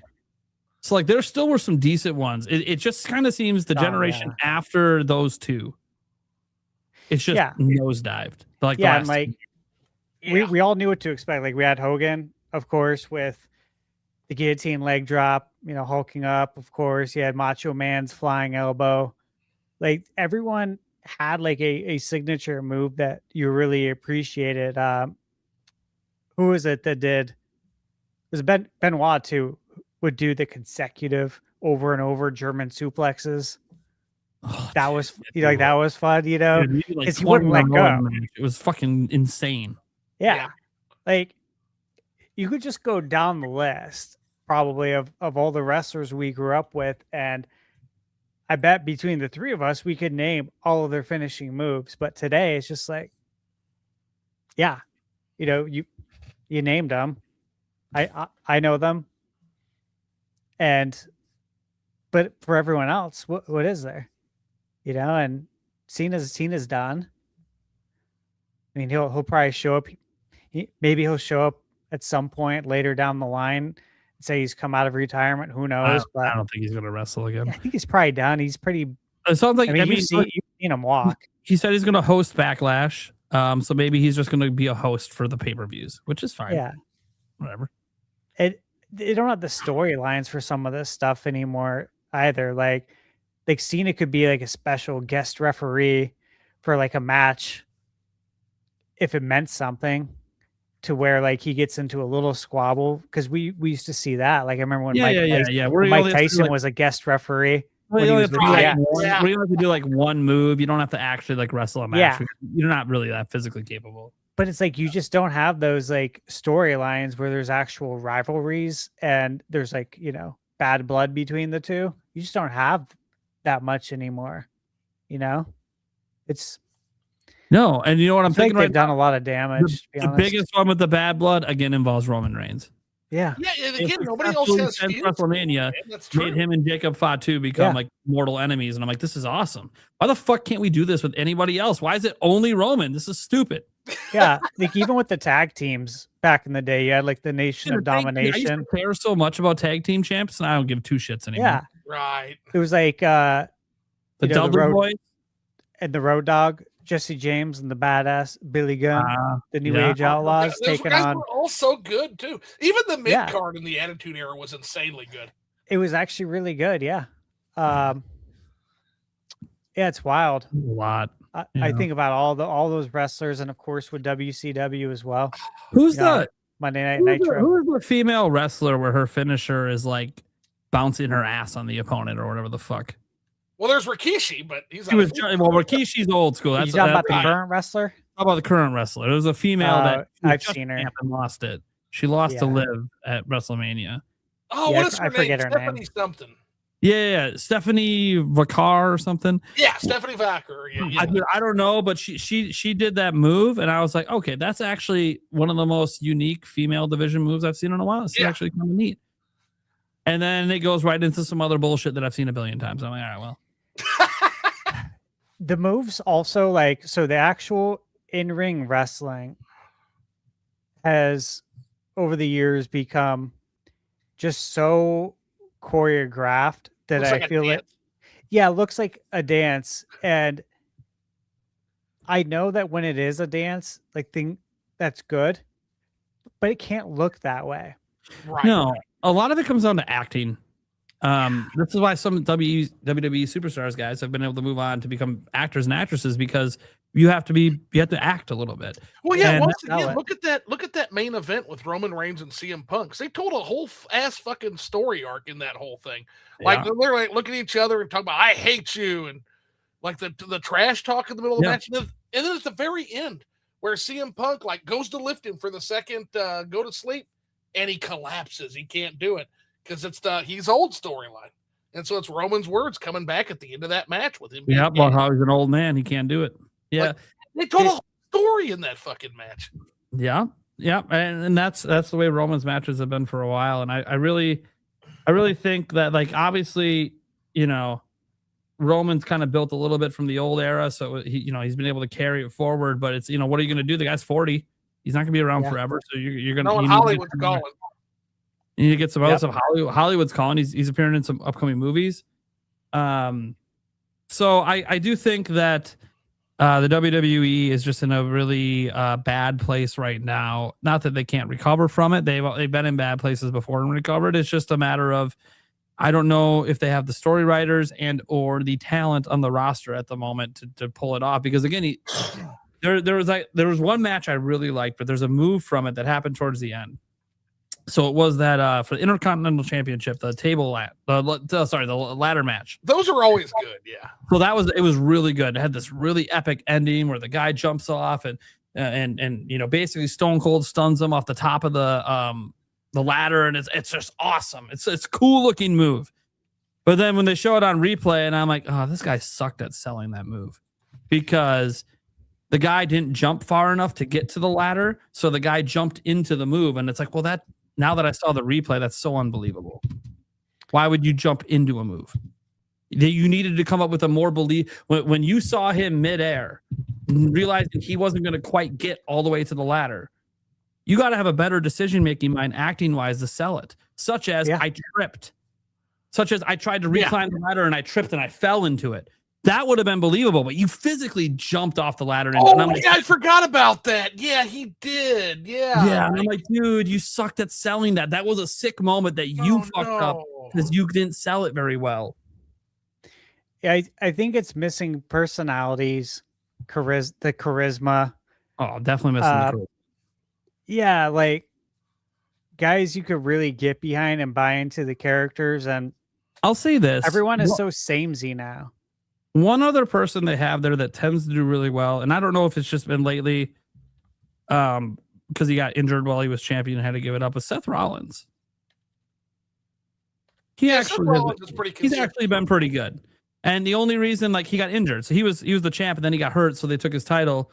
And I know since then he's had a match and done a couple of things, but he's another one that I think does a pretty good job usually. Well, yeah, he came in with Roman with the Shield, so yeah, he's kind of like part of that last old guard again. Yeah, and like I like everything with Paul Heyman as well and the Wiseman. Usually, I really like what he does. It's just the problem he has is he came off peak. That bloodline stuff, that was peak. Yeah, the vision kind of fizzled, sadly. Like, it had potential, but everybody got hurt. Like, literally, like Bronson Reed, like tearing a fucking bicep. Like, making a pinfall. It's like, it's a freak accident, man. It's like, damn. Yeah, you had that happen. Him getting hurt. Then you had obviously Seth Rollins get hurt. Yeah, because Seth Rollins was originally running the division. Yeah, then Braun got hurt too. Like, you lost half your fucking people. You lost your two biggest stars, and then you're left with just Paul Heyman being the biggest name, and it's like, well, it's not going to work. I know they pivoted, guys. I know they've all pivoted now, and they got the whole Logan Paul angle, and that's all fine. And I think Logan Paul is actually a really talented wrestler. He's and really good, yeah. I actually think he's pretty good on the mic as well. I think, actually, I hate the fucker, but my God, he's good. He's really fucking good at this. You gotta acknowledge it, yeah. They should... If they knew what's good for him, every week on one of the shows, he should have a segment out there talking shit on the mic to someone because he's fucking great. Yes. Yeah. You need more. You need more of that. But they don't. It's like, oh, he's hated. I'm like, you don't understand. That's the whole point. Yeah, you lean into it. He's a heel. Nuclear level heat, man. Like, he is the ultimate guy. And guess what? Every WWE fan, you can see it on all the comment section. You can see it on the videos. They all say, we hate to admit it. He's really fucking good. Yeah. Fuck, the closest you can even get to Logan Paul was like somebody like Shawn Michaels in his prime. I'll never forget the time he came out. He was in front of Bret Hart's hometown crowd. Yeah. And he says, you'll never see Bret Hart in a wrestling ring again. And then Bret Hart's music plays and everybody waits and they wait and they wait. And he said, got your hopes up just a little bit, didn't I? Oh, nuclear level fucking heat, man. Well, that's what Logan Paul reminds me of. Dude, yeah. And that's the thing. Like, he's so good at being that heel. It's like, all right, man, here's the problem. You got another young up-and-comer who's good at being heel. Where the fuck is your good baby faces? Right. Like, the heels can only do so much. Like, he's sitting here doing some tag team bullshit right now. Tag team champs when no one cares about the tag team division at the moment. Right. And he could be back in the Intercontinental race, back in the U.S. Championship race, back maybe even attempting to get up to the top level champs. But you can't because there's nobody for him to walk on to get up there. There's no baby face waiting for him. Yeah. There's This is tough, man. It's like a TV show, and your stars left, and now you have all these people that you have hired, but you didn't write any storylines for them, and now you have to figure out how to get people to like care about them, and then you have to hope that they're ready for like to be the star of the show because the stars left. Now, obviously, they're hurt, is what I mean, but they're not there. So, like, what do? You don't have any storylines that people care about, and it sucks because, I've watched wrestling my whole life, but my cousin will be like, have you been watching? I'm like, no, man, like, just I feel like they fucked up on a lot of levels, man. They need to get the attitude back and figure it out from there. And you might lose some sponsors, but the thing is, you might gain some. I think the WWE, there was a story that broke that they're using AI to write their stories, which wouldn't shock me. I heard that too. No. I heard that too. Because something happened after the story came out, something happened during WrestleMania that made me think that's something AI would think is what the people want, but is missing the plot.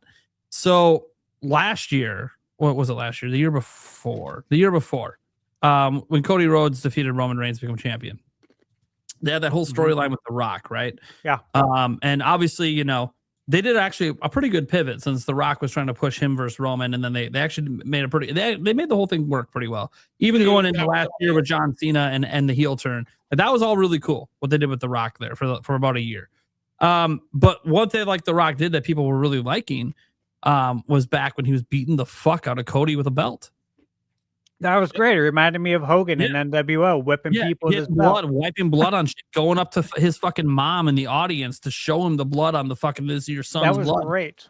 Dude, it was great. Yeah, The Rock played a maniac heel, and we needed it, man. Yeah, and The Rock, was already great at this. He said he's one of the fucking best in showbiz. But he did that, and then they started having some decent story around it, things going well. Then you get to this year, and you're like, oh, well, you know what AI probably thinks the people want? What do they love from the Attitude Era? Blood. So then in both of our championship matches, we're going to have blood. That's what people want. And it's like, okay, yes, in a way, in these pay-per-view events, we'd like to see some blood. But it needs to be realistic, not planned. Or it can be planned. Obviously, everything's planned, but it has to be believable by the audience. As an example, when you're in the middle of a fucking street fight, because that's what they called it. They called that stupid fucking match a street fight that involved Dom. But they only got a one kendo stick and a bunch of tables. It was a tables match. So that was not a street fight. Dude, that's the kind of fight that it's like, that's where the thumbtacks come out. And someone falls and they're legitimately bleeding. Like, this is where the barbed wired bat hits someone in the fucking gut. Like, what are we doing? So take some of the blood from AEW. Take some of it. AEW's got lots of blood. Yeah, take some of that's blood and take that to WWE. Yeah, please. But that's why I said, like, thinking back, I'm like, the AI would think that people just want to see blood, so we're going to put blood in the script, not realizing that it has to be a whole story of how we got to that. Like, something crazy has to happen for you to be busted up. It shouldn't just be someone fucking Superman punched you, which we know is barely touching the guy's fucking head, and next thing you know, is gashed and bleeding all over his face. I'm like, dude, that was a plant. We could tell it's a plant. Nothing happened. Dude, well, I've watched Roman Reigns Superman punch 1 billion times. He's Superman punched Cody Rhodes 1 billion times and he never bled from it. Right. Come on now. This is not believable. Right. No, blood from blood. You're missing the point. It was believable with The Rock because he had a fucking leather belt and he was beating the fuck out of him. You don't see that every day on the WWE, so that was believable. I think they need to reach out. I don't know. I don't think he'd come back to work full time because he's 70 years old now, even though he's in good shape. But you should at least consult with Eric Bischoff. He knew how to write, man. He sure did. He knew how to write shows. He hates the current WWE so bad. I met Bischoff when I was working at Island's restaurant. He had a big lifted truck. Oh, yeah. Said commish on the back. I see a guy get out. He's got like acid blue jeans on and a black leather jacket. I'm like, that's fucking Eric Bischoff. That's a Bischoff outfit right there. Yeah, and it was him. And I said, "What's up?" Shook his hand. Said, "Hey, dude, thank you for everything. Thank you for the Attitude Era." And I told him NWO for life. Fuck yeah, man. Yeah, it was so cool. Yeah, they should have what's his name? They should have Triple H try to mend the fence with him a bit and just get him in as a consultant. He's done a lot of mending with other wrestlers, with other former retired star. I've seen him on a lot of podcasts with them. Yeah. So yeah, so just Bischoff, with man. Triple H or whatever is going on between you and the WWE or TKO. Sort it out and just come on and consult. Yep. You know, just to be like, hey, this is what we got. We can't just invent new superstars. So how do we maximize what we have? He could do it. Storyline. I think he could come up with some sort of creative vision. And again, if the WWE is using AI, just stop. It's not ready yet. It's not helping. Oh, but you just talked about Roman. I'm like, yeah, it's working because Roman's that good. Yeah, it's okay. He can sell. We're a long way from suffering succotash, guys. That guy has elevated his craft to such a level. It's nuts. Yeah. Like I even think back on like the old school ones, like the Attitude Era and even the era right after, whatever they called that one. Like if every match, even on Monday and Friday night, like every match felt like it had people in it I cared to watch. Yeah. Like consequential stuff. Not filler. It felt actual consequential and like it added to the storyline, to the rivalry, to the emotion of it. Now it just feels like it's just match cards, man. Just every match felt like you were trying to climb the ladder. Everyone wants the title. And to get there, you got to stack wins against other people who are perceived to be better than you. Yeah, that's how you get to that number one contender. Now it's like, well, now you win Money in the Bank. That's all fine. Money in the Bank is fine. The Royal Rumble, getting a guaranteed shot at the title, that's fine. But in between those two pay-per-views that are going to be set up with that stuff, all the rest, you can have matches that matter, that people care about. That people are mad at each other, but it's not necessarily for a title. It's to advance to that next stage to start working towards getting a shot at the Intercontinental title, getting a shot at, like, we don't see a lot of those matches anymore where it's like, hey, these two tag teams are going at it tonight on Raw for a shot at the title next week. That stakes on it. Yeah, we don't see any stakes really. We don't see like title defenses like we used to on Monday Night Raw. It's only reserved really very rare. Yeah, but we used to have it. Yeah. Pretty damn often. Now you see JD McDonald's brawling with Finn Balor for the 45th fucking time. Yeah. I mean, who cares? Like, here's the thing. Like, you have Roman make all these appearances. Dude, have him defend his title between now and when he gets to face Fatu. He's probably going to win anyway. Like, you're not going to have him lose because you need that we know you need the main event at Backlash. So we know he's not going to lose, but you could still do something to build up somebody else into a new storyline, to do something else. Maybe go after Cody, who currently right now doesn't have like any major player coming at him. Like it's missing a lot there. And like when your main event is Cody Rhodes and then, an ancient Randy Orton, you really got to start rethinking how we got here. And this is no offense to you, Randy. Much respect to you and your career, man. Legend killer. You're past due. It is what it is. If you want to stick around, I think you got some wrestling in you, but you're not main event worthy anymore. Well, he's hurt now. He's literally hurt now. Well, he should be hurt all the time. Like He's got his back like fused or some shit. oh shit. Ooh. Yeah, like he's past his prime. But I get it. It's hard to walk away from something you love. Right. And he's a big name, and he gets a pop. That's fine. I think he could stick around. Undertaker stuck around, but he wasn't going for main event title shots. No, and once again, they told a story with Undertaker getting old. Just again, they told that story. Yeah. Example. Why don't we have any more coffin matches? I'll still never forget Undertaker come back to ref. Dude, you bring Undertaker back to ref a coffin match. Dude, you had the buried alive matches, coffin matches, the inferno matches. Hell yeah, man. The cage matches, of course. I mean, you think about the one with Mankind and we fell on the tax. You had the TLC, of course, tables, ladders, chairs. You had the what do you call it? The I Quit match. We have to actually say it into the microphone. Last man standing, like all this shit. There was just so many great matches where they just beat the crap out of each other. The backstage matches, you look at the stuff with personality, like Stone Cold, where when he saw Booker T at the grocery store, was like, dude, like was stuff awesome. like that, dude. I missed that We era. talked about that on the podcast. He said, we were just told we have these 2 aisles. Do whatever the fuck you want. So I didn't know. None of it was scripted. I didn't know what I was going to do. Dude, that reminds me, like, fucking Vince McMahon in the hospital, and all of a sudden, with Stone Cold Steve Austin in a fucking mask with. Vince great. asked the nurse for something, and then Stone Cold's like, "I'll take it over from here, nurse." And Vince's eyes get all big. He sees Stone Cold, hits him with the bedpan. Oh my god, dude! Stuff like that was the best. Now instead we have Danhausen going to the Miz's house and swimming in his pool. That's that's just not. Saying, like, that's just not it. And don't be wrong, I think the Danhausen character is hilarious and the way that he annoys Miz. We got to do some more crazy stuff though, guys. It's getting a little.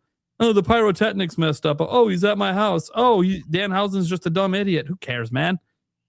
Have something crazy. We need something crazy to happen. Right. Like, I need one of these curses to be like something fucking legendary. Yeah. Between like the stuff Stone Cold was doing all the time with Vince McMahon, and then you had DX as well doing all the shit they were doing. throwing Kurt Angle's medal over the river bridge. And you had NWO on WCW. You had the white and black, the red and black. Then you had the LWO and their parties. I think I know what one of the major problem is now that I'm thinking back, and I think that today. Back in the day, one of the common themes was there was always a handful of superstars that were anti-establishment. So they were very fuck Vince. Yeah, fuck Eric Bischoff. Fuck there's don't give a shit about any of your stuff. You can't tell me what the fuck to do. Okay. I get that Vince is gone for very obvious and probably the right reasons because he was kind of a bad person. Even though he was good at running the show, but a terrible shitty person. Right. That being said, today, the lead story writer, as an example, and this is something I think hurts them. Everyone knows it's Triple H, right? That he's the lead creative guy. Here's the problem, though. He medically cannot be touched. Oh, yeah. I did not know that. It's really hard to do an anti-establishment guide to the guy writing the story when he literally physically can't be touched. He's not medically cleared to even take a bump. Really? He had a big heart thing happen. He can't participate in any of this stuff. Okay, so he's your lead creative. He's the guy that you want to target. He's the face, but you can't. Plus, you have Triple H wrestled forever. He won the title several times. We know Triple H very well. With Vince, he wasn't wrestling outside of the few times that he had matches with like Stone Cold, but he's a business suit. He's a businessman. He's a cold businessman. Yeah. And we don't have anyone who could do that. Like, Vince Sr. owned it. then Vince Jr., and he just fit that perfect to where it was so believable. And it was so easy for you to understand the wrestlers that didn't like Vince, right? For obvious reasons. Yeah. But like who could you have now? You know, Shane's cool. Shane, like he's cool. I think people like him. So you can't have it be Shane. Can't do Shane O'Mac. Yeah. Everyone likes Stephanie.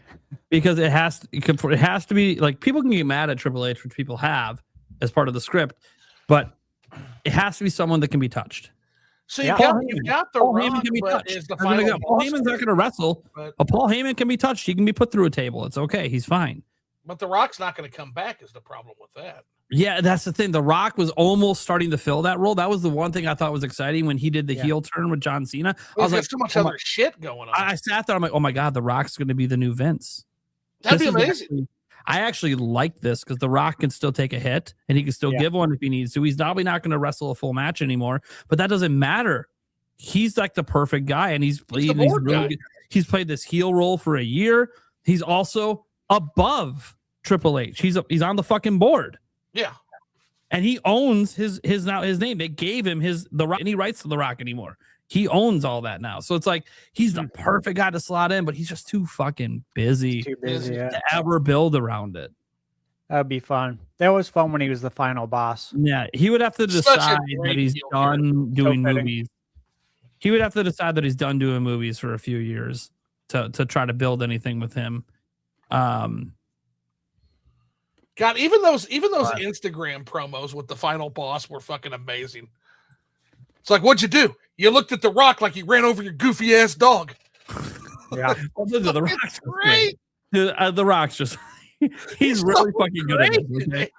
And the fact that he went heel and then was awesome at it, and then obviously went like corporate heel, and then people thought the look he gave John Cena and then his facial expression change and the turn on Cody, that was an amazing WrestleMania moment. Mm-hmm. That was fucking great. I feel like they wasted his heel turn though. Wow, they did. They did waste his heel turn, but I think it's because there was a much larger plan with him and the final boss for the rest of that year, and obviously The Rock just got busy or had something go on, so he couldn't do it. Because you can't tell me they had this plan for The Rock to, because there was a buildup of The Rock trying to turn Cody, he doesn't turn. John Cena, who nobody thought would ever become a heel because he's never been a heel, really, not truly. He was like really super young in his career before people liked him. So that heel turn worked out great, except it really wasn't followed up on outside of John Cena selling it for, a month up to the next event. Having The Rock not appear again. And it's just, but that's the only guy I can think of right now that could take on that role and kind of give that corporate villain for someone to go after, to make a name of themselves for obvious reasons. Whether it's Cody Rhodes has a very obvious reason to be pissed at The Rock because he made John Cena heel turn. What's Kane doing? We could bring back corporate Kane maybe, but isn't he a governor? Yeah, he's in politics. Oh, okay. Well, he's off the table. All right. He went the Jesse Ventura route. I mean, you could argue maybe the Undertaker, but people are so beloved. Too much. I think there's too much respect for him to ever be viewed as the bad corporate guy. Plus, he doesn't work for corporate. Like that's the thing that worked with Rock. He actually literally was. That's what we're Vince. He literally was the CEO. This works. It's very believable to hate your boss. We all hate our bosses. Yeah, and you could never convince me that Undertaker went corporate. Yeah, that would be very hard. You know what I mean? Like that's not. That's like having Stone Cold come and do it. Like no. No, yeah. Stone Cold might come in. Dude, they did that once. Remember when he was CEO? Dude, that was fucking great. That whole skit. They had the whole thing turned upside down. It was great. It's 8 a.m. Huh. That means I'm 2 beers behind. Yeah. Dude. Yeah. I don't know what can be done about it. I think it's going to be a while. I think it's going to be one of those things where I eventually tune it out again and check it on it again in 20 years and see if anything. Well, that's what happened. I came back after the Bloodline shit started, and now I'm basically checked out again, except for major shit. Yeah, because the Bloodline shit was good. Bloodline shit was A+ shit, man. The Roman Reigns Jacob fought too. Yeah, I want to see that match. Yeah. Goddamn right, I want to see it. Those two have done a great job building that up. I love it. But there's just nothing else. I don't look like I'm thinking about right now, like SmackDown's on Friday. I can't think of a single reason I want to turn on SmackDown. Oh, SmackDown sucks. SmackDown fucking sucks, man. Can't think of it. And that's Cody Rhodes' show. Like, it shouldn't be fucking 3 hours. Nothing should be fucking 3 hours. Number two, yeah, Trick Williams is all you got. And as of right now, you're just not doing. He's in a feud with fucking Sami Zayn. Yeah, the Sami Zayn stuff worked with the Bloodline. Hasn't really worked since. Yeah, like they got to find a new thing for Sami Zayn. Because this thing they're doing now with Trick Williams, and I get it. The whole point is for Sami Zayn to put Trick Williams over. I understand that. It's the way it's a rite of passage. Like the Miz with Danhausen. The Miz is putting Danhausen over. I get it. But the problem is in getting over is that like Trick Williams goes and wins the U.S. title, and we're still doing the Ginger Man thing the next week and the week after. They're having a funeral for the fucking gingerbread man. It's not even entertaining. This is like, stupid. What the fuck? It's fucking stupid. What the fuck are we doing? Where's my Monday Night Raw garbage can match? Some guy flying off into the garbage can, gets dumped into the fucking trash compactor, and everyone's worried that the guy fucking survived. You don't see him for fucking 3 weeks, and he comes back and he's fucking casted up, and they're fighting in the hospital. What the fuck? What are we doing? Where is this shit? That's what we need. Yeah, 100%.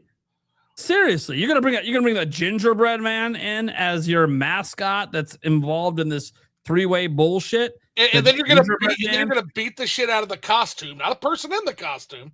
You're gonna beat up the costume, and then you're gonna hold a funeral for the costume. And he gets an in memoriam video that there's legendary wrestlers didn't get that much in memoriam fucking time. The gingerbread man gets it. I don't get it. And as I sit there, it's like, well, you just said that Logan Paul's good. You might, yeah, he's good. He's not being used properly. I have zero excitement for any of his upcoming matches that he's going to have for tag team titles because nothing exciting is going on at all. In fact, I could argue, since that's now pretty much the only thing Paul Heyman's running right now is the Vision because Brock Lesnar's retired. That's like a downgrade for Paul Heyman, like massively. Yeah, maybe pair him with Gunther or something. I don't know. Yes, him and Gunther would have made sense because Gunther is clearly coming for Cody. Yeah.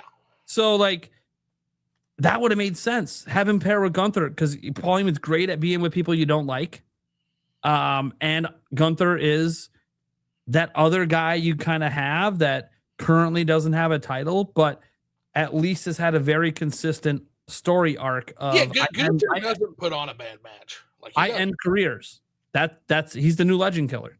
Yeah. That's what I do. I end careers. I have a submission move that chokes you the fuck out, and it's believable, and people's faces turn purple. Yeah. It's fucking awesome. Like, I like that. I don't think he's a great wrestler, but he's got a great finisher, and he's good at carrying the attitude he needs for his character. Yeah, I don't think he's. I mean, he's not there yet because again, he needs promo work bad. He does.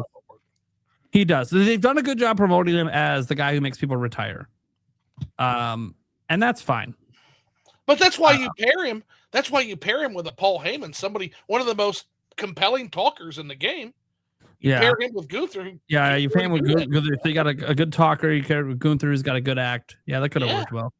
But again, this is us brainstorming things that we're not involved. We don't get to make these decisions. Well, we have this path. I'm like, well, that path is stupid. Yeah. Like we just be honest here. That path is stupid. You know how bad things have gotten, guys? Roman Reigns hasn't been champion for 2 years, and we're going back to the bloodline again. Fucking yeah, Roman. Because you don't have anything. You have not come up with a single thing better than Bloodline since Bloodline ended. Well, so Roman Reigns literally said something to that, like kind of candidly. He's like, "Look, I stepped away. I was out of the title scene for 2 years, and you built no new stars. So here I am again."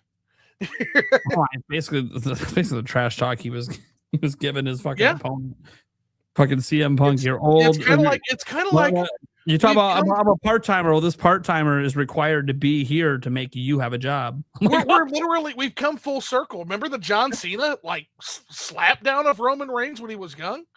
He said, "I'm still here because you can't do your job." He said, "You should be ashamed. I'm a part timer because I can do this better part time than you can ever do this full time." And now here's fucking Roman Reigns, basically saying shit. Yeah, it's because what's their baby faces right now? The top billion ones, I'd probably say it's Cody Rhodes, obviously, and then CM Punk. Yeah, Roman. I mean, Roman is head over heels above all of them. But yeah, Roman's kind of transcended. He's not really a heel or a baby face. He's just and then you've got CM Punk, you've got Cody Rhodes, and fuck, that's about it for face. Yeah, for actual faces that people care to watch do anything. They fucked Trick Williams over because Trick Williams is a natural baby face. He's getting baby face pops, and they've got him trying to be a heelish character, and they're gonna have to turn that. Yeah, they should turn Sammy heel. Oh, Sammy should be a heel, period. Yeah. I mean, I think maybe they're kind of sort of doing. I don't know. I don't really know what they're doing with Sammy. I don't know. I don't have answers for most of this shit. And then when people talk about the women's division, they just need to be doing some more crazy shit. Right. I don't mind their mic stuff is fine. Like when I listen to the women, I'm like, you know what? The women's stuff on the mic is fine. I just need better in-ring matches. Yes. That's the problem is the matches aren't very good. We're a long way from Charlotte, Rhea Ripley, man. No. Yeah, that was a good match. I miss it. I missed when it was Sable versus Jacqueline and the lingerie matches. Can't do those anymore. The lingerie matches were cool. Yeah. Can't do those anymore. Why not? There's still porn cool when you're a teenager. Yeah, there's still porn on TV. Bring lingerie matches back. What are we doing? Bring back the lingerie football league. If anything, it would be easier to do now, considering the world we live in now versus the world in the 90s. Fuck, why not? Yeah, no shit. If you have a boob slip out now, no one's even going to think it's a big deal anymore. No. Right. I mean, fans are going to be excited and it's going to be tweeted everywhere and it's going to be viral. But I mean, so. Yeah, I mean, let's just be honest, WWE divas, and I know you know this. Dude, a lot of your young male teenage fans are beating off to you. Let's just be realistic. You're eye candy. You're eye candy. Let's not be stupid about it, okay? By the way, there's female fans doing it to some of the male wrestlers too. We know this. Oh, that's fine. 100%. That's fine. Eye candy's all part of the show. It's fine. It's like people watching Euphoria and saying oh, I watched that show Euphoria. I totally didn't look at what's her fucking name? That really popular chick when she took her top off. I'm like, yeah, shut the fuck up. You looked at Sydney Sweeney's tits. Just don't lie. Don't be stupid. Get the fuck out of here. You watched it? Okay. Then you looked at her tits. Don't act like you're above that shit. You're literally watching a show with a bunch of naked people. Get the fuck out of here. Oh, they will, though. Well, I don't know what you're talking about. I respect women. I respect women as I'm paused it right on her tits being out.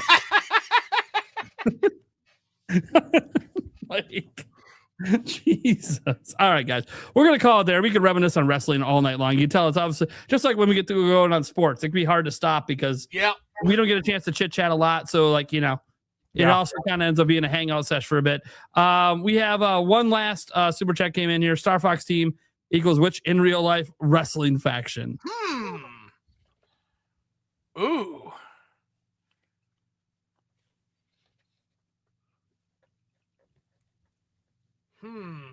There's a little NWO to him. A little bit. I go NWO, yeah. That's a tough one. Because he got slippy. No one wants to hear that bitch talk. But then again, you're glad he's there. It's a weird relationship. I got it. The Four Horsemen. Oh my God. I haven't thought about the Four Horsemen. Who is it? Arn Anderson.